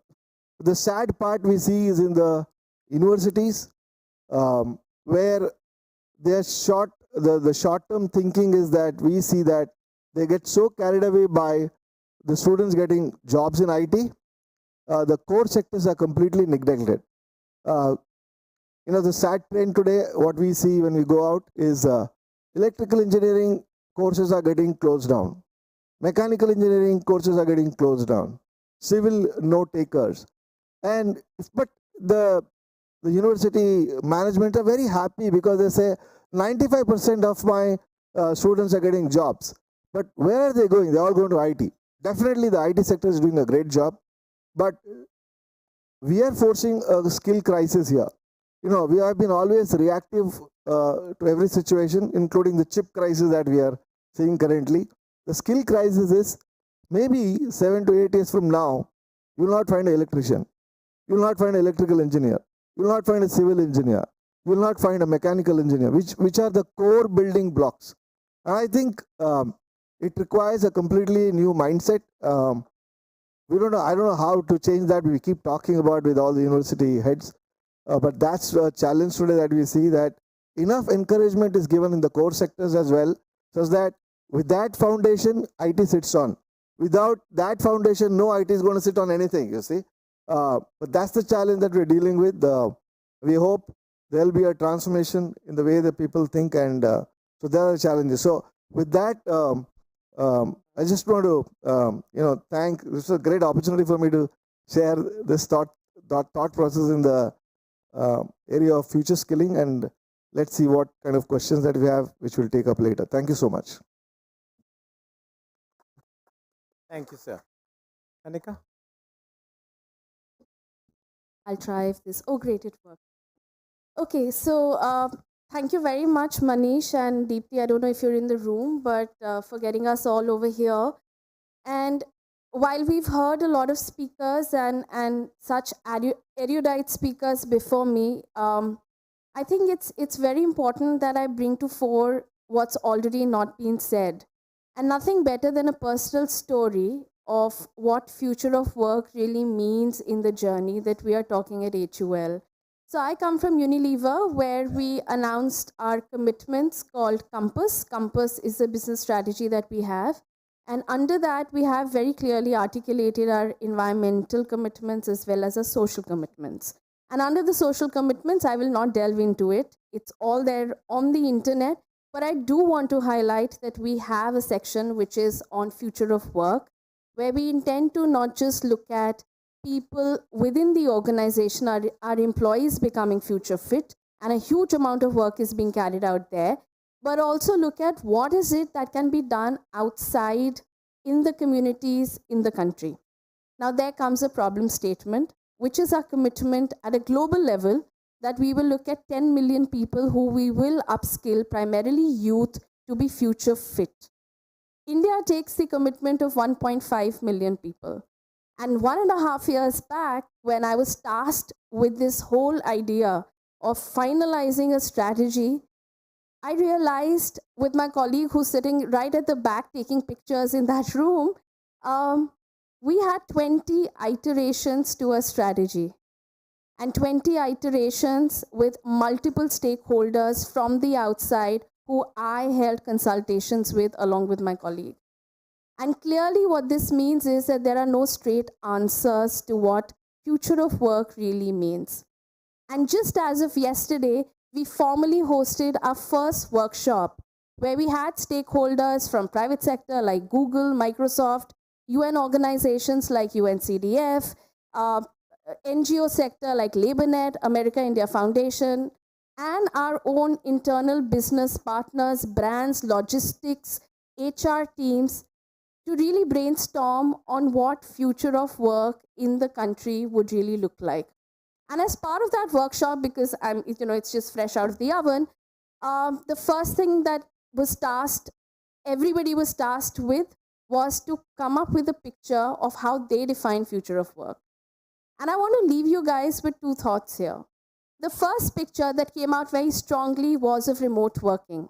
Obviously, in the urban spaces, because of COVID, we all have gone digital, we all are remotely working, and in hybrid ways of working, people are trying to upskill themselves while looking at mental well being, their own health, and also upskilling themselves on that ambit as we commit ourselves to hybrid ways of working.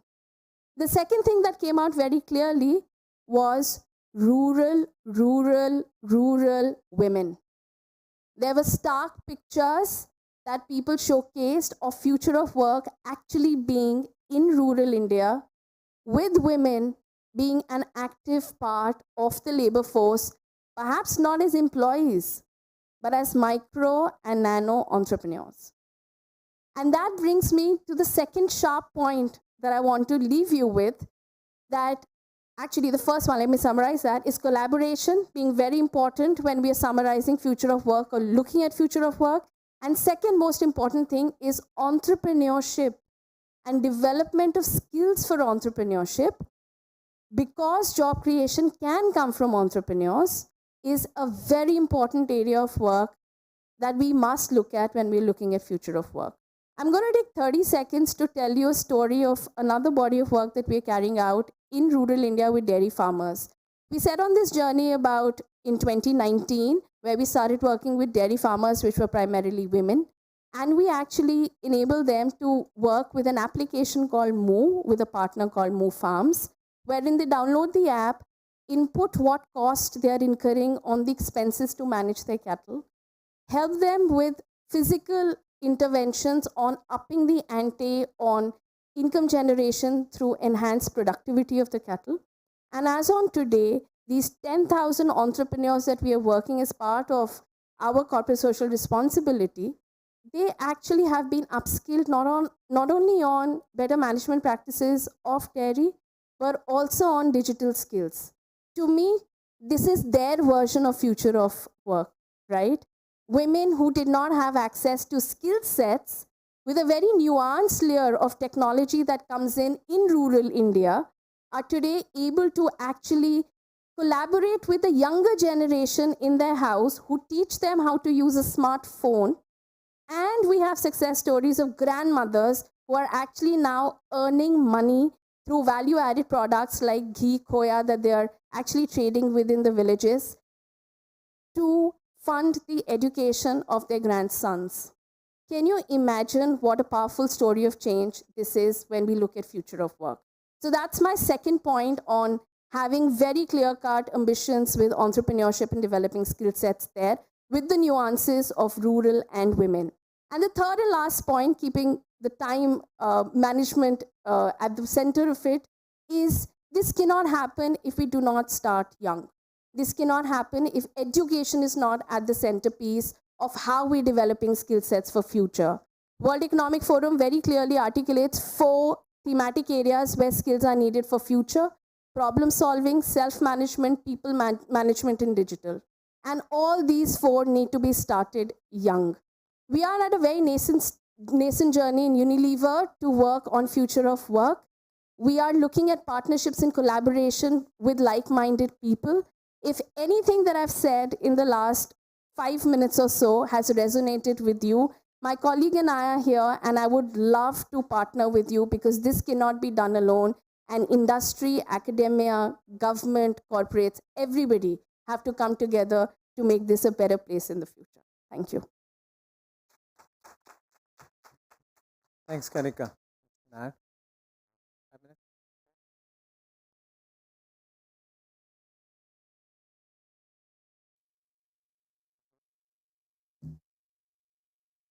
Hi, good evening, everybody. 2 things made me happy when I came here. One is that I could see welding a picture on the backdrop. I specialize in using technology for teaching hard skills. Second is that in the keynote address by Dr. Kalsi, the words extended reality, virtual reality came up multiple times. So these are two areas of my expertise. It felt very happy to hear about them. So I am here to share the technology perspective of how the future of skilling will be. Another aspect that Dr. Kalsi had touched upon is the aspiration part, making uh, hard skills aspirational. A few years back, when we started Skillberry, we found that there is a huge mismatch between what the youth want to become and what the industry needs. There was this study by University of Pennsylvania where they mapped on one axis the aspiration and on the other axis the opportunities. And the disconnect was that um, the more opportunities were in the sectors that were perceived as dirty, construction, plumbing, welding, painting, all of that. Whereas people wanted to be in banking, retail. Somebody had coined this term ACPC. I want to work in an AC environment on a PC, not on a hard tool in a dirty environment. So how can technology change these things? One is that with world-class manufacturing that has been spoken about, um, the the way manufacturing is going to work is also going to change. The factories will not be as dirty as we perceive them to be. The quality of output is going to be very different. So how do we make people ready for that kind of job roles? And how do we make a society as well as the youth aware of the potential that these kind of high skill jobs have? I don't know how many of you in this room know that an experienced welder can earn 4 lakh rupees a month if they work in a nuclear plant. So yeah, I'm happy to see that people are raising hands there. But Mr. Rao, when he spoke about people ditching the core and going into the IT services side. I am an IT person myself, but unless the other sector exists, it cannot IT cannot survive on its own. Those people who go into IT are uh, attracted by the initial salary, not knowing the potential that comes from the hard skill. The other thing is that the industry hiring managers also need to treat the hard skill people as more equal. Uh, a few years back, I spoke to somebody who was general manager of HR in the crane sector, the construction sector, and he was lamenting that a crane operator has to be paid same amount as a project manager. But if you look at the cost of the crane as well as the cost of 1 hour of operation of the crane, he's actually underpaid. So these are all thoughts that have to come up. The third aspect I wanted to touch upon is on how admissions are handled in ITIs. Today, people go to ITIs are sort of leftovers from the other side. People who can't make it to 11th standard, people who can't make it to the regular courses, they go to the ITIs. It should not be so. There should be respect for the work that people do after graduating from the ITIs. The admission for ITIs is based on 8th standard marks or 10th standard marks. Instead, it could be based on the hard skill. So somebody who wants to be a machine operator or an AC repair mechanic should not be prevented from joining it because his marks in social studies in 10th standard was low. So how can technology change things here? So this is where AR, VR, metaverse and these technologies can help. So one is to teach people to do these hard skills through immersive 3D environments. That is one. Two is to have simulators and other technologies to even assess. So instead of using 10 standard marks only, if you take 10 standard marks as a component, and let's say there is a system where you can go in, try out a skill for half an hour, you try out 10 different skills, and the system tells you that you are good in these kind of skills, and that becomes a good component for the admissions to the ITA. So this is one change that we at Skillberry has been working on, and so far we have worked on skills like welding, spray painting, AC repair mechanic, solar panel installation technician, blasting and all. And we are tying up with other technology partners to bring in carpentry, electrician, plumber, such kind of courses into this kind of a system where it can also assess and teach. Now, if this assessment through a dexterity measurement can become like a GRE score or a JEE rank, then that can be linked to possibly an Aadhaar or some way where it can become a national database of people and their skills in respective trades. And the cost of technology, in particular the virtual reality headsets and other things, have also come down, and therefore it is a right inflection point for higher adoption of these kind of technologies. I wanted to share one anecdote also, because Kanika here mentioned about women, and 5 years back when we were piloting our spray painting simulator with Berger paints, we were conducting a training program for painters using the simulator. There was one lady who walked into that center because she was part of a self-help group and was trying to figure out some activity for herself and her team. And she was curious on what was happening there, and then she came and tried the simulator. It's a spray painting simulator. Spray painting in general and spray painting in particular is completely dominated by men. So she came, she tried the simulator, she got a score of 60 or something, and she was very upset. She said, I have never seen this kind of marks in my life. Can you tell me how it works? So then the engineers told her how it works, and she spent the next 1.5 days practicing on the simulator. And on the third day, when practical tests were conducted, she came out on top, beating all the men. And this I have seen in many other places where factories where they have been open to hiring women for jobs like welding and painting. They have excelled. And technology can actually be a great leveler, giving equal opportunity or better opportunity and taking away the biases, because when a machine is measuring your capability, it doesn't have the human bias that people have. My last point is that in the last 10 years, we have worked with various CSR partners also, and we find that CSR investment into an ITI, into upgrading the equipment and conducting of training, can go a long way. NCVT has updated the syllabus and made it very up to date, but the equipment at the ITI may not be so up to date, and this is where a CSR investment can make a lot of impact. Thank you, and I'm happy to answer questions later. Thank you very much. Thank you, Vivek. Thank you, Manish. I'll just make a few quick points. I'm Vivek from Salesforce. We are a large enterprise software company. I'm going to be a little naughty and set the cat amongst the pigeons of Mr. Sai Krishna's perceptions and my colleague who just spoke, Shabri. See, from our perspective, the future is very clearly digital. And what I mean by that is every workplace, every job is going to have a significant digital content. We estimated around to be around 80 to 90% in the next 9 to 10 years. And it's very clear that the pandemic also sort of resonated this. It's not something that's very alien to all of us. But the question is, are we equipped for this transition? And the answer, sadly, is a resounding no. We did some research a couple of years ago, and we found out that out of the 20 G20 economies, the top 14 economies are woefully ill-equipped, and we are staring at a notional loss of about $11 trillion of GDP. And I was shocked when I read that number. We did a little bit of a survey in India, and I think, like me and a lot of my colleagues, we were all pretty, we knew that the results were something like this. About 90% of the managers across various companies knew that digital skills were important. But when it came to doing something about it, only 50% were doing something about it.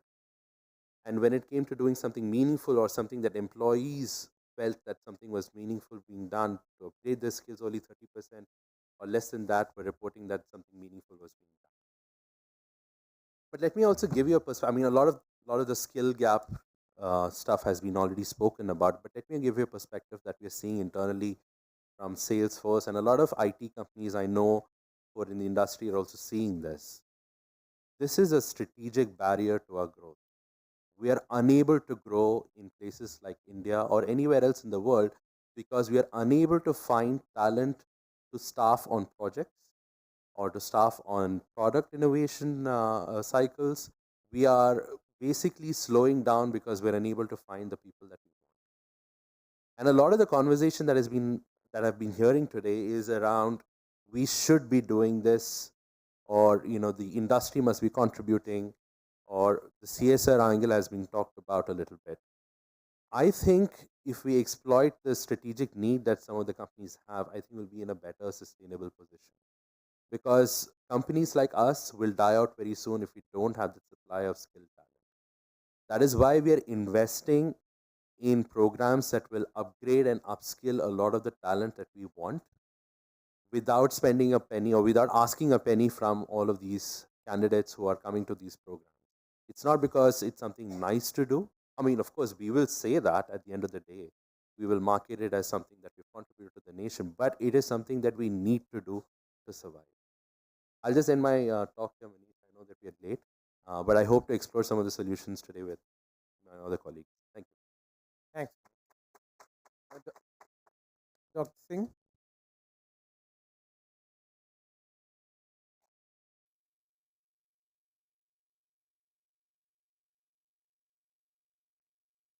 Thank you so much, sir.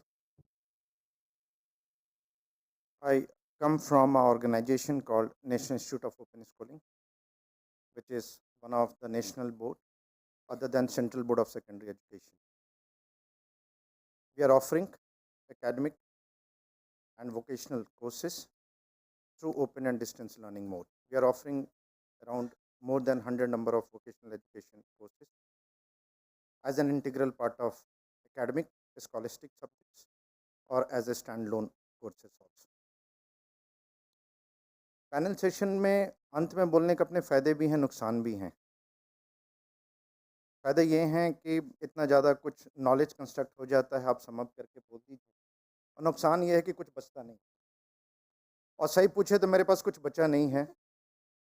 But I do come from my school education system, so I would be sharing my own experiences, what I have gained through getting vocational education implemented in a school education system. I had an opportunity to work with the review committee of the National Education Policy 2020. I would be sharing the perspective the National Education Policy is carrying about implementation of vocational education in the country.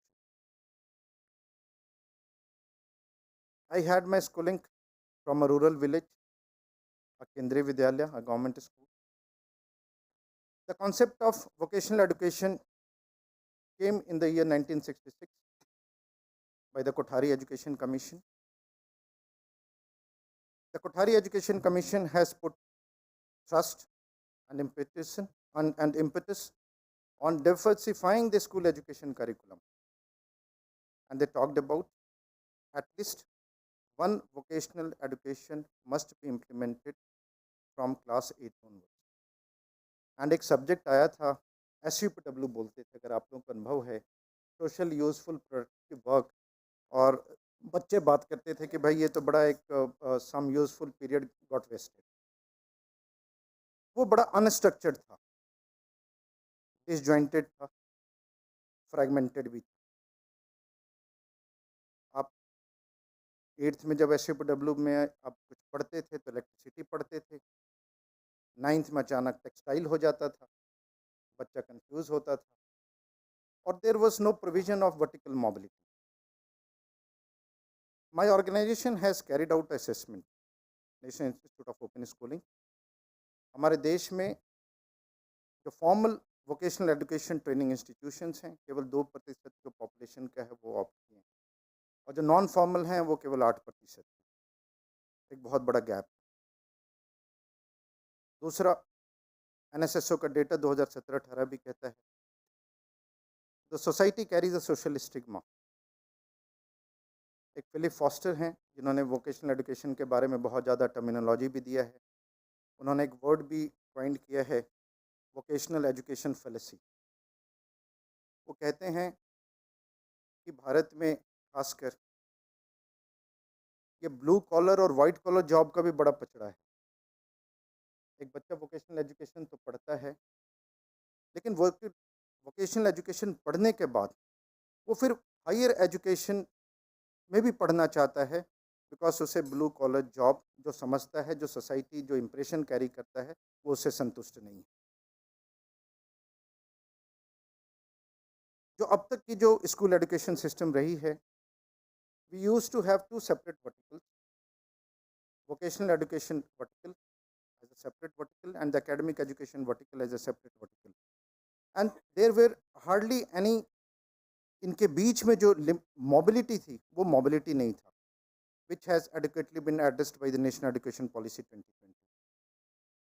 The National Education Policy 2020 has talked about at least from class 6th onwards, there should be one vocational education be offered to all the learners in the country, and by 2025 50% जो learners हैं देश का उनके पास कम से कम एक vocational skill हो. एक बहुत बड़ा कदम है. नेशनल एजुकेशन पॉलिसी कहता है कि हम सब बात करते हैं 21st सेंचुरी स्किल्स की, जो 4 C's की बात करते हैं. उसमें जो एक C है कोलैबोरेशन, वो कहता है पहले ministry of skill, ministry of labour और मिनिस्ट्री ऑफ एजुकेशन में कोलैबोरेशन हो जाए. उसके बाद फिर इंडस्ट्री और एकेडमिया एंड जो रेगुलेटर बॉडी है उनके भी कोलैबोरेशन होंगे. It's a privilege that policy maker Kalsi sir और कुंदन सर हमारे बीच में. मैं आपका भी आपके संज्ञान में लाना चाहूँगा. ये इश्यूज हैं. तो नेशनल एजुकेशन पॉलिसी फिर कहता है the time has come, we must accord importance on recognizing the prior learning, जो कल से सर बात कर रहे थे, जो नेशनल क्रेडिट फ्रेमवर्क आ रहा है. मान लीजिए कोई एक आदमी है जिसने एक एक्सपीरियंस किया है, एक मान लीजिए एक प्रोसीजरल नॉलेज को उसने गेन किया है, वो बहुत फॉर्मल नहीं है, वो नॉन फॉर्मल तरीके से गेन किया है, बट उसकी भी रिकॉग्निशन होनी चाहिए जो नेशनल क्रेडिट फ्रेमवर्क कर रहा है.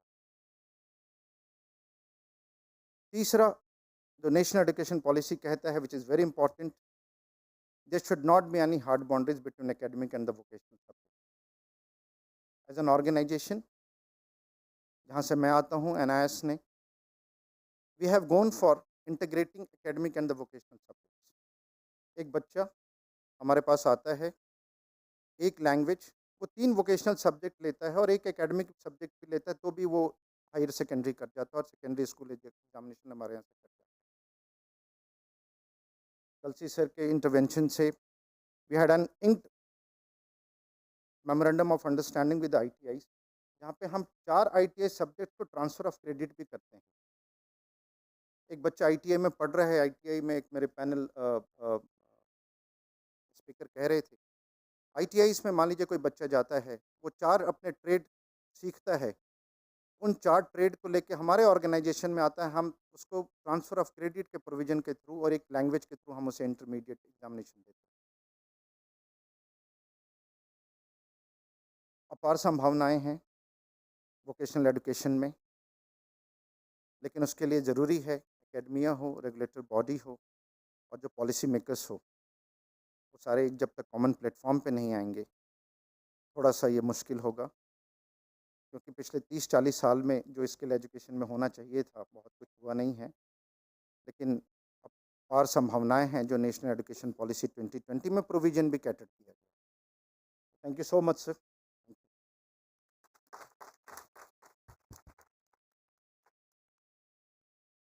The most important soft skill is punctuality, so I'm going to try and get us back on track. If anybody has any questions, 1 or 2, go ahead. Yeah, Mr. Chair, I will give you example of Norway. Is it a question or comment? Yeah, both. It's 2 minutes. Yeah, So we can question. also imply that one. In Norway, they teach their students from education to employment. They don't go for any employment opportunity outside. Suppose some school kid is there or college students is there, they suppose teach them how to make a house. They start from house making from A to Z, or from agriculture, from seed to market. If we teach them in such a holistic way, then our students will also create their own jobs instead of depending on anyone else.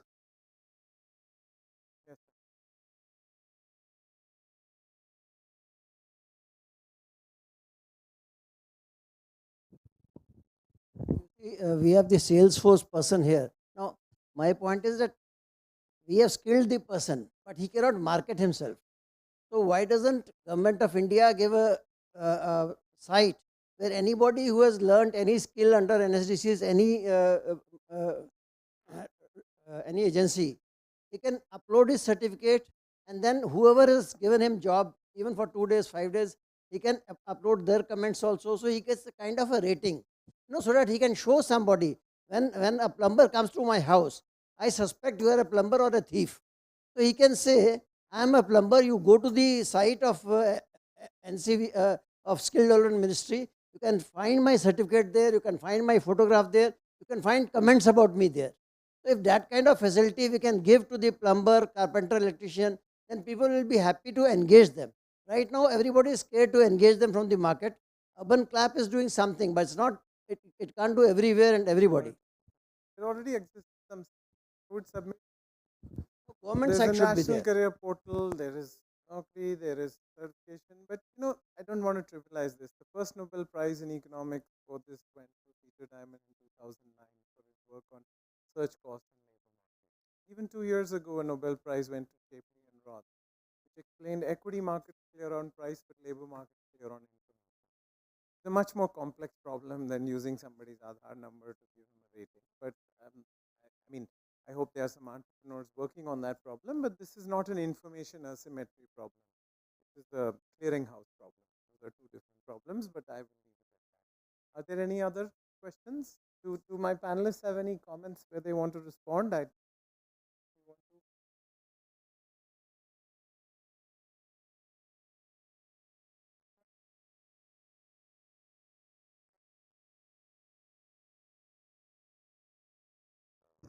first person who asked about the having the entire spectrum of skilling, to which I've already addressed that maybe as policymaker, as government of India, as state governments, we have to look beyond these 2 months and 3 months of skilling.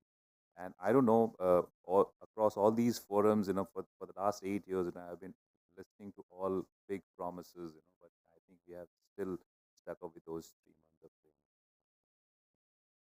Okay, thank you very much. You're going to break for tea? No? Thank you.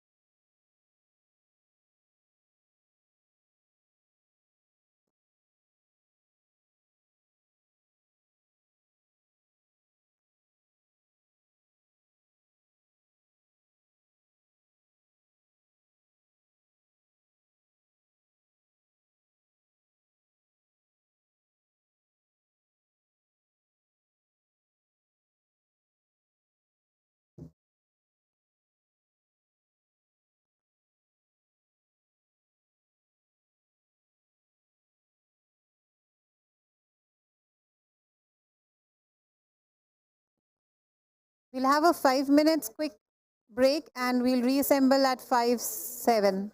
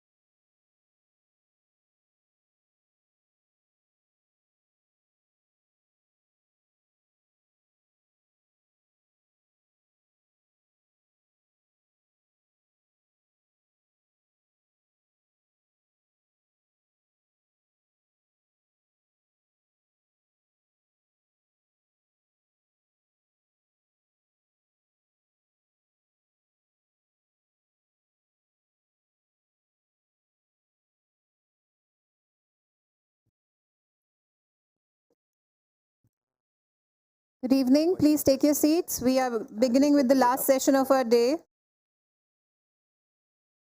This one's on internationalization of skilling.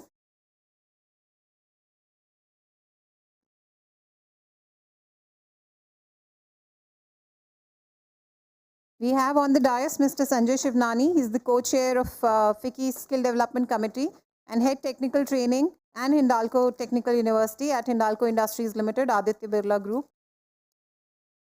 We have Mr. Amit Mehta, Head of Business Development, Education and Training, Amazon Internet Services Private Limited. Ms. Blossom Kocher, Chairperson, Blossom Kocher Group of Companies. Mr. Arindam Lahiri, CEO, Automotive Skill Development Council. Mr. Bhupesh Chaudhary is just joining us in a moment. And Dr. Surendra Kumar Nanda. He's the Assistant Professor and Coordinator of Content Development and Innovative Learning at C.V. Raman Global University.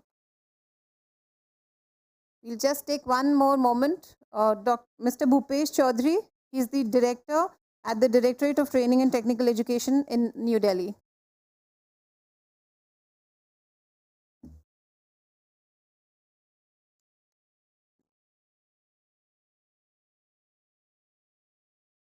Sanjay sir, you may begin. As and when Bhupesh sir joins, we'll have him on the dais. Yeah. Hi, good evening, everyone. Please be nice if everyone's seated. Thank you so much. So this is the last session before probably drinks and dinner. Okay. I had the last session just before lunch, so I'm mindful of the fact that you will be looking at something a little bit more rejuvenating just before dinner this evening. With my esteemed panel members, we are going to discuss today internationalization of skilling. And I recall about 12 years ago when we did start the skilling journey in one sense, a year or two before NSDC even came into being. And at that point in time, several such FICCI events, global summits, the earlier summits, we always had international partners, okay, and we country partners. We had Greece, we had Japan, the UK, and so on and so forth. So I think the internationalization of skilling, and we'll sort of over the next 1 hour sort of figure out what that really means, okay, with our panelists. I think this was bound to happen. This was a journey that was obvious and bound to happen in that sense. I'll just sort of, just for context, just read out the small passage here, just to give everyone a context on the same page. With the aim of making India the skill capital of the world, it is crucial to skill Indian youth on international standards and make them aware of the international work ethics. Okay. The Indian skilled workforce needs to be exposed to not just internationally spoken languages, but also effectively oriented towards the culture and values.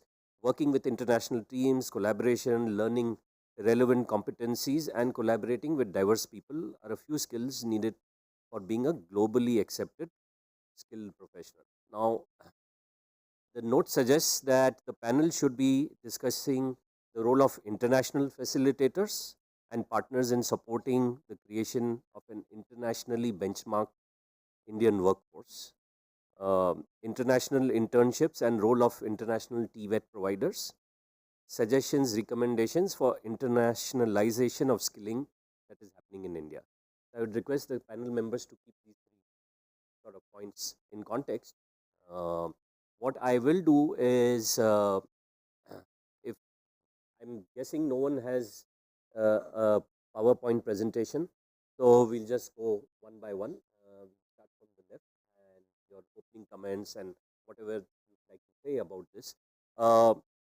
A provocative question I'd like to throw at this moment, and which you could probably use while you give out your initial comments, is: are we what is internationalization of skilling and skilling for international market. I think these are probably two different things.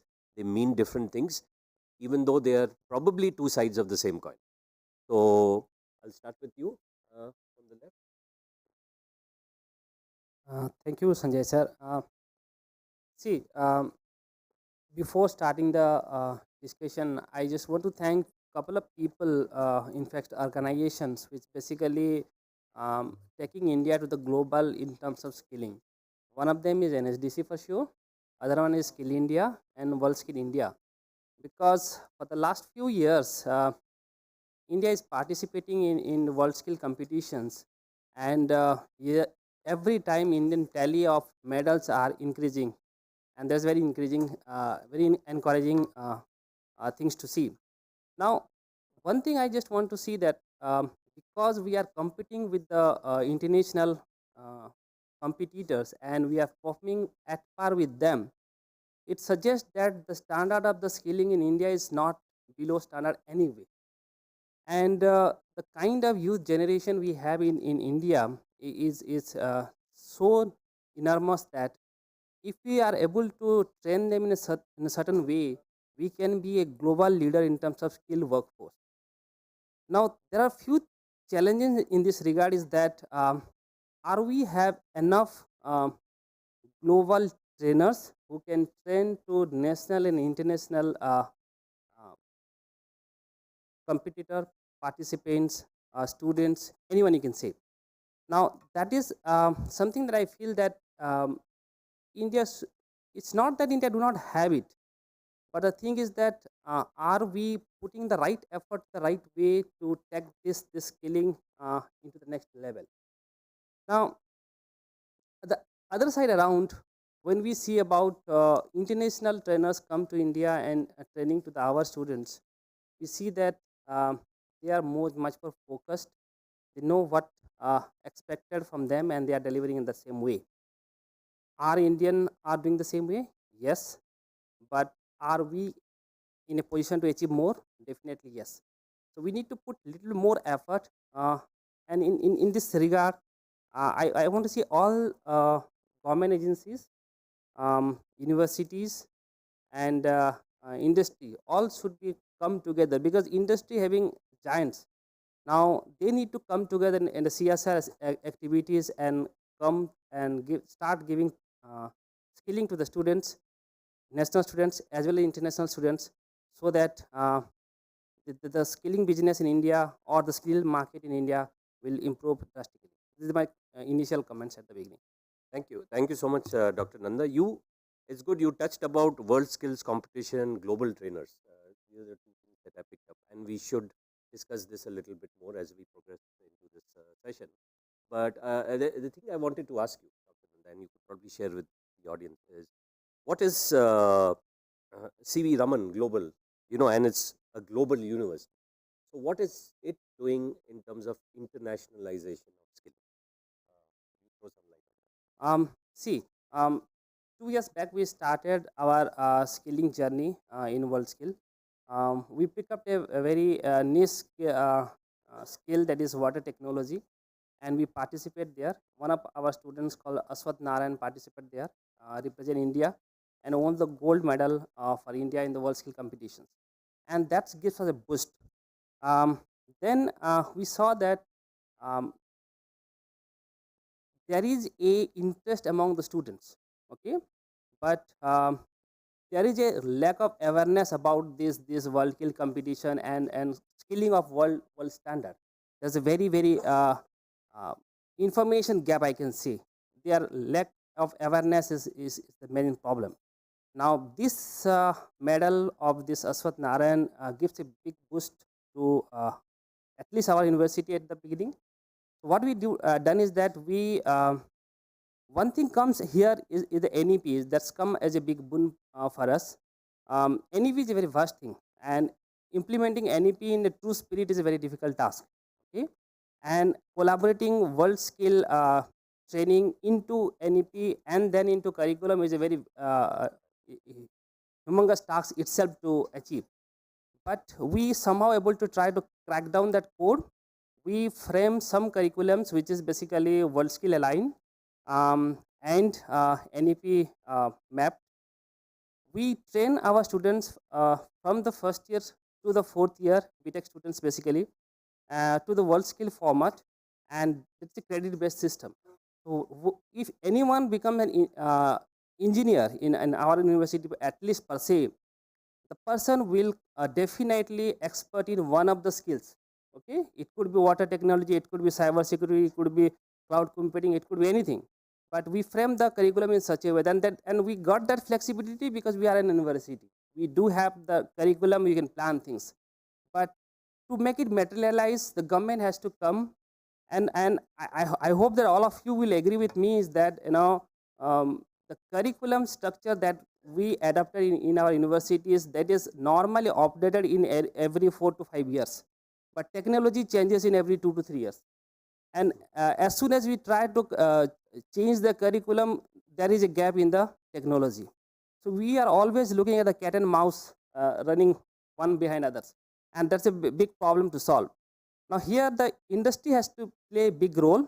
I just request the industry person under their CSR activities, if they can come and deliver some of the part of the curriculums, maybe 4 hours, 5 hours in a subject, and deliver to the students, and that will bring the industry perspective, and that will give the students much more encouragement to be more skillful, because we are crying that there is a gap between the what industry is expected and what we are delivering to the industry. There's a gap, and the gap is widening day by day.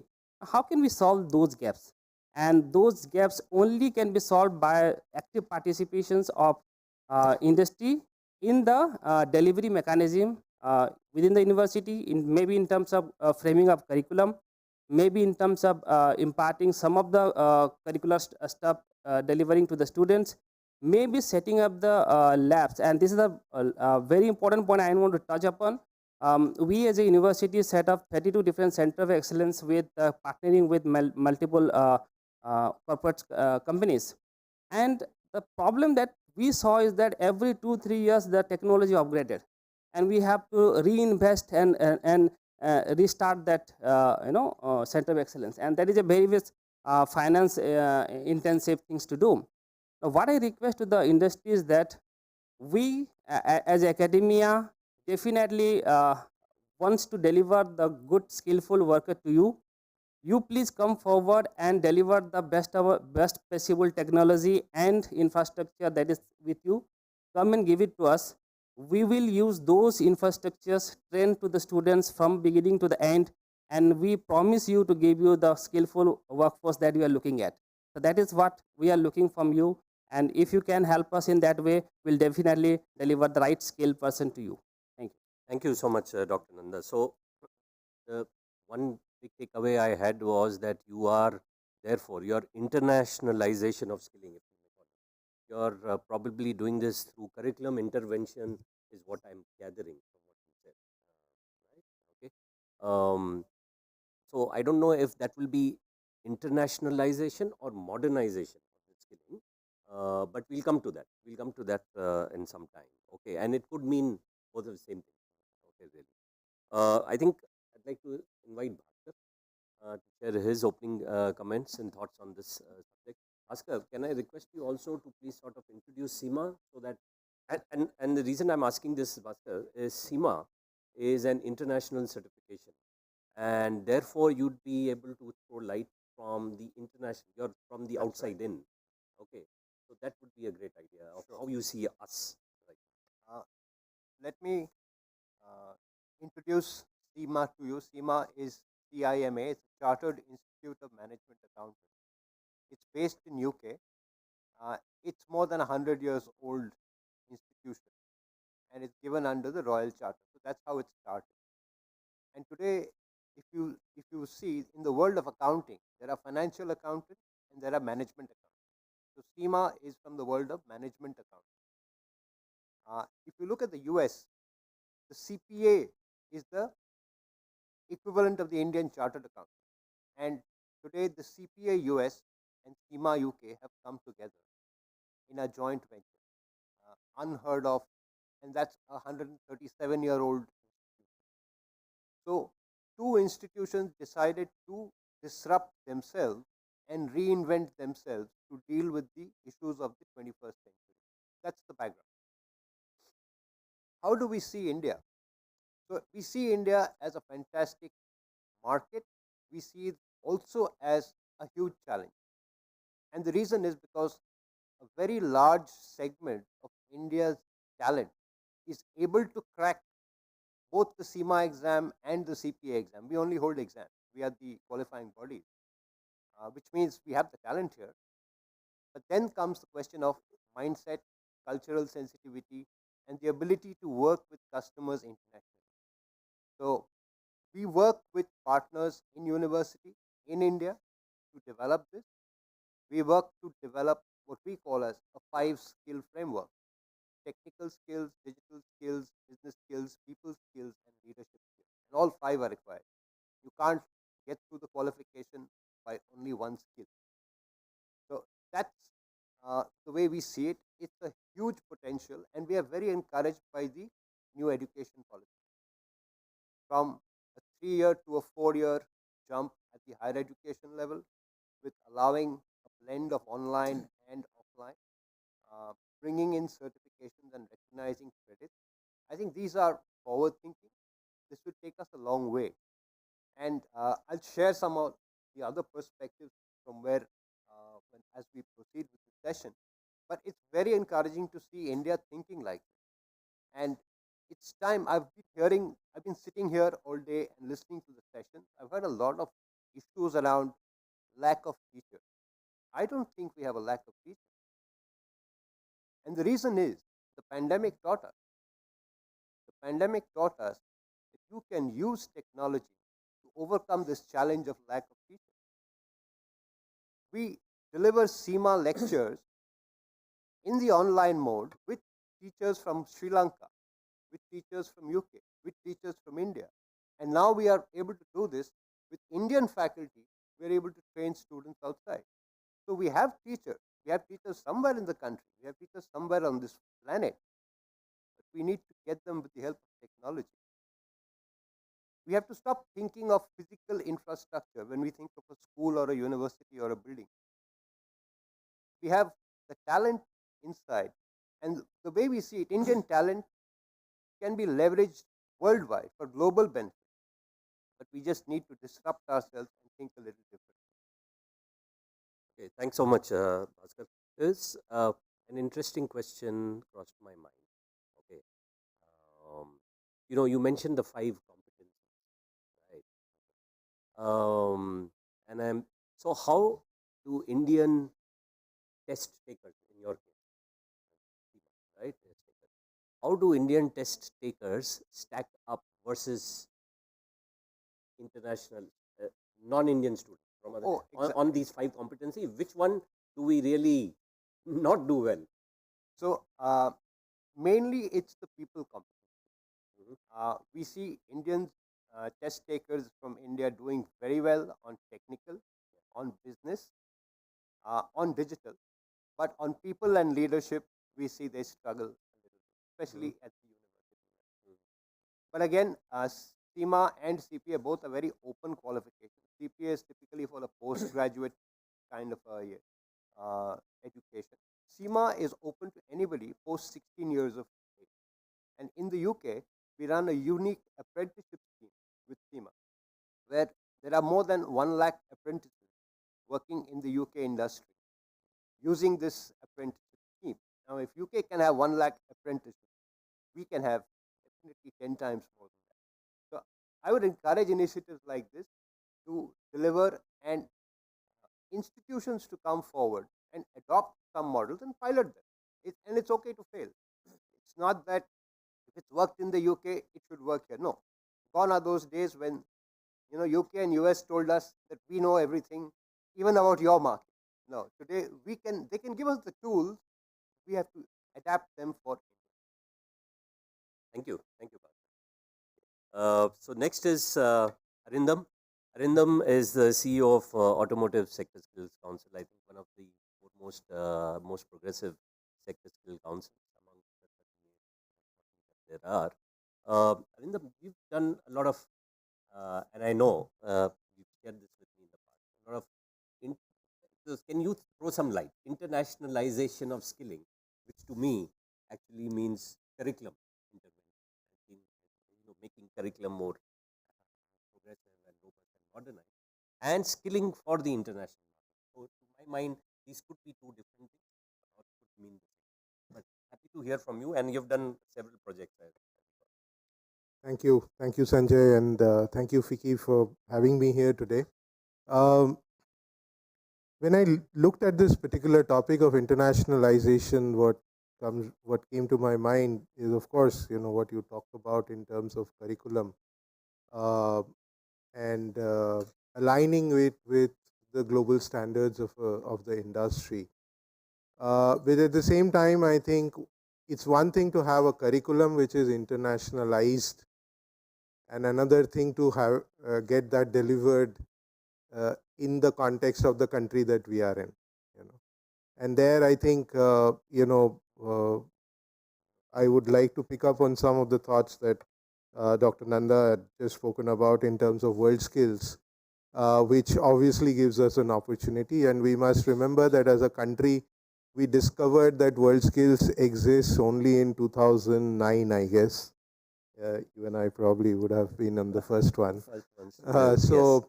While this was around in the world from 1950s, and we as a country never took note of it. So our journey to internationalization has started pretty late, so obviously it's got to take that much more time. Leave alone industries which are very globalized in today's context. The Indian part of that industry being very global obviously makes it automatically very global, whether as a country we are in education training we are global or not. And I come from one such industry which has always been very global. So we never had a challenge of being aware of what the international technologies are and what their requirements are. But having said that, I think one of the key points that I would want to highlight is what Dr. Nanda just spoke about, trainers' quality. To deliver international standards of curriculum, and Bhaskar just spoke about trainers being available anywhere in the world and they can deliver it. I think these are absolutely great ideas which needs to be adapted to different industries in different ways. So yes, this is one of the areas that we are actively working on in ASTC, where we felt that no matter how good our curriculum and content are, it gets limited to being delivered as good as only the quality of the trainer who actually deploys it to the student. And it's impossible to get international trainers to deliver content to our vast majority of learners that we have in this country. So the only way to do this is to involve international trainers in terms of training our trainers. And that's the domino impact that one can think of. If we can do it well, I think we will we'll be able to improve our quality of skill training and peg it at the international level.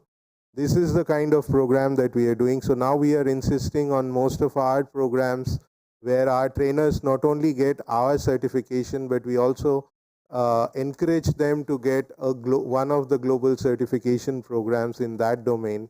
And until and unless they do that, we wouldn't want them to be, or we wouldn't encourage them to be an active member of our ecosystem. The journey has just started, and I think this will make it quite doable. The last thing that I want to speak related to this is also about encouraging continuous interaction with the international markets and international placements offers one such opportunity. And while there is I think I'm not sure if there is another panel who will discuss this at length. International placements of our candidates and acceptance of these candidates by global employers will be one big stamp of how internationalized are we in terms of our skilling process. And I come from, again, from an industry where, right from the day I started my journey in the industry in the 90s, we used to have our operators sent to Japan every year. And our workers actually were considered, the Indian workers were considered to be one of the best. So every year, progressively, the total number of people who would go to Japan would increase. And they would come back after a stint of 2 years or 3 years in Japan with our principals. And once they're back here, they would also help the youngsters get better even before they go to Japan, So it will have, again, a very cascading impact of having this kind of a mix where people would have global exposure. And this you and I would know quite well, because if you talk about, Indian management graduates or Indian technology graduates from IITs, over the years have traveled abroad, gained exposure, have come back, worked with fresh candidates. So that is the way that the global standards have got very ingrained into the system. And in skilling, unless we are able to do that at a worker level, at a blue collar worker level, and I don't know, I mean, every time I hear blue collar, I'm just always reminded that this is a country which worships blue because of the cricket, but cannot worship a blue collar worker, which beats me actually as a country. But anyway, that apart, I think it's very important for us to ensure that the blue collar worker also gets, and it also ties up very well into the aspirational aspect of skilling as well. So, I mean, I can go on, but I'll stop here. Thank you. Thank you so much, Arindam. And this is very interesting. I'll take away that blue, the blue collar versus our Indian team. There are 2 or 3 things, Arindam, you're lucky and privileged in the sense that you're in an industry, automotive, which is like cutting edge. It is above the rest. And therefore, so sometimes I think the industry itself drives the internationalization of and automobile manufacturers, as you know, would have world-class manufacturing systems, and therefore they would need people at a certain level. So I think that's interesting, that the industry matters. Okay. You did mention that. So Arindam, tell me this: you're saying internationalization of skilling, and you picked up from what Dr. Nanda said, that trainers need to be trained to international standards, and once you do a TOT, then you can cascade it further down the line and build those processes, those training processes, or maybe pedagogy. So that's internationalizing local skilling. Okay, but how are you working with in this supply chain? Because we are also talking about India being the skill capital of the world. Okay, so how does that work? Isn't that also, in one sense, internationalization of skilling? One is obviously improving the skill training, skill delivery Locally. process up to international best practice. The other is servicing international markets with human capital, Indian. Yeah. So I also touched upon that, the international placement. So when we look at that and we look at international, various markets internationally, whether it's for us, it largely are markets like Germany, UK, Japan, Korea. When you look at such markets and look at their standards of curriculum and delivery that for the corresponding ones, we figure out that we are absolutely at par with it. I can say for my particular industry, because fortunately for me, like Dr. Kalsi was just talking about future skills in automotive. Most of our automotive future skills have been done with organizations like Toyota, Honda, Ford, etc. And therefore, it won't be any different from what you find anywhere else in the world. And therefore, that internationalization is kind of inbuilt and therefore, people who go abroad as well in terms of at an operator level also would be trained to the global standards and processes and systems. Right, essentially. right. Yeah. Okay, wonderful. So great. I think industry matters.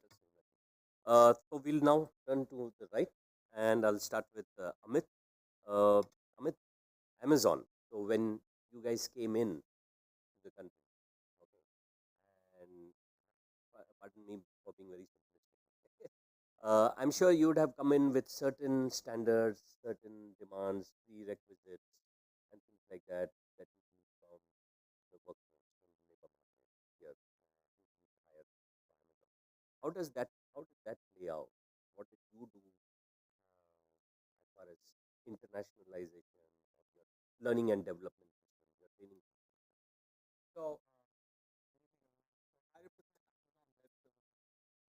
now, Amazon Web Services, for the uninitiated, is a leading provider of cloud computing technologies with millions of customers worldwide, the largest and the deepest portfolio in the industry. So, if you are dealing with Paytm, if you are watching Netflix, if you are working with Zoom, if you are using delivery, if you're driving an Exxon, if you're working with HDFC Live, Axis Bank, all those companies today run on Amazon Web Services.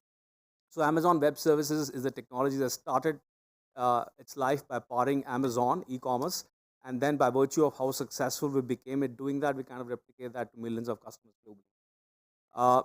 In the context of learning, so clearly cloud computing as a technology or industry is something that is likely to contribute to about 8% of India's GDP by 2026.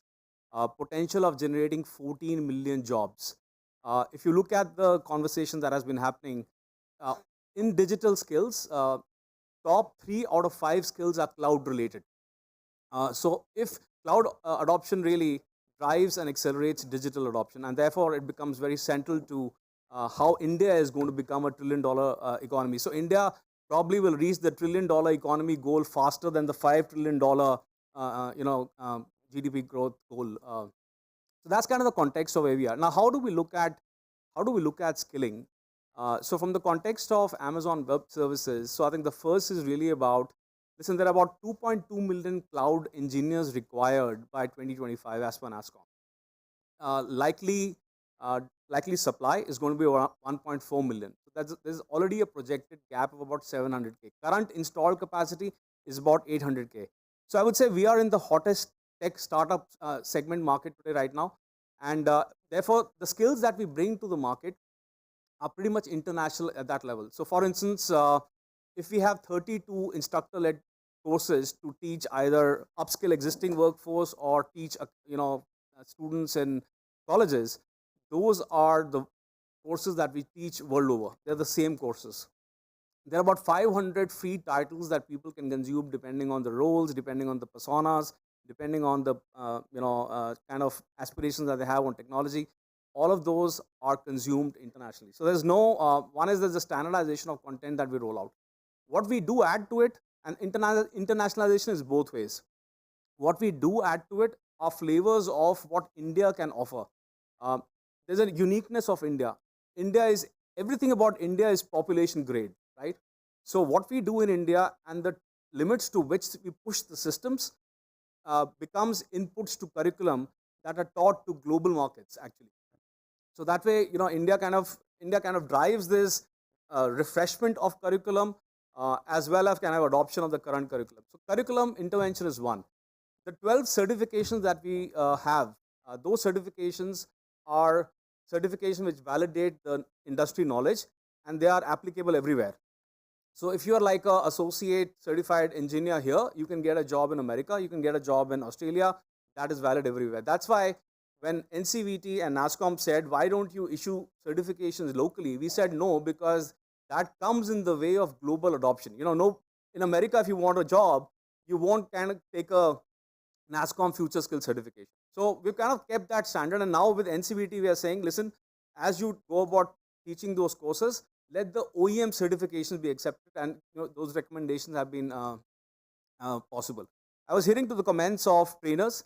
So clearly, the good part with India from a training standpoint, what we bring to the table in terms of enabling trainers global best practices which are again the same. In fact, again, our Indian trainers add to the labs and the use cases that are taught globally. So again, as I say, I think the internationalization has to be both ways, and what we teach here gets adopted globally. So our trainers, they go through a very rigorous process, which is the same everywhere. Their CSAT scores are pretty much at par or the best globally. So we don't have an issue in terms of training delivery quality because of just the rigor of processes that we follow, which is the same everywhere. The third is a very interesting aspect, and that's about productization. India is in a very interesting place right now. The first wave of ITs was built on a services market. The next wave of India's dominance is going to be on productization. So increasingly, India is now like the third largest country in terms of startups. So our companies are now productizing, applications, SaaSifying their applications, selling globally. Freshworks is a great example of that, right? So what we do here, by virtue of our interventions with the ecosystem, gets driven outside. Similarly, if we are doing an IoT project, let's say in Mercedes-Benz in, let's say, Germany, that can get implemented at Nexon, in Tata's or Mahindra. So those are the kind of internationalization themes that also work across, and therefore the skills that one accrues here by virtue of the projects, they become very valuable. AI ML, another use case. Again, these are cross-functional horizontal skills which are sector agnostic. All you have to then do is take these skills, add a layer of domain, and go out. So I think that's the landscape that we address. Curriculum interventions, certifications, fantastic delivery capabilities, and this productization. So I would say those are the three elements of internationalization. Great. Thank you so much, Amit. You brought in I would say, the digital angle to all of this. I think a very interesting point you made, and I don't know how many of you registered this. So you're saying internationalization is both ways as far as you're concerned. Okay. So one is you've got these 32 ILT programs that you've picked up off the shelf. The advantage is, much like Arindam had from the industry, AWS, your cloud service, is a global platform. Everyone uses it, right? Okay, so that by itself gives you some standardization and repeatability and fungibility. You can just pick up your courses that you're running in the US or in Germany. But very interesting is when you're saying internationalization of skilling is when you're saying it's a little bit like reverse mentoring. Yeah, so you're saying that our Indian trainers are feeding back into the system with use cases and making that very much richer. I think that's wonderful. And you're saying these platform skills, which are something that everyone would require. But the point here is are the trainers? You're saying how are you getting the trainers to deliver those international certificates, the local trainers? Yeah. So the way we work is, we do have a pool of trainers who are available. Training industry, the IT training industry over time has become quite mature, right? Because of how India has evolved. So we do have a ready pool of trainers who go through a very rigorous testing procedure, which kind of certifies them to teach our course. And Right. those then are kind of measured through CSATs, Net Promoter Scores, and that kind of drives the circle of virtual circle, circle in terms of quality. Okay. And does this also mean, so once your employees here are trained to these international standards, is there transfers out as well because they are completely fungible? They can Absolutely. So that's a challenge that India has, and I think that's a challenge we need to collectively address. This whole reverse drain. We have trainers who would do the training 2 and 3 years later. I have trainers in my team who moved to Amsterdam, Sydney. They moved to the US, Dubai, and these are top-notch trainers, and they are ready because tech is so dear to us. Our teams are really top-notch in terms of training capability. So opportunity for them to go abroad. So now my challenge to Dr. Kalsi and the broader ecosystem is, listen, we need to address this reverse brain drain because there is enough opportunity, both from a monetary perspective as well as innovation perspective. That what do we do to address that? So absolutely, our trainers do get that opportunity. Okay, thank you so much. We'll go on to Blossom. Blossom's been engaged with with Vicky for many years now. Always part of our committee meetings. But over to you, Blossom. and you're in a field which I think has a lot of fungibility as well for international markets. But over to you.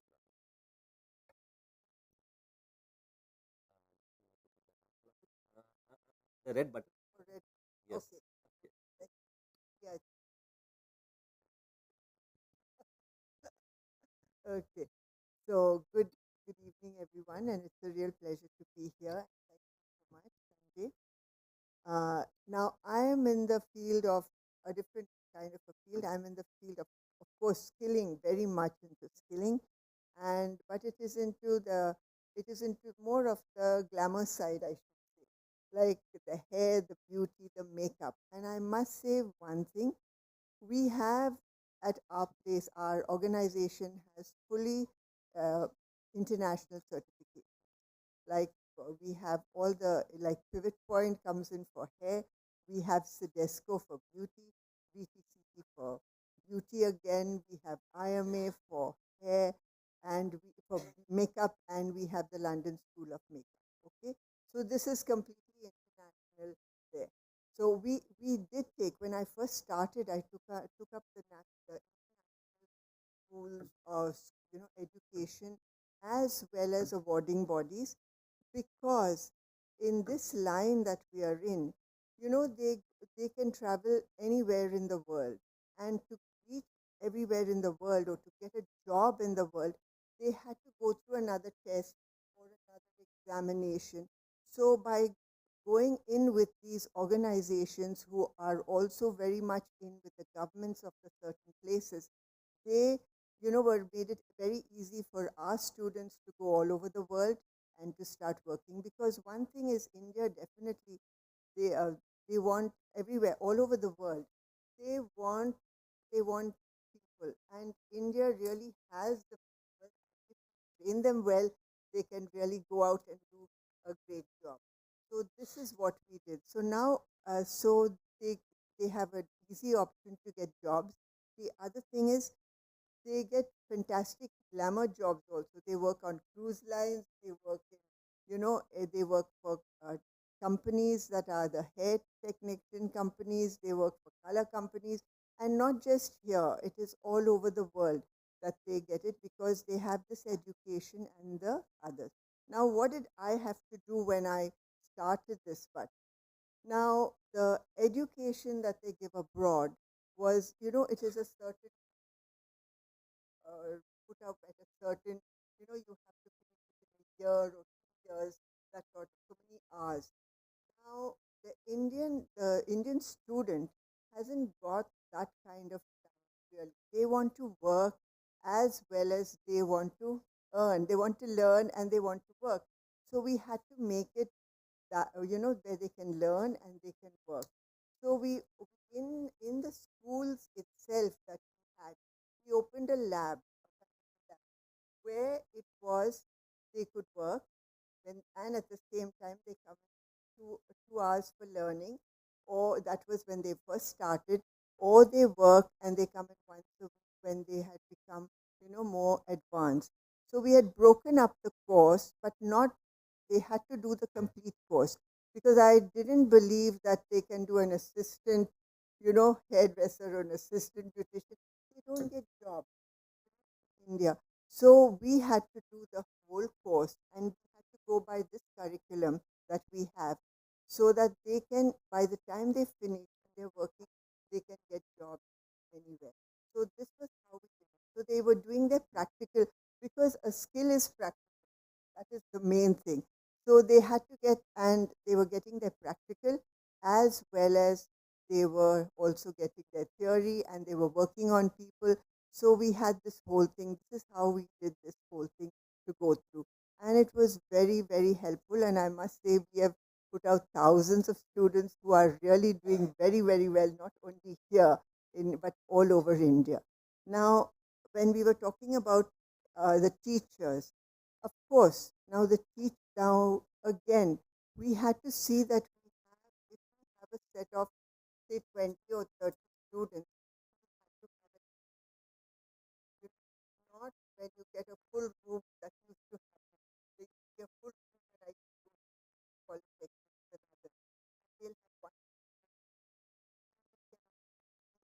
thing is they needed the proper tools and equipment for their learning, which is very important. Like if you want to learn, I'm just talking about my profession, if you want to learn to cut hair, and I'm sure now I can't just tell them you have to learn to cut hair or show them on a this, that. They, each of them had to have a head or two heads where they could learn, they could make their mistake, they could do it again, and then they could go on to a life person, because nobody is going to give them their hair to cut. You know, sure nobody of you would do that, or their skin to do anything. So we had to get the tools, and we had to set up enough space so that they could really do it. So making of this lab was something fantastic, and it was really helped by the international organizations. They had helped us how to do that.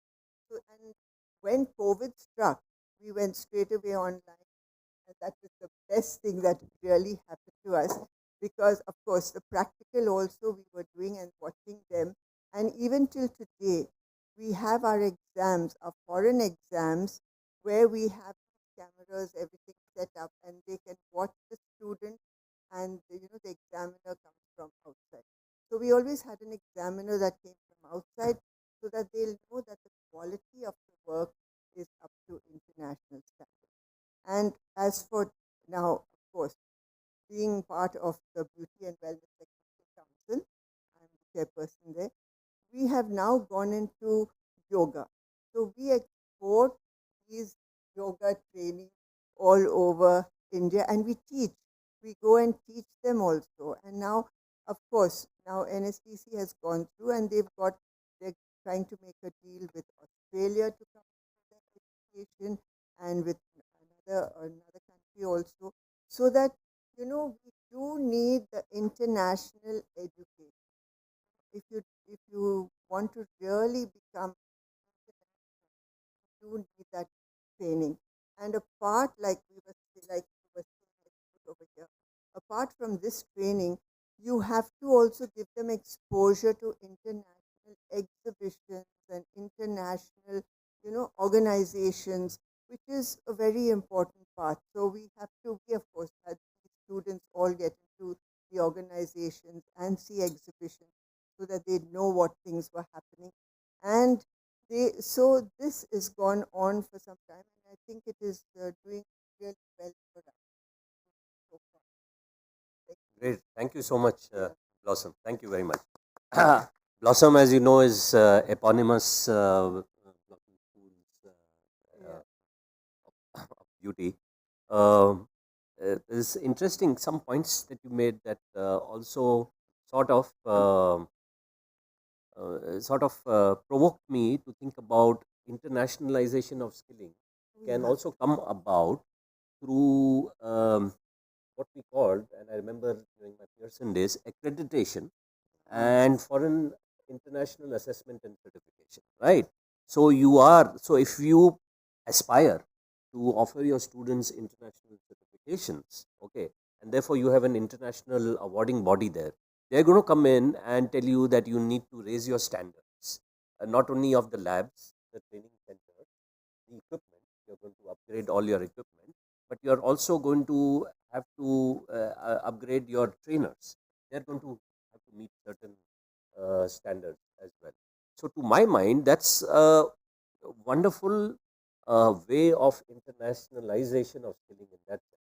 Okay, international accreditation to start with, and that's the lower end.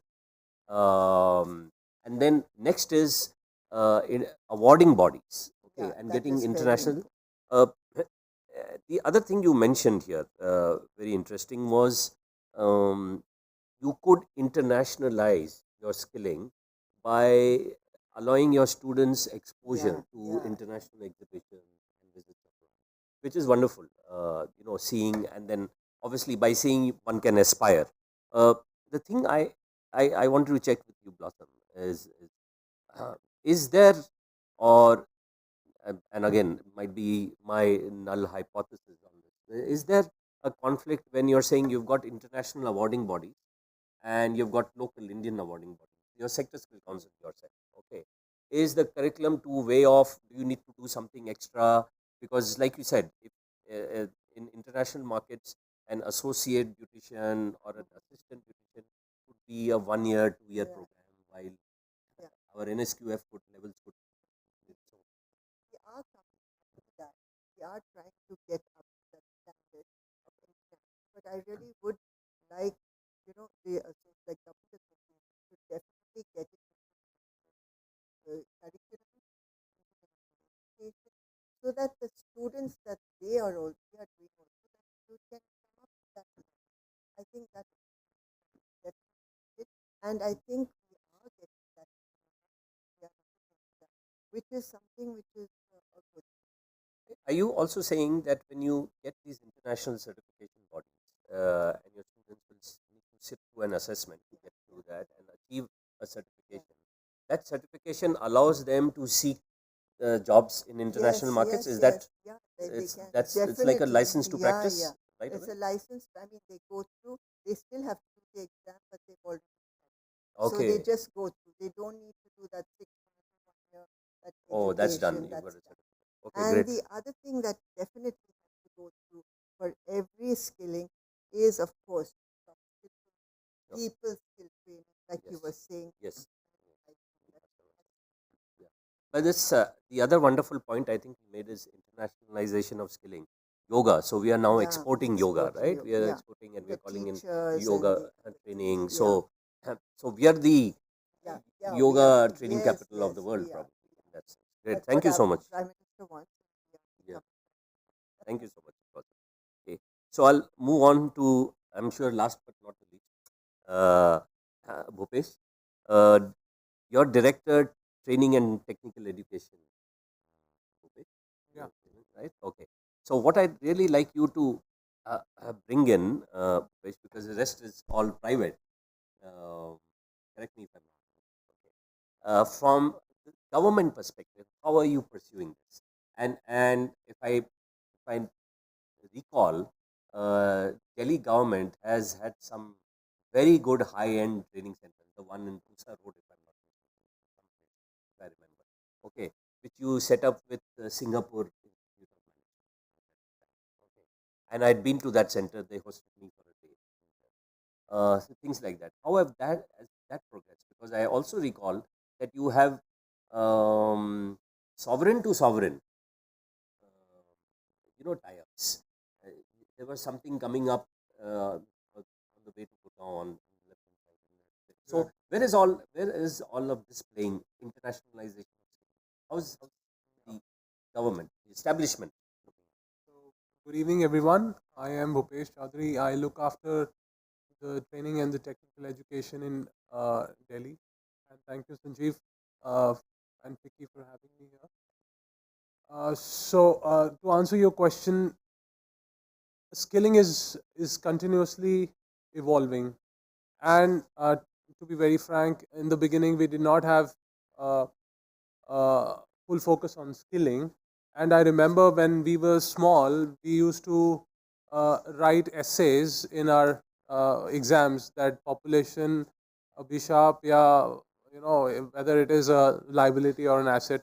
So we were struggling with that question, and today is that at least we have found an answer that yes, if we are able to skill them, we can reap this demographic dividend in a better way, and we can not only reap it, we can just leverage it across the world. So that is the thought behind the new education policy, which was released in 2020, and where vocational training was made an inherent part of. So vocational training was made an inherent part of education. Basically, if you look at the world, the education, how the technical education is divided, there are two major thought process. There are two major threads to it. One is the Germanic, and second is, I would say, the Anglo-Saxon model. And after evaluating both the models, we have gone with the Anglo-Saxon model. And the Germanic model, which has been the center, which has been the propeller for the German economy, before, after the first industrialization, first, second industrialization, and of course after the first and the Second World War. So there are both pros and cons, and after evaluating which was Anglo-Saxon one, and Anglo-Saxon one basically puts focus. It is a system which has been planted by the adopting countries. So it is something which has been, the blueprint has been the same, but it has been planted and reconfigured. So that is what we have done, and NSDC has been formed, and various in the NSDC, we have the core of the problem was that we have to standardize the skills, we have to standardize the certifications, the accreditations, and the curriculum, and bring it to the industry level, bridge the gap between what is expected from the finished product and what we are actually sending into the market. That gap has to be bridged, and that could only be done, it was realized, with the industry participation. So that was the logic, that was the reason behind having industry in the course curricula in the design phase, as well as these sector skill councils were also formed as a part of this, who were going to evaluate the skills that were being imparted by the delivery institutions under this. So as you rightly said, both the things are separate, both the things are different, that the internationalization of the skilling and the skilling for international market, both look very different, but I would say in the end both converge to the same place, because in the end it's a global and interconnected economy.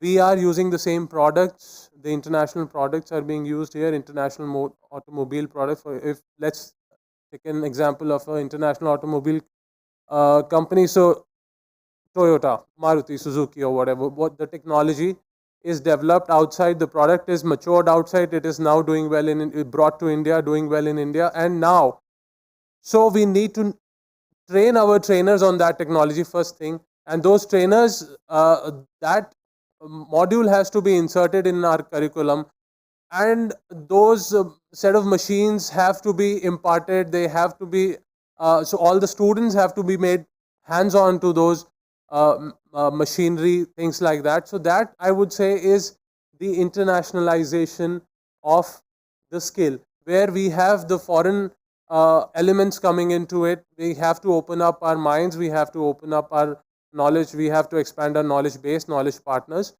and the delivery, of course, has to be with the online content. It has opened up even further.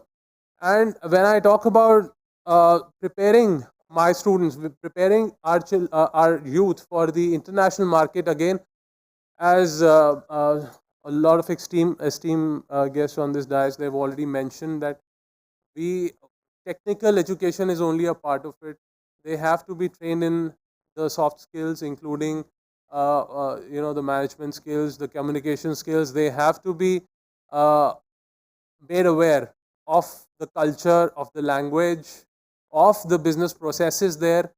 So in the end, this would only help us address the global demand for a skilled worker. So we are addressing, in an open market, it is just it only remains a game of demand and supply. There is a big demand, and we should be able to supply, because we have a lot of human resources, human capital. We should be able to supply, if we train them well, into the global market. So that's what my thoughts are. Yeah, thank you, Bhupesh.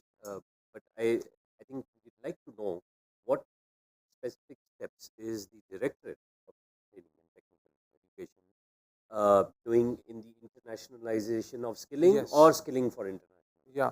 What So are you we guys have in specifically- Delhi, so we have around 19 ITIs that we are running, and since the time I have landed here, my focus has been to ensure that all the trades, that whatever we are running in all the ITIs, they should have some industry partners with them. So we are making sure that all of the trades, we are covering 100% of trades with the industry partners, with the sector skill councils, and they are able to do some training of teacher modules also with them. And with the current policy, we have to invest every student has to give 150 hours for apprenticeship for the on-job training. So if we have some industry partnerships, which we are trying to ensure, so these students will get a hands-on experience OJT, which can help them in further getting placed in the industry. That is number one. Number two is that we are constantly reviewing our curricula to ensure that it is as per the national standards which are set by NSDC and NSQF. And as well, if there are some private partners who are willing to contribute into the curriculum by way of special module, special classes, or they can say, ki, okay, I'll have this 10-hour lecture or a 10-day module for Samsung products. So things like that. So we are open to that. We have had already multiple partnerships with many companies. In fact, in automotive, we are having one of the biggest. In fact, in automotive, I would say the Delhi ITIs are doing very well. They are number one, would be in the country. Yes. So there is TVS, there is Tata Motors, there is Mahindra, there is Maruti, Suzuki. Everybody, in fact, we already Mahindra and Suzuki, they have already invested for EV vehicle trainings in our ITIs, looking at the the future the demand that is going to come by. Very nice. So you're saying you're doing internationalization. You're achieving that through partnerships Yes. with OEMs and sectors. That's great. So we've got 15 minutes left. We've got sharp hard stop at 6:30 when you guys will proceed to dinner. So I'll throw it open to questions unless someone wants to make anyone from the panel any additional comments, or we'll take it up. Questions, please introduce yourself and please direct your questions to someone specific here on the panel. Thank you. Yes, please, sir. I was Secretary of Animal Husbandry in Haryana, and we visited this milk highway, I-20 in USA. And they had about hundreds of farms which have closed, and they were wanting workers from India.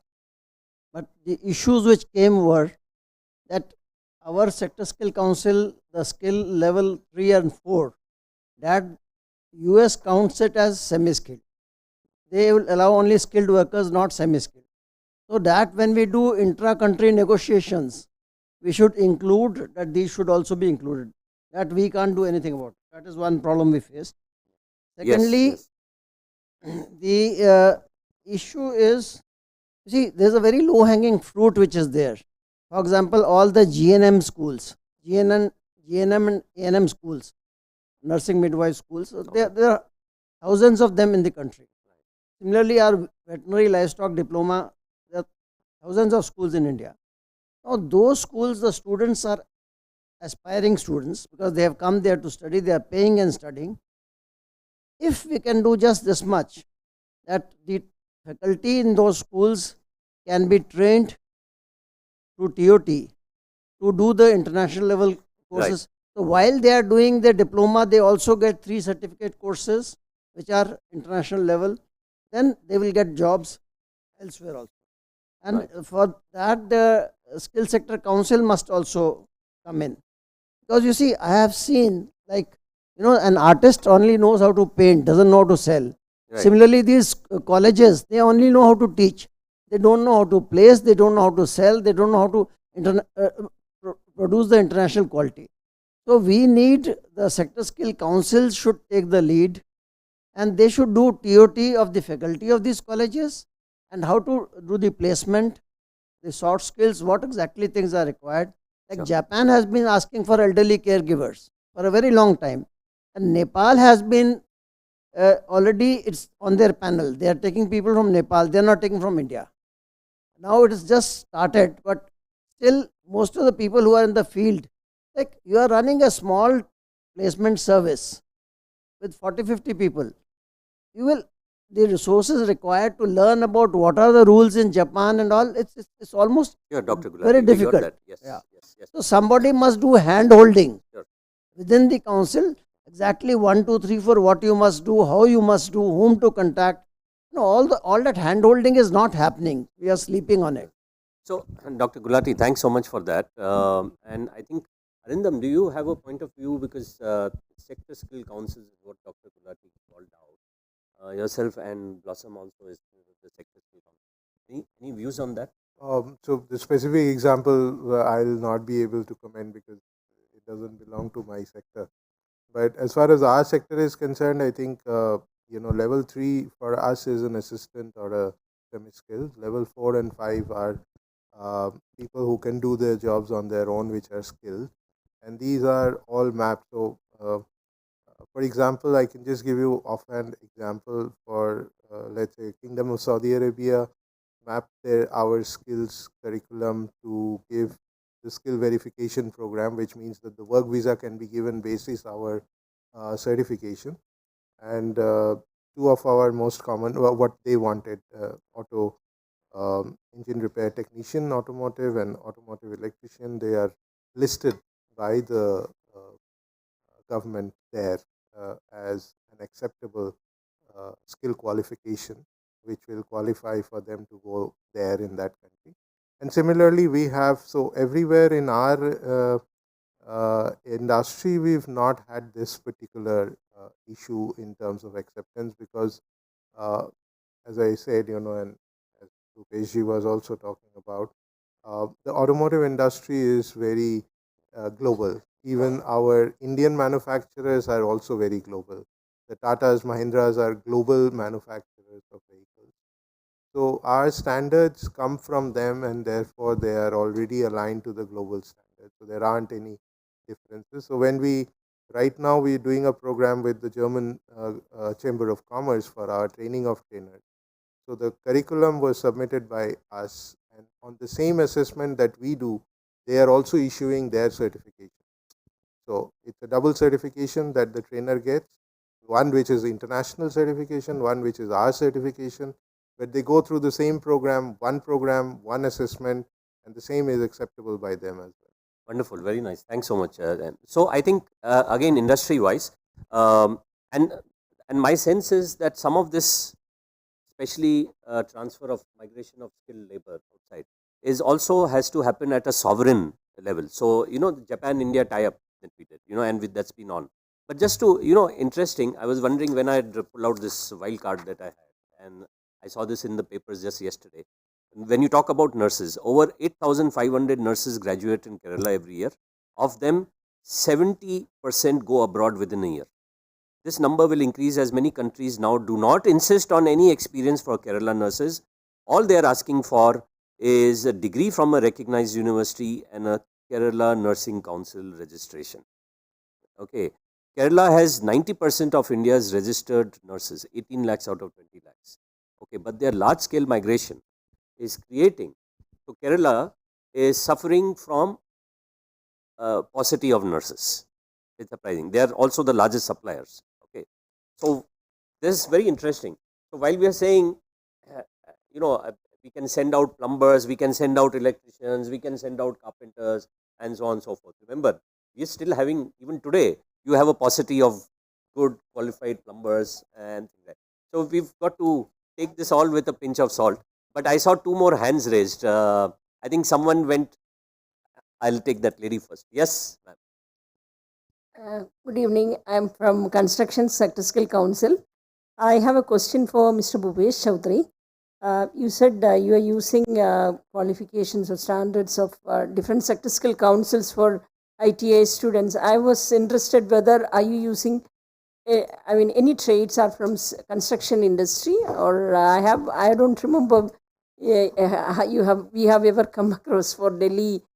We would be very much interested if you have any construction courses, and then definitely we would like to help. And another one is for Dr. Nanda.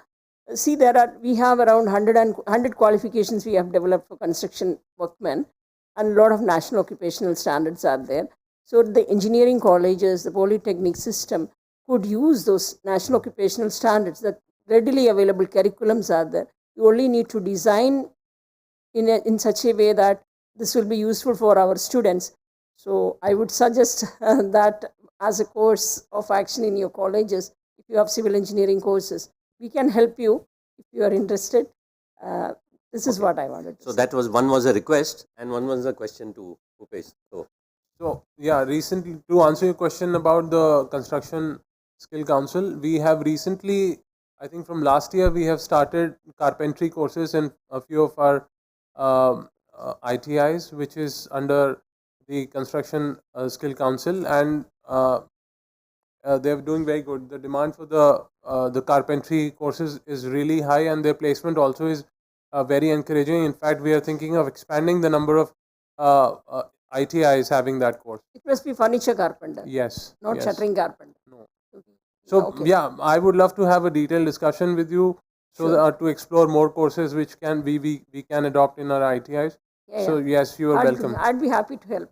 You're welcome. Great, very nice. Good.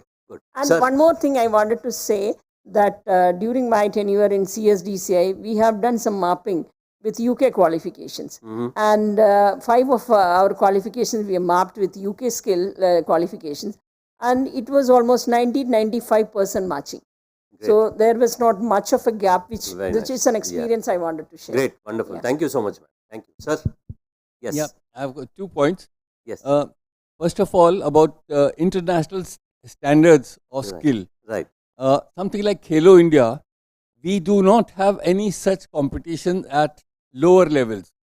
Like the first time I heard about the skill competition was at Kazan when I got in contact with the FICCI only. Before that, I was not aware. And I personally feel it is the same thing all over. The standard would not improve unless we start having these competitions at various places of all types. Yes. That's one. Yes. Yes. So I do not know how, because last time the China one got cancelled, but I believe another one happened recently in different countries. I think it happened in Kazakhstan. Or something. No, we started with Switzerland with prototype modeling. So India has got the bronze in that. So within India, we've not been having any such competition at a larger scale. So just to correct you, to correct you also that the sectorally, as far as automotive is concerned, we have skill programs which is done by all our major OEM vehicle manufacturers. Their skill competitions, they're done under different names. And also to tell you, one of the programs that we are very proud to be associated with is a program that we do jointly with Castrol. It's called Castrol Super Mechanic.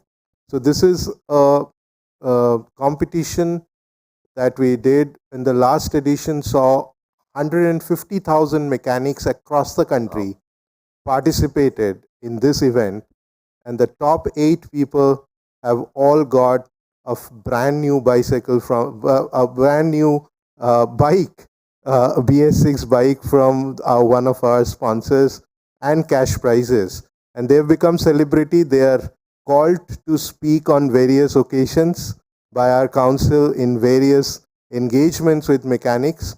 And you can imagine roadside mechanics getting that kind of a recognition and, kind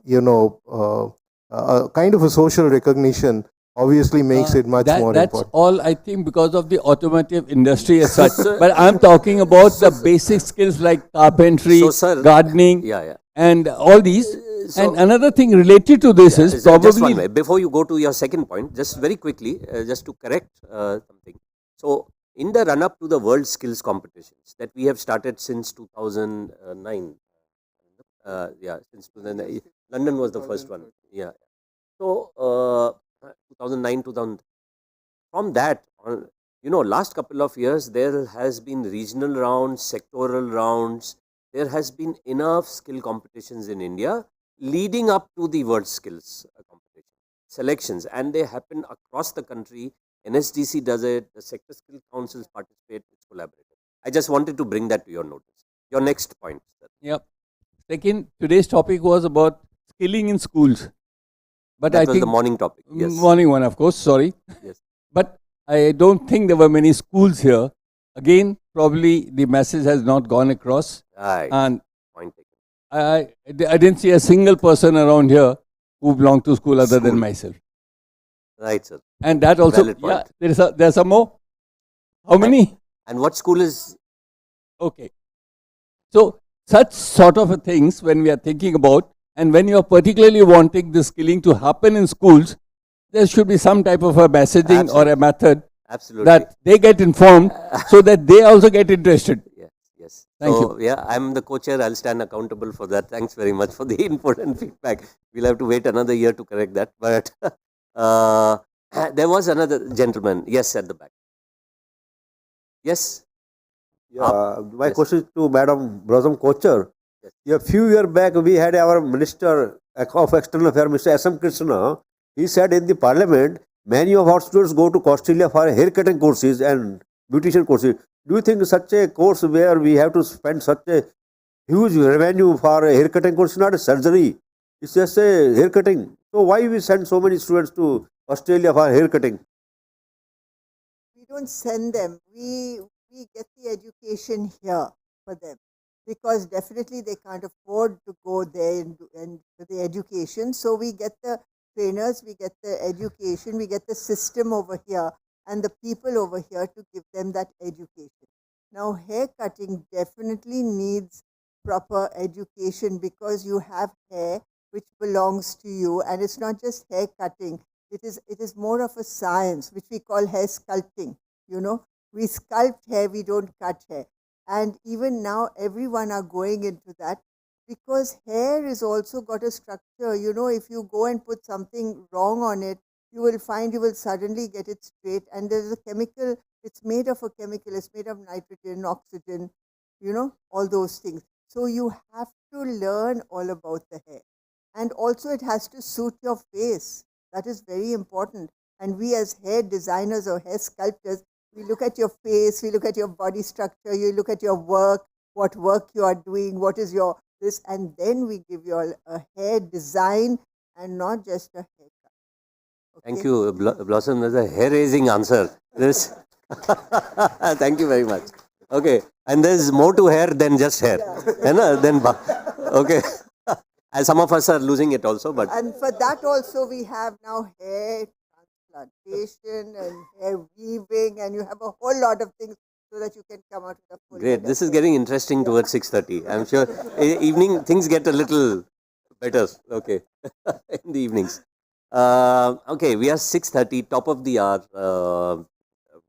We can close unless there is one last question, penultimate or ultimate question. Anyone wants to go? Any one question? I'm provoking. I'm saying I don't want to be the guy to close on time. So yes, yes. Harsha, Get your right? inputs. Yes. I would like to get your inputs because we are Vishal Learning Solutions. We come from Hyderabad. We're into vocational content development into vocational space, especially the ITIs. So in our research in Telangana, especially in Telangana, I'm sure it's the same situation across the country as well. What we noticed is the students who register, they will go do gig jobs. They don't even show up to the colleges most of the time, especially if it's a private college. Government, somehow they still try to come to school.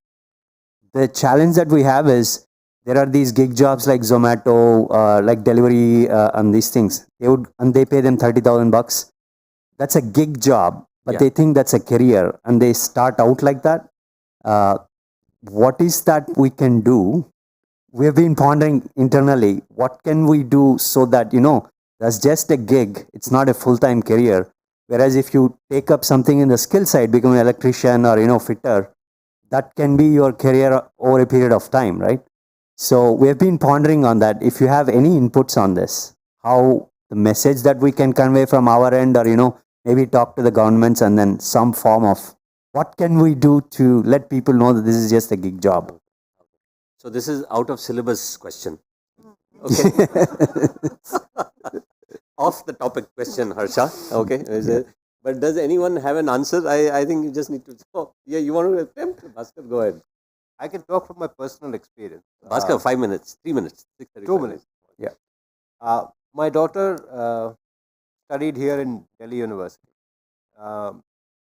She took up a job for the last 2 years during the pandemic with Teach for India, where you have to go to a municipal school and be their mentor and guide for 2 years. She refused to do her postgraduate online. She wanted to do it in classroom. Fine.